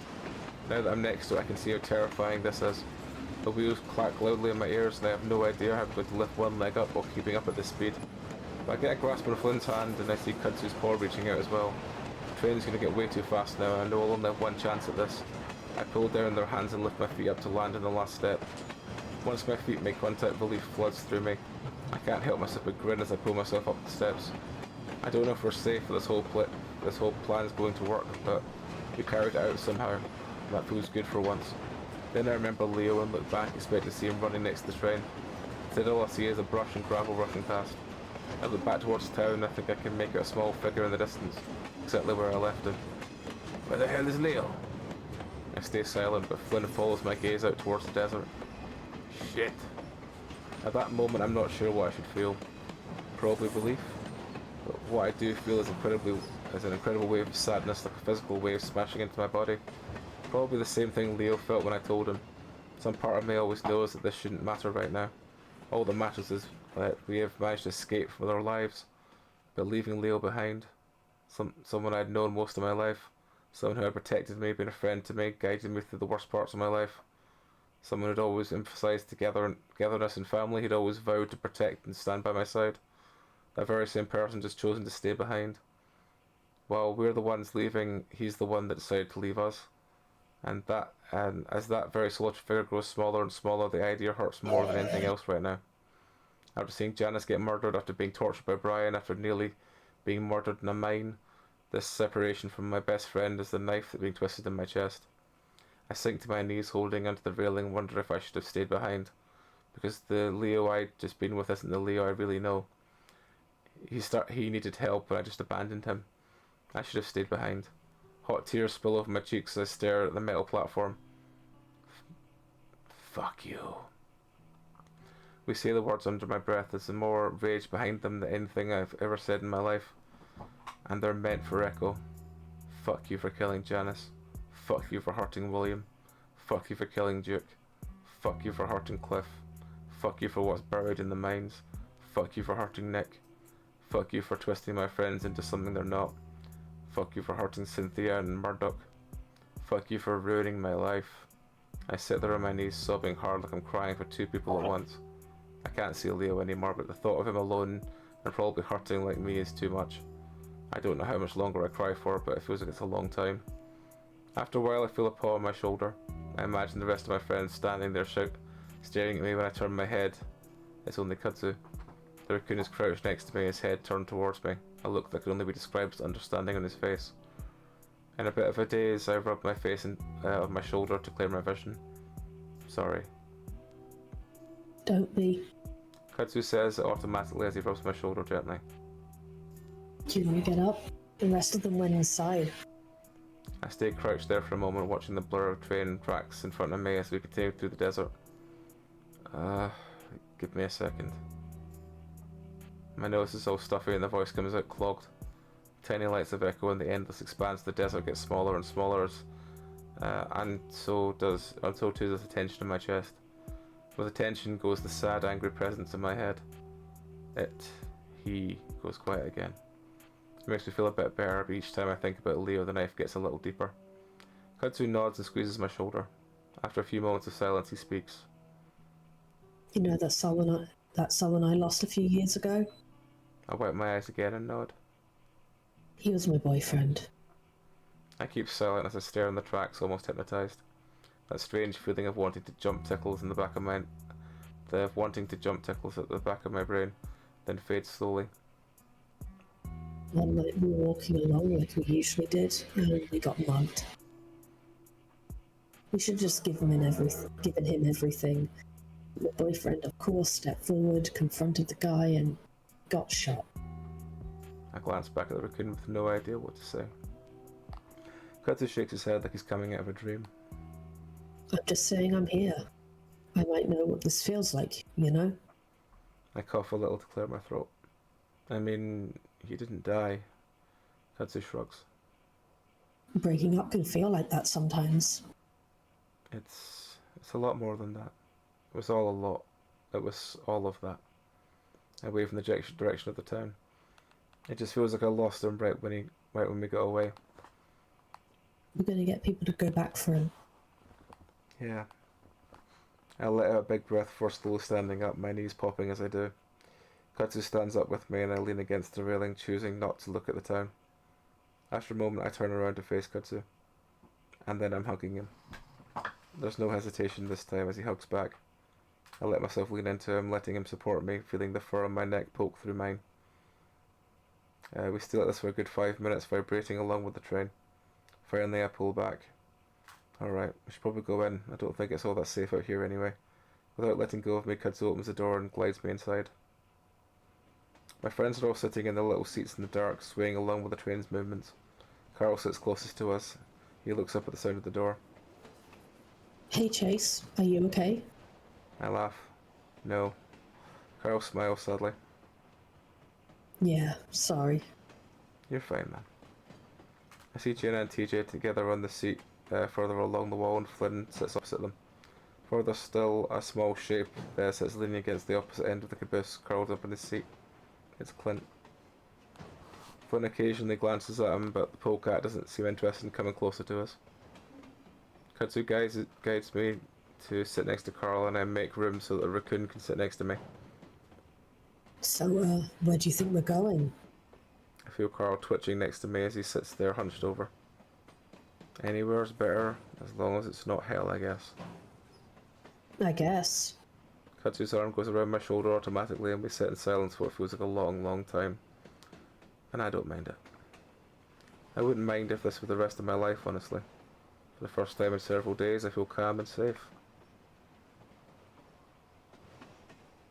Soon enough, though, the darkness of the caboose is illuminated with occasional flashes of light. Flynn looks out the window. Peyton. The grating screech, the train starts slowing down. I'm a little surprised. I guess I thought the train wasn't even real and would just go on forever, but now it comes to a slow, stuttering stop. We all sit in the dark, quiet, listening, and then Flynn stands up and opens the door. Soft orange light spills inside. What the hell? Out of the doorway I see rows of train tracks occupied by other boxcars. Someone moves into view. It's an older looking fox in overalls. He stares up at us like we're aliens. Where the hell did you come from? A moment later, silence goes by before Flynn clears his throat. That was my elbow. We're from Echo.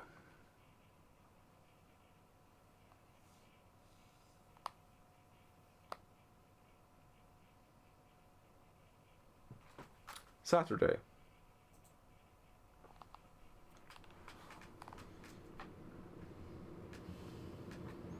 Yeah, Mom, I promise I'll call you in an hour. No, I'm not. No, we're not staying the night. I promise. Wow, Mom. Alright, I swear. I love you too, bye. I hang up and drop my paw into my lap, sighing loudly. Kudzu laughs. Everything okay? I rub my eyes. Yeah, I guess. She's just worried, obviously. Kudzu reaches over and sets his paw on my knee, squeezing briefly before returning to the steering wheel. I can still turn back, you know. I take in another breath and hold it. It's tempting. It might seem to be a better idea just to let the past die, but now that I'm leaving the area for good, I want to see it one more time. The town and Leo. I let the breath in, and I let the breath out. No, I need to do this. I thought about it for so damn long, there's no way I'd forgive myself for backing out now. I need closure. Alright, but if it gets weird at all, I'm taking you the hell out of there. He won't. He's back to normal, as much as any of us can be anyway. When I told him that it's only going to be for a little bit and we're just driving through, I look over at him. You want to stay in the car? I was planning to, unless you're planning on going inside. No, I'll stay outside. Alright, but I'll be watching in case you two try anything. Yeah, right, it's been 2 years. That's not very long. Hey, I know Leo, he's not the person we last saw. Yeah, I know. I feel my stomach tighten as I suddenly realise we're driving past the lake, or then onto Main Street. It's completely abandoned, but then we pass the motel. The windows are all boarded up and the parking lot is filled with more cracks than I remember. But I'm hit with a wave of familiarity all the same. Standing in the parking lot are two people. Pointing at the motel as a large black bear in front of him stands a canine or some kind with a video camera. Kudzu snorts but doesn't say anything. At first I let a spark of anger at them, probably seeing the whole thing as a morbidly fun adventure, not even having the slightest idea what sort of hell this town went through. Then I remember that I'd done the same thing. Granted it was many more years removed, but still the same. We turn onto Leo's street and my stomach tightens further. Kudzu glances at me. Can I get a kiss before you talk to your ex? Eyes on the road. Kudzu leans over very deliberately, keeping his eyes on the road, tries to turn his face towards me. I give him a quick peck on the side of his muzzle and he laughs. I try to laugh as well, but get caught in my throat as I see the old house. And then, waiting in the driveway, is Leo. Hey, how's it going? Leo cheerfully greets me as I open the door. It catches me off guard a little bit, his mood being so different from mine. He's no longer wearing his bracelet. He's no longer wearing his anchor bracelet. Hey, Leo, what's up? Leo has his paws shoved in his pockets, but manages to shrug. Not much, you? Not much. Leo ducks his head and looks in at Kudzu. Hey, Cud, you alright? Kudzu awkwardly answers from behind me. Yeah, I'm okay. There's a moment of silence. I try to think of what to say or do. I hadn't expected Leo to just meet me outside. Do you want to come in for a beer or something? Oh, I'm actually driving for the next couple hours. Yeah, we're just stopping by for a minute. Okay. Leo's smile falters a bit, then he shrugs again. Wanna go for a walk then? Stretch your legs? I look back at Kudzu, but he doesn't say anything. Doesn't give me a hint as to what he's thinking. He's leaving the decision up to me. Yeah, sure. Leo ducks his head again. You wanna come, Cud? Kudzu hesitates and shakes his head. No, you two go ahead. I prefer the AC. Alright, cool. Feeling just a little tension between the two of them, I quickly jump out and shut my door. I look over the rail yard, which is now in full view of the car, and point. Wanna walk over there? Sure. So you've just been hanging out here for the past 2 years? A little bit. Spent a lot of time with my parents. I'm moving back in with them right now, actually. Oh yeah? It sucks, but honestly, I can't stand all the vultures scavenging around for stories here. Sounds like it, but at least you'll be around other people, right? Aye, it's officially a ghost town now, if you haven't noticed. Look out over the rest of the town towards the motel and convenience store and all the tiny houses and trailers in between. Not a single person. I actually visited Carl once in a while over the summer. Leo nods up towards the mountain to see a big mansion glinting gently in the sunset. Yeah, that's cool. I hear he's doing pretty good at school right now. Good. Are you getting back to school? Meh. I shrugged my shoulders, walking up to the train tracks to straddle the steel wheels. Not in Pueblo, since we're moving up a couple of states, but probably eventually. There's a lull in conversation and we both go quiet. I look around, wondering if this is the spot where we hopped on the train. The train that turned out to be an old engine and combust on the way to Peyton, where it was transferred to a train museum. I'd been travelling a gentle 10 miles an hour to keep from derailing off the old tracks, just slow enough for us to catch. It was the last of 3 engines being transferred that night. Just a few hours later, the emergency services went in and recovered whoever else was in the town, including Leo. I still wonder if we'd even needed to hop the train, but I guess I was escaping more than just the town. I look back at Leo. Are you okay?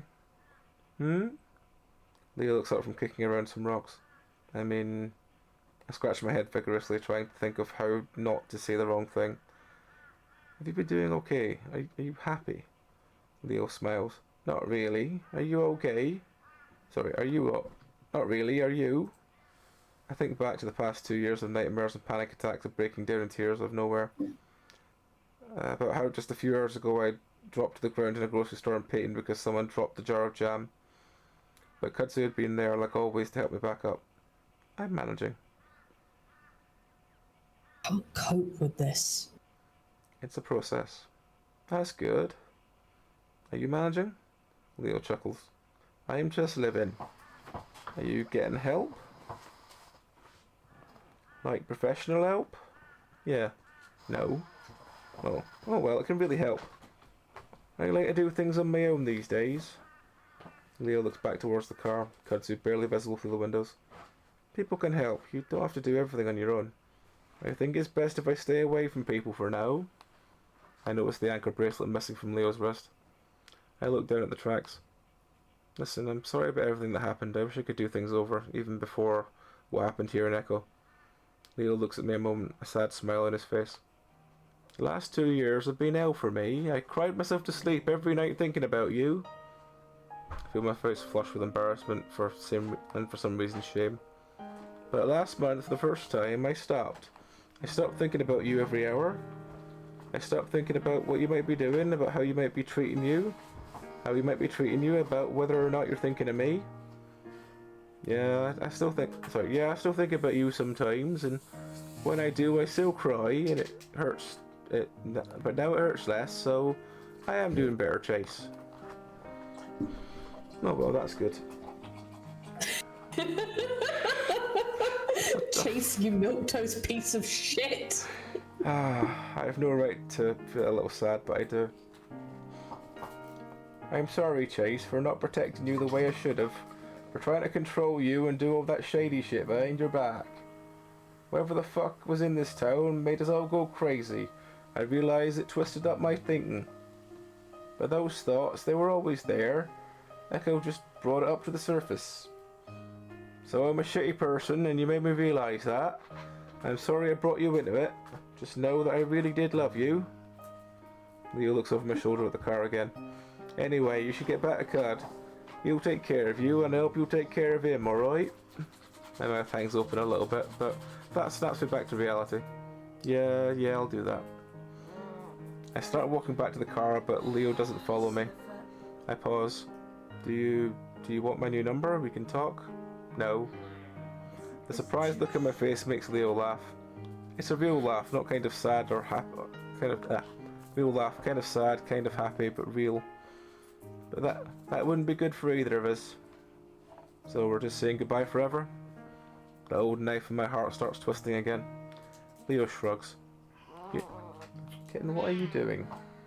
You never know. I stand there 10 feet away from my first boyfriend, my first kiss in this very real yard. My best friend. But hey, if you drive through Peyton again, I'm always open to have another chat. Maybe you can catch me in a better place. Kitten. Fuzzy kitties. Ah well. It's blackcurrant juice, you wouldn't like it. I say it immediately and Leo smiles at me. So I'll see you again someday. I look forward to it. Alright. Bye then. Goodbye, Chase. I walk the rest of the distance to the car and open the passenger door before getting in and sitting down. With the door still open, I look back one last time. Leo stands there, paws still jammed in his pockets, fur outlined with orange and gold light from the setting sun, highlighting his head fur like a halo. I take it in for a moment, then wave. He waves back. And with that, I close the door. Bye-bye. It's blackcurrant juice. Congratulations, you were the only person I've ever seen who got the good ending first. What do you mean? Well, most people playing this game, shockingly, are gay furries. Yes. And to the gay furry, Leo is like the perfect man physically, and it's usually lonely furries playing this.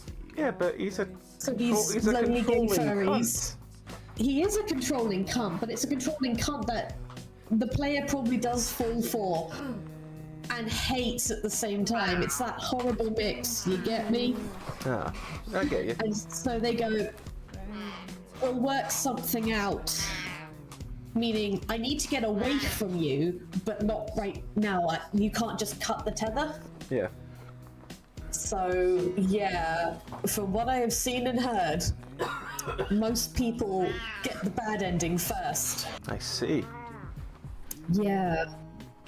It's just kind of a way it plays into the demographic a little, in a funny sort of way. Alright. But yeah, there you go. Leo, he's an absolute cunt witch. Well, we will do his other ending, because I don't think that'll take us very long, and then we'll very quickly look at see if that leave. Should we? Actually, no, we'll do the other ending first, because we can definitely end on that. We can definitely look after that to see if the is there a post-credit scene? No. Okay. Nah, I didn't think so with this one. Goodbye is goodbye. Yeah.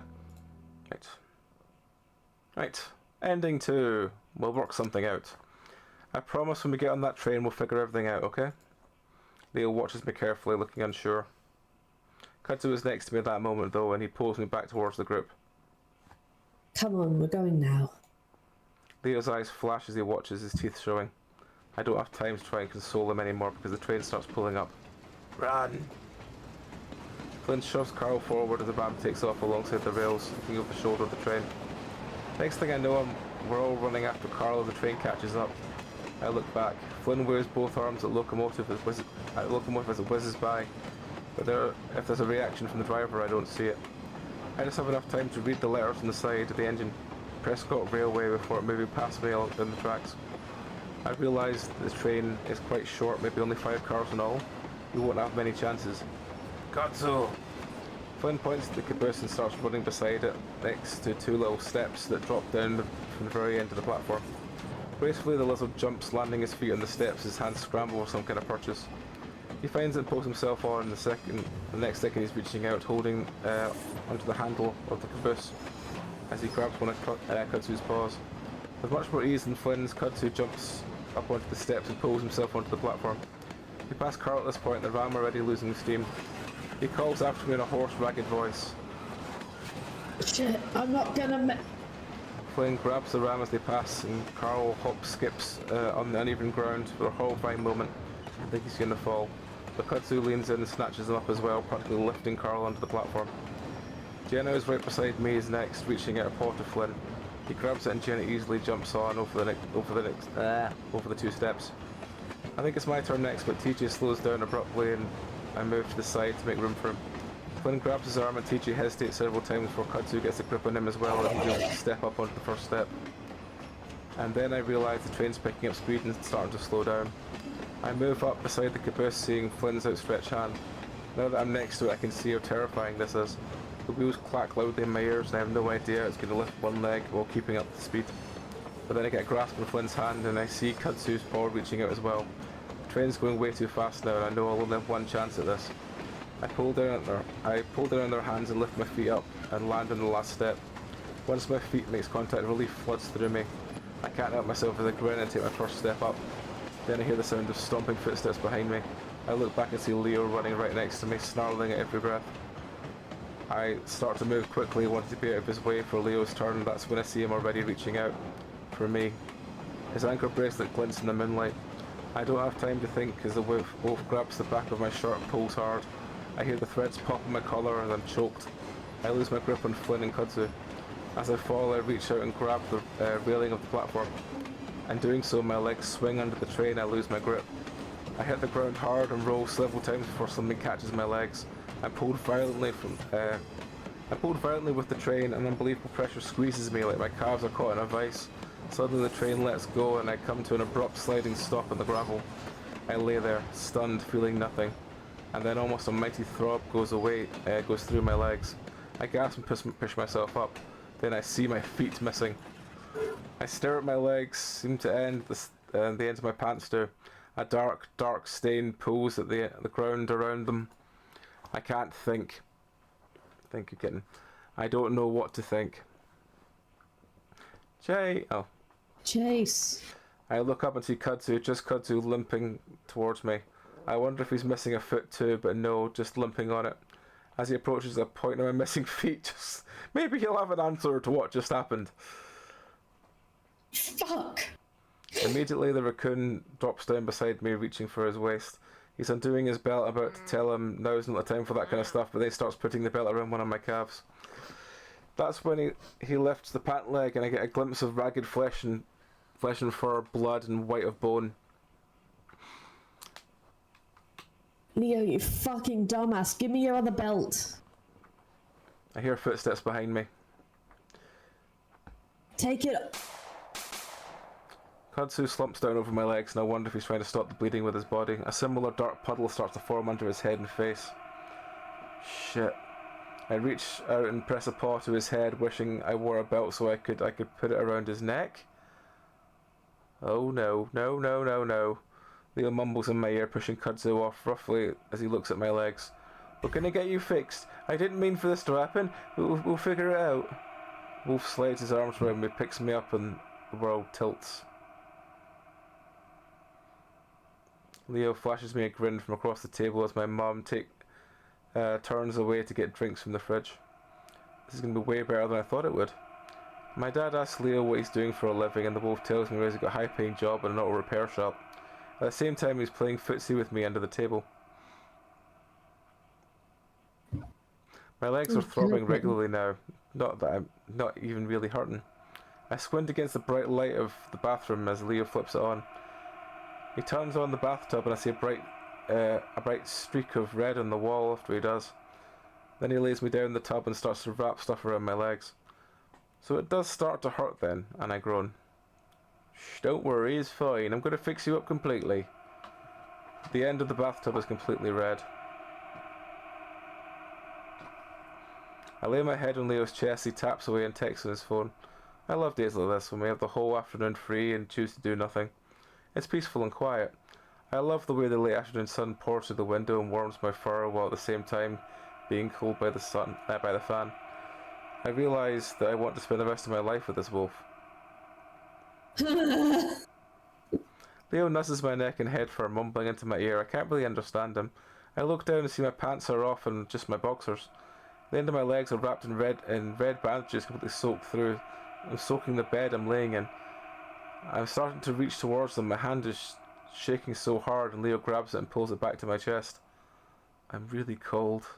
In response, Leo draws closer and spoons me. Early morning lights pouring through the window and I think I can hear sirens. Leo nuzzles my ear and tries to pull away, but he holds me tight. Like you said, we're going to work something out. I knew it would be easier to do it here in Echo, where we started. Seeing you leave on that train was just too much. Something leers at me from the corner of the room. Leo gazes at me with pure, unconditional love as he pulls back from our kiss. My first kiss. My excitement comes out in a burst of giggles and I hug my wolf to my body, feeling a soft warmth against me. The wolf hugs back and we stay like that for a long time. I don't even mind that it's in this rundown train yard in the middle of a hot desert. I'm in love with him. He holds me tight. The throbbing in my legs has stopped. I'm not cold anymore, just empty. The creature stares at us from the corner, red and grotesque. I stare back as my vision slowly fades. I don't feel anything anymore.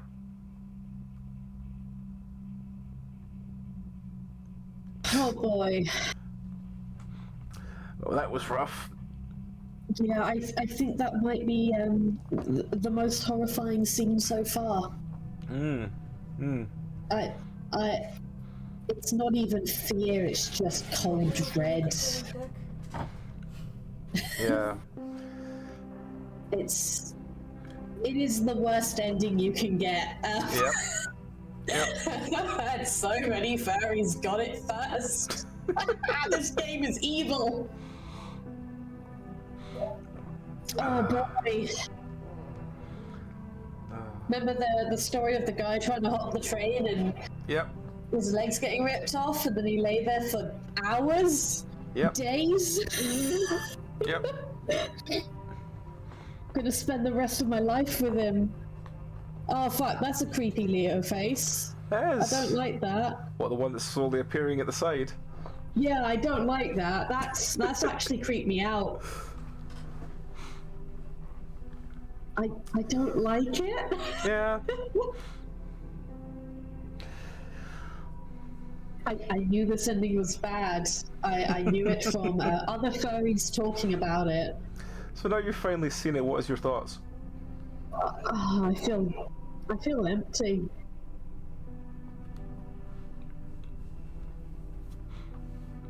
I think it is probably the most effective piece of horror media about like abuse and gaslighting and toxic relationships I have ever fucking seen. Mm-hmm.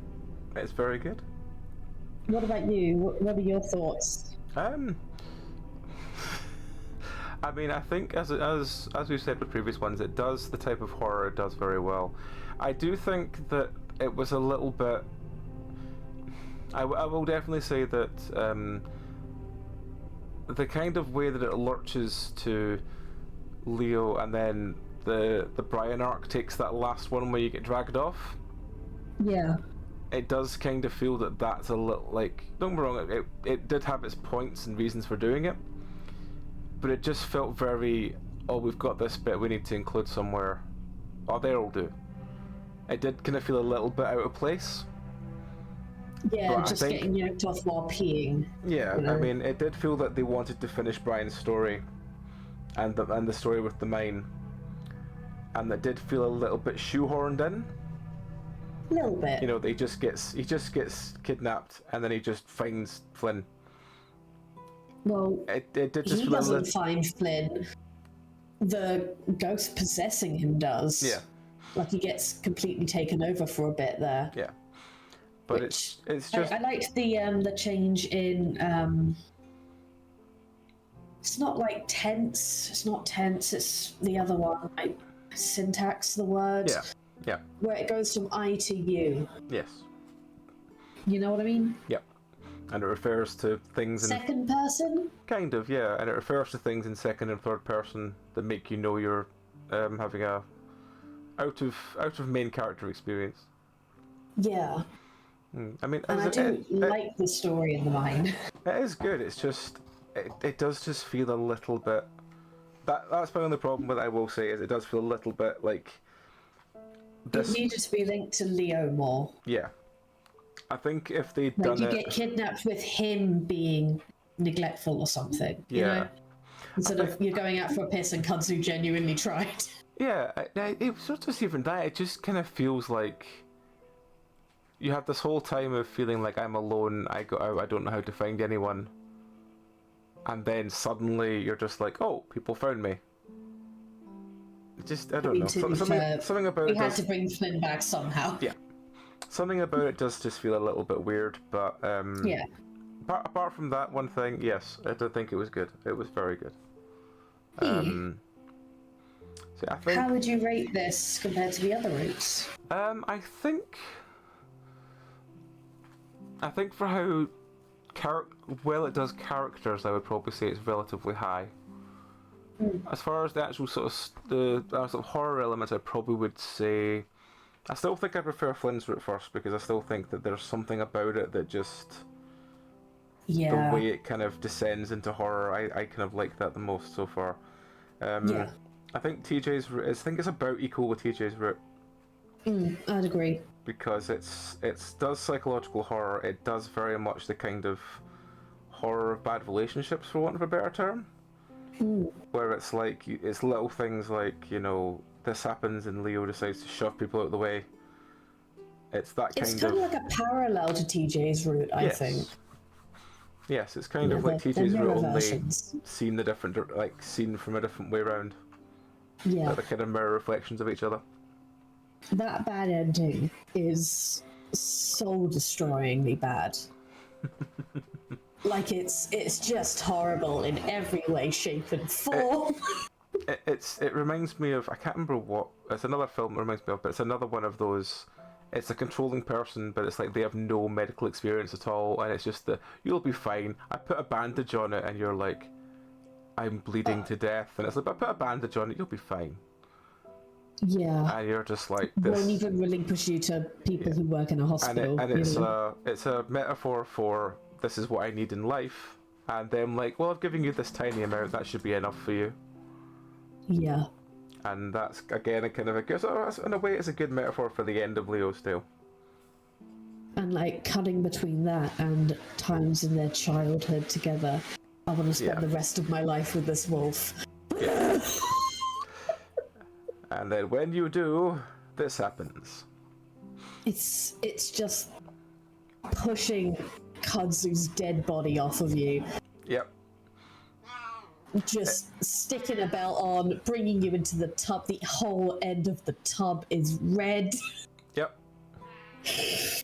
You're just lying in a bed. You're feeling cold. Yep, you're feeling cold and numb as the life is slowly draining out of you, but it's fine. You're here with me. And your abusive lover is holding on to you, pretending nothing's wrong. Like, it's just... It is a horror all on its own. It does indeed. Alright, let's have a quick look at the... Which one was it? I'm pretty sure I know what happens in this. Which one I think was it was the other That's one. the Jenna one, so it's not that, it's this one. Oh, no. Yeah, so this is the one... This is just to see if it was any different, because we went in the kitchen door, and that's where everything happened. So we're just going to see what happened if we chose in the front door. I've got a feeling I know what happens. I have no idea if the kitchen has an exit, and there's no way I can risk it. Don't look back, Chase. Go as fast as you can. I charge down the aisle and almost trip off the large form of Janice. She's laying on her stomach, hands outstretched. A smear of red lands in the leads to a knife a few feet in front of her. I don't have time to dwell on it as I leap over her body and charge through the doors. The bright sun and the heat contrasts heavily with the cold dimness of the diner. I don't have time to wait for my eyes to adjust. I take off down the road. A few seconds later, hear the door smash as something larger and heavy comes right after me. I don't look back. I gasp and wheeze as I run up the road and turn onto Leo Street. No one's around aside from the dull thumping in the distance behind me. It's completely silent. Something terrible has happened. And not just the diner, the entire town. I'm not sure why I decided to run for Leo's house, but my mind is numb and reasoning is gone. Briefly I think about Kudzu, but as I run past his yard I don't see the sign of him. I don't have time to try his door. Thank you, kitten. I slam into Leo's door, pushing it open as I do. I slam it back shut and lock it with a deadbolt, taking off down the hall for Leo's room. I hear the doorknob turning back and forth as something heavily slams into it. I don't even know if Leo has a landline. I look left and right wildly, not spotting a single thing that might be a telephone. I reach Leo's room and shut the door, wishing it had a lock. Jumping to the outlet on the wall charger, I clumsily take my phone out of my pocket. It takes 3 tries to successfully jam the damn thing into my phone. Bouncing with terror, I watch the screen light up as giving me the battery charging symbol. Not even enough power to power it on. Something shatters down the hall and I almost piss myself. I'm followed by silence. I don't dare even breathe. And then the house seems to shake as the bear ambles about looking for me. I go down on my knees and try to squeeze up under the desk. I look at my phone again, but it's still at 0%. I'm out of time. The door swings open with a crash and the bear spots me instantly. It rushes at me and I let out an involuntary scream. I dive out from under the desk as soon as he's on top of me and try and roll away, but he's big and slow as hell as I manage to get to my feet. It's at that moment I remember Leo's gun. Just as my eyes flick in that direction, he lunges at me and swings a huge fist at my face. I jerk back but he still clips my chin, sending me into spin and my world into blackness. I stare at the floor, mind wandering in circles. There's heavy breathing above me and I get to my hands and knees and something impacts my side so hard it sends me rolling into the wall. I stare at the ceiling, lungs broken and I writhe around for air. The bear obscures my vision, then reaches down to grab me by the shirt and yanks me up. He stares at me as I stare back before he swings me into the wall again. My vision goes dim. He does it again and again. On the 5th swing, the dimming finally turns to black.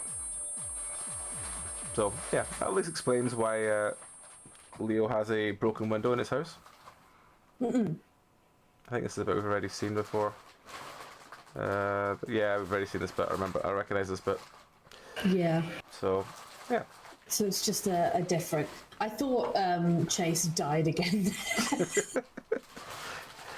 I thought it was yet another "we killed the fucking otter" moment. Fucking otter. Yep. So yeah, that is Oh boy. Echo.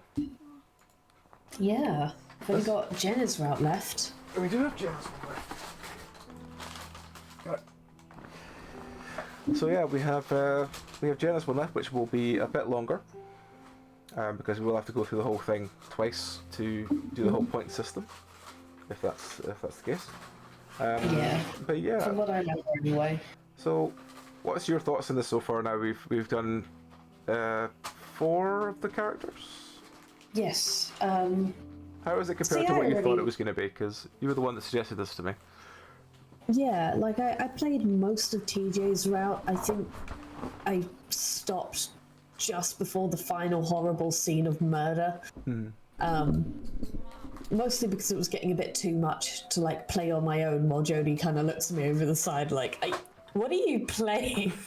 Why are you getting emotional over the furry dating sim? I'm trying to explain like why this fucking thing gets to me. Yeah. Is very hard. Yeah. Oh, I'm not going to be okay after the end of Leo's route, like the bad ending. That is, yeah. The warnings were not enough, and I've had 3 years of furries telling me this thing would break my heart.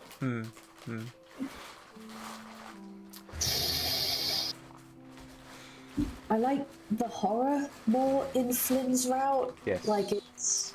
I think I like that style. for all the more sexual stuff that's involved in Flynn's route, it has got a far better, like, deeper horror understanding in writing. Yeah. The TJ's route is probably...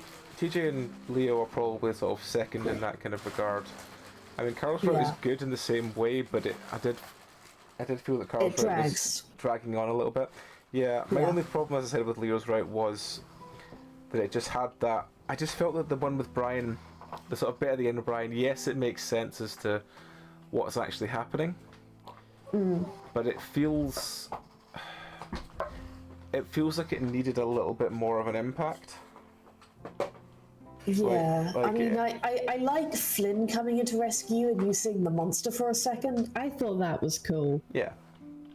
And to be honest, that mine terrified me. I do not like the mine. Yeah. I don't like small spaces. I do not like being underground. I definitely don't like being in there with a serial killer, and I definitely don't want to be thrown into a tiny box on top of corpses. all of those- It's basically all of all the- of my fears. All of those bits were well done. My only problem with it was that it just felt, on the time scale of like start to end, it just felt in a very strange place. I think what they probably should have done is have Brian take you to the mine after like an argument with what's his name. I mean, I think if it had been a case of Weasel. Leo, even if they had Leo storm out, you'd found Jenna, and I mean the whole you find Jenna's taking a piss, which is why you can't go for a piss indoors, does feel like a little bit more of a sort of forced thing, but Yeah. it would probably Like you be... could just pee out the window. It's fucking awkward, but it'd be funny. Yeah. I mean, it does kind of just feel like it should have had a... Like, Brian just grabs you earlier, Yeah. and you're saved earlier. It's just the and transition, really. Yeah, and then later on is just... And then later on is literally just this scene of Leo still being delusional, but Leo is seeing this... I mean, I know they're trying to put it in the point because Leo is... Leo has basically been this kind of like, no, he's been here all along, and I get that, but it just seems, I don't know, I just feel like they could have tied all of the Brian Duke stuff off earlier, and then had the Yeah. last little bit be like a Yeah, somewhat like the line goes on to either Leo goes mad or the end happens, rather than it being Yeah. this happens and then there's a weird like left turn into this serial killer moment, which was well written, which is well described, but then just kind of felt like it just felt like it was just there for the sake that we've written this really cool Let's bit. quickly wrap this up. Yeah, kind of. like Brian's bit just felt like we've written this really cool, really intense serial killer bit, but we don't really have anywhere to put it. Where do we put it? Oh, we'll put it at the end of Leo's, where it just feels like it just... It's a good piece of writing, and it's a good idea, and it's a good feeling, that the whole thing about it does feel quite dread-inspiring. Yeah. It just feels a it's- little bit like they've just kind of went, oh, we'll just bolt it here. And the story just takes a weird lurch to the side to have this happen, and lurches back again. I mean, to be fair, a lot of games do that Hmm. sort of near the end. They will just kind of be like, right, before we finish the fucking story, let's just fucking scare the player for a bit. Yeah, I mean, I think that... Get the emotions nice and high so when we go back and then the emotional stuff hits harder. That's kind mean- of what I think they were trying to do. I mean, I think what they could have done is they could have had like the Leo has more of a delusion while he's been in captivity, in the sort of the chair, and he's like and during that time he's like, oh no, you've like even just start talking about, oh, you've brought Chase in multiple times to see me, and he's just told me that he loves me and he'll be with me forever and we'll get out of this safely. I know I'm fine. Just lean into that side of delusion, that he keeps seeing him more often. Yeah, which is obviously that shadow chase. Yeah. And then when he gets out of there, he can just... Then he could have been like, oh, you meant what you said. Well, we were in there, or they kept wheeling you in and showing you to me. You know, we talked about this, and, you know, you mean what you said, didn't you? And then, even if they Yeah. didn't have the decision then, but Chase going like, what the fuck? Just that kind of as a being I don't get what's going on. but Leo gets more and more. I mean, he does get more and more like crazed as it goes on, and that is well done. Yeah, it's a horrible slow creep into monsterhood. I just kind of have this feeling that if they'd had a point where they had Leo does something a bit more neglectful than just I'm going to look for a train. He does something a bit more neglectful, and maybe Brian breaks in and steals Chase. Or something like that. Or Brian breaks in, smacks Kudzu around the head, and, you know, Kudzu only comes out at the end and then sees you go off or something like that. But again, I'm literally criticising the smallest bit of the story. It's a case of the bit that is written works well. It just, for me, just feels a little bit like, it felt like, I just felt like the story direction was going one way, and they kind of was like, oh fuck, we've still got this section we wrote, we've not found a place for. Let's just bolt it in here. And it just felt a little bit jarring. But apart from that, I don't really have any other criticisms really about it. But then again, I felt kind of the same with Carl's one, where it was like, there's a little bit that's just, you're just dwelling on this a little too long. You could have maybe refined it a little bit, or sheared tiny little bits off, so it was a little smoother. It needed a polish. Yeah, and but like not a lot of a polish, just like a bit here and there. I mean, as I said, I still enjoyed the bit that is bolted on. The fact that it's a very good and well, I don't want to say thought up idea, but it's a good idea, and it does add something to the overall story. It just feels in a very strange place. I feel like it could have just been a little bit more. It feels like, as I said, the story kind of lurches to the left rather than it being like, you know, it turns into it and then this happens and then we're back to the other story. It just feels like a lurch to the left. Oh, well, we'll just use that. We'll just lurch it back to the right, and we'll use Flynn as the way that brings it all back together. It just, I think that is the one thing that is. It's so close to being perfect. Yes. It's so close to being perfect. I think if that had just been a little bit different, I probably would have loved it a lot more. But I still really enjoyed it. I still think it was very well done. And I think as well as I keep trying to say, it's like, if I hadn't enjoyed the bit that it lurched to, it would have been worse. But the bit that it lurched to was good. Yeah. Anyway, I'm just gonna keep bambling over myself if I carry on. So I'm gonna stop there. So any other thoughts you have on Leo's story before we wind up? One final question, actually. Are you finding it scary? I mean, I don't enjoy horror because it scares me, because I've had so much weird shit happen to me over my life that I don't really get scared by anything. I live in constant anxiety as it is.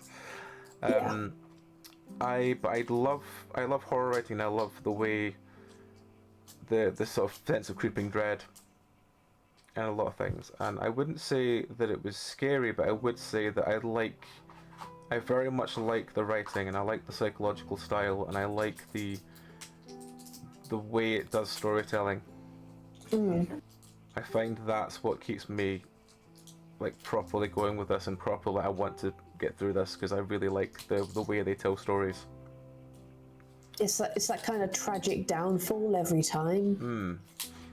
It's like this slow kind of like build up of a snowball rolling down a mountain into an avalanche. It's like it spins in a different direction with every story.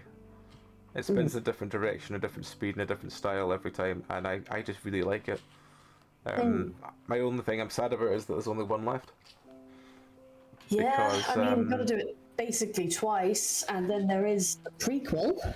There is the prequel, and then there's the weird. Well, I say the weird. The one with spin-off.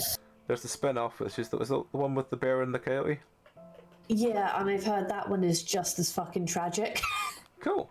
Well, awesome. Like, that's another gut-twisting, make you sob your fucking eyes out sort of one. All right. Well, and then, of course, there is the incredibly raunchy Adastra, which is like Game of Thronesy. Well, I think what we'll do is we'll do this one. We'll do maybe do the spin-off, and then we'll do the prequel. And then if we have nothing else to do with it, then I think we'll probably do Adastra. As long as you're really happy to do it. There's shockingly not as much sex as you're probably thinking there's going to be, to be honest. Also, to kind of bring your hopes up for Jenna's route, so Leo was done first, followed by Carl, followed by TJ. TJ's route broke the creator, so another person came on to do Flynn, and then finally Jenna. Was it the same person that did Flynn that did Jenna? Yeah. Yep. Ooh, And okay. no, it's monster movie style. Then I am very much looking forward to them because I really enjoy the way they did the Viking and Flint's one.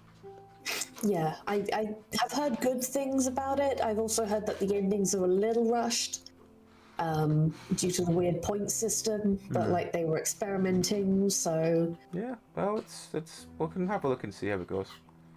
Yeah. Yeah, but that will be next time we do Echo, which will be...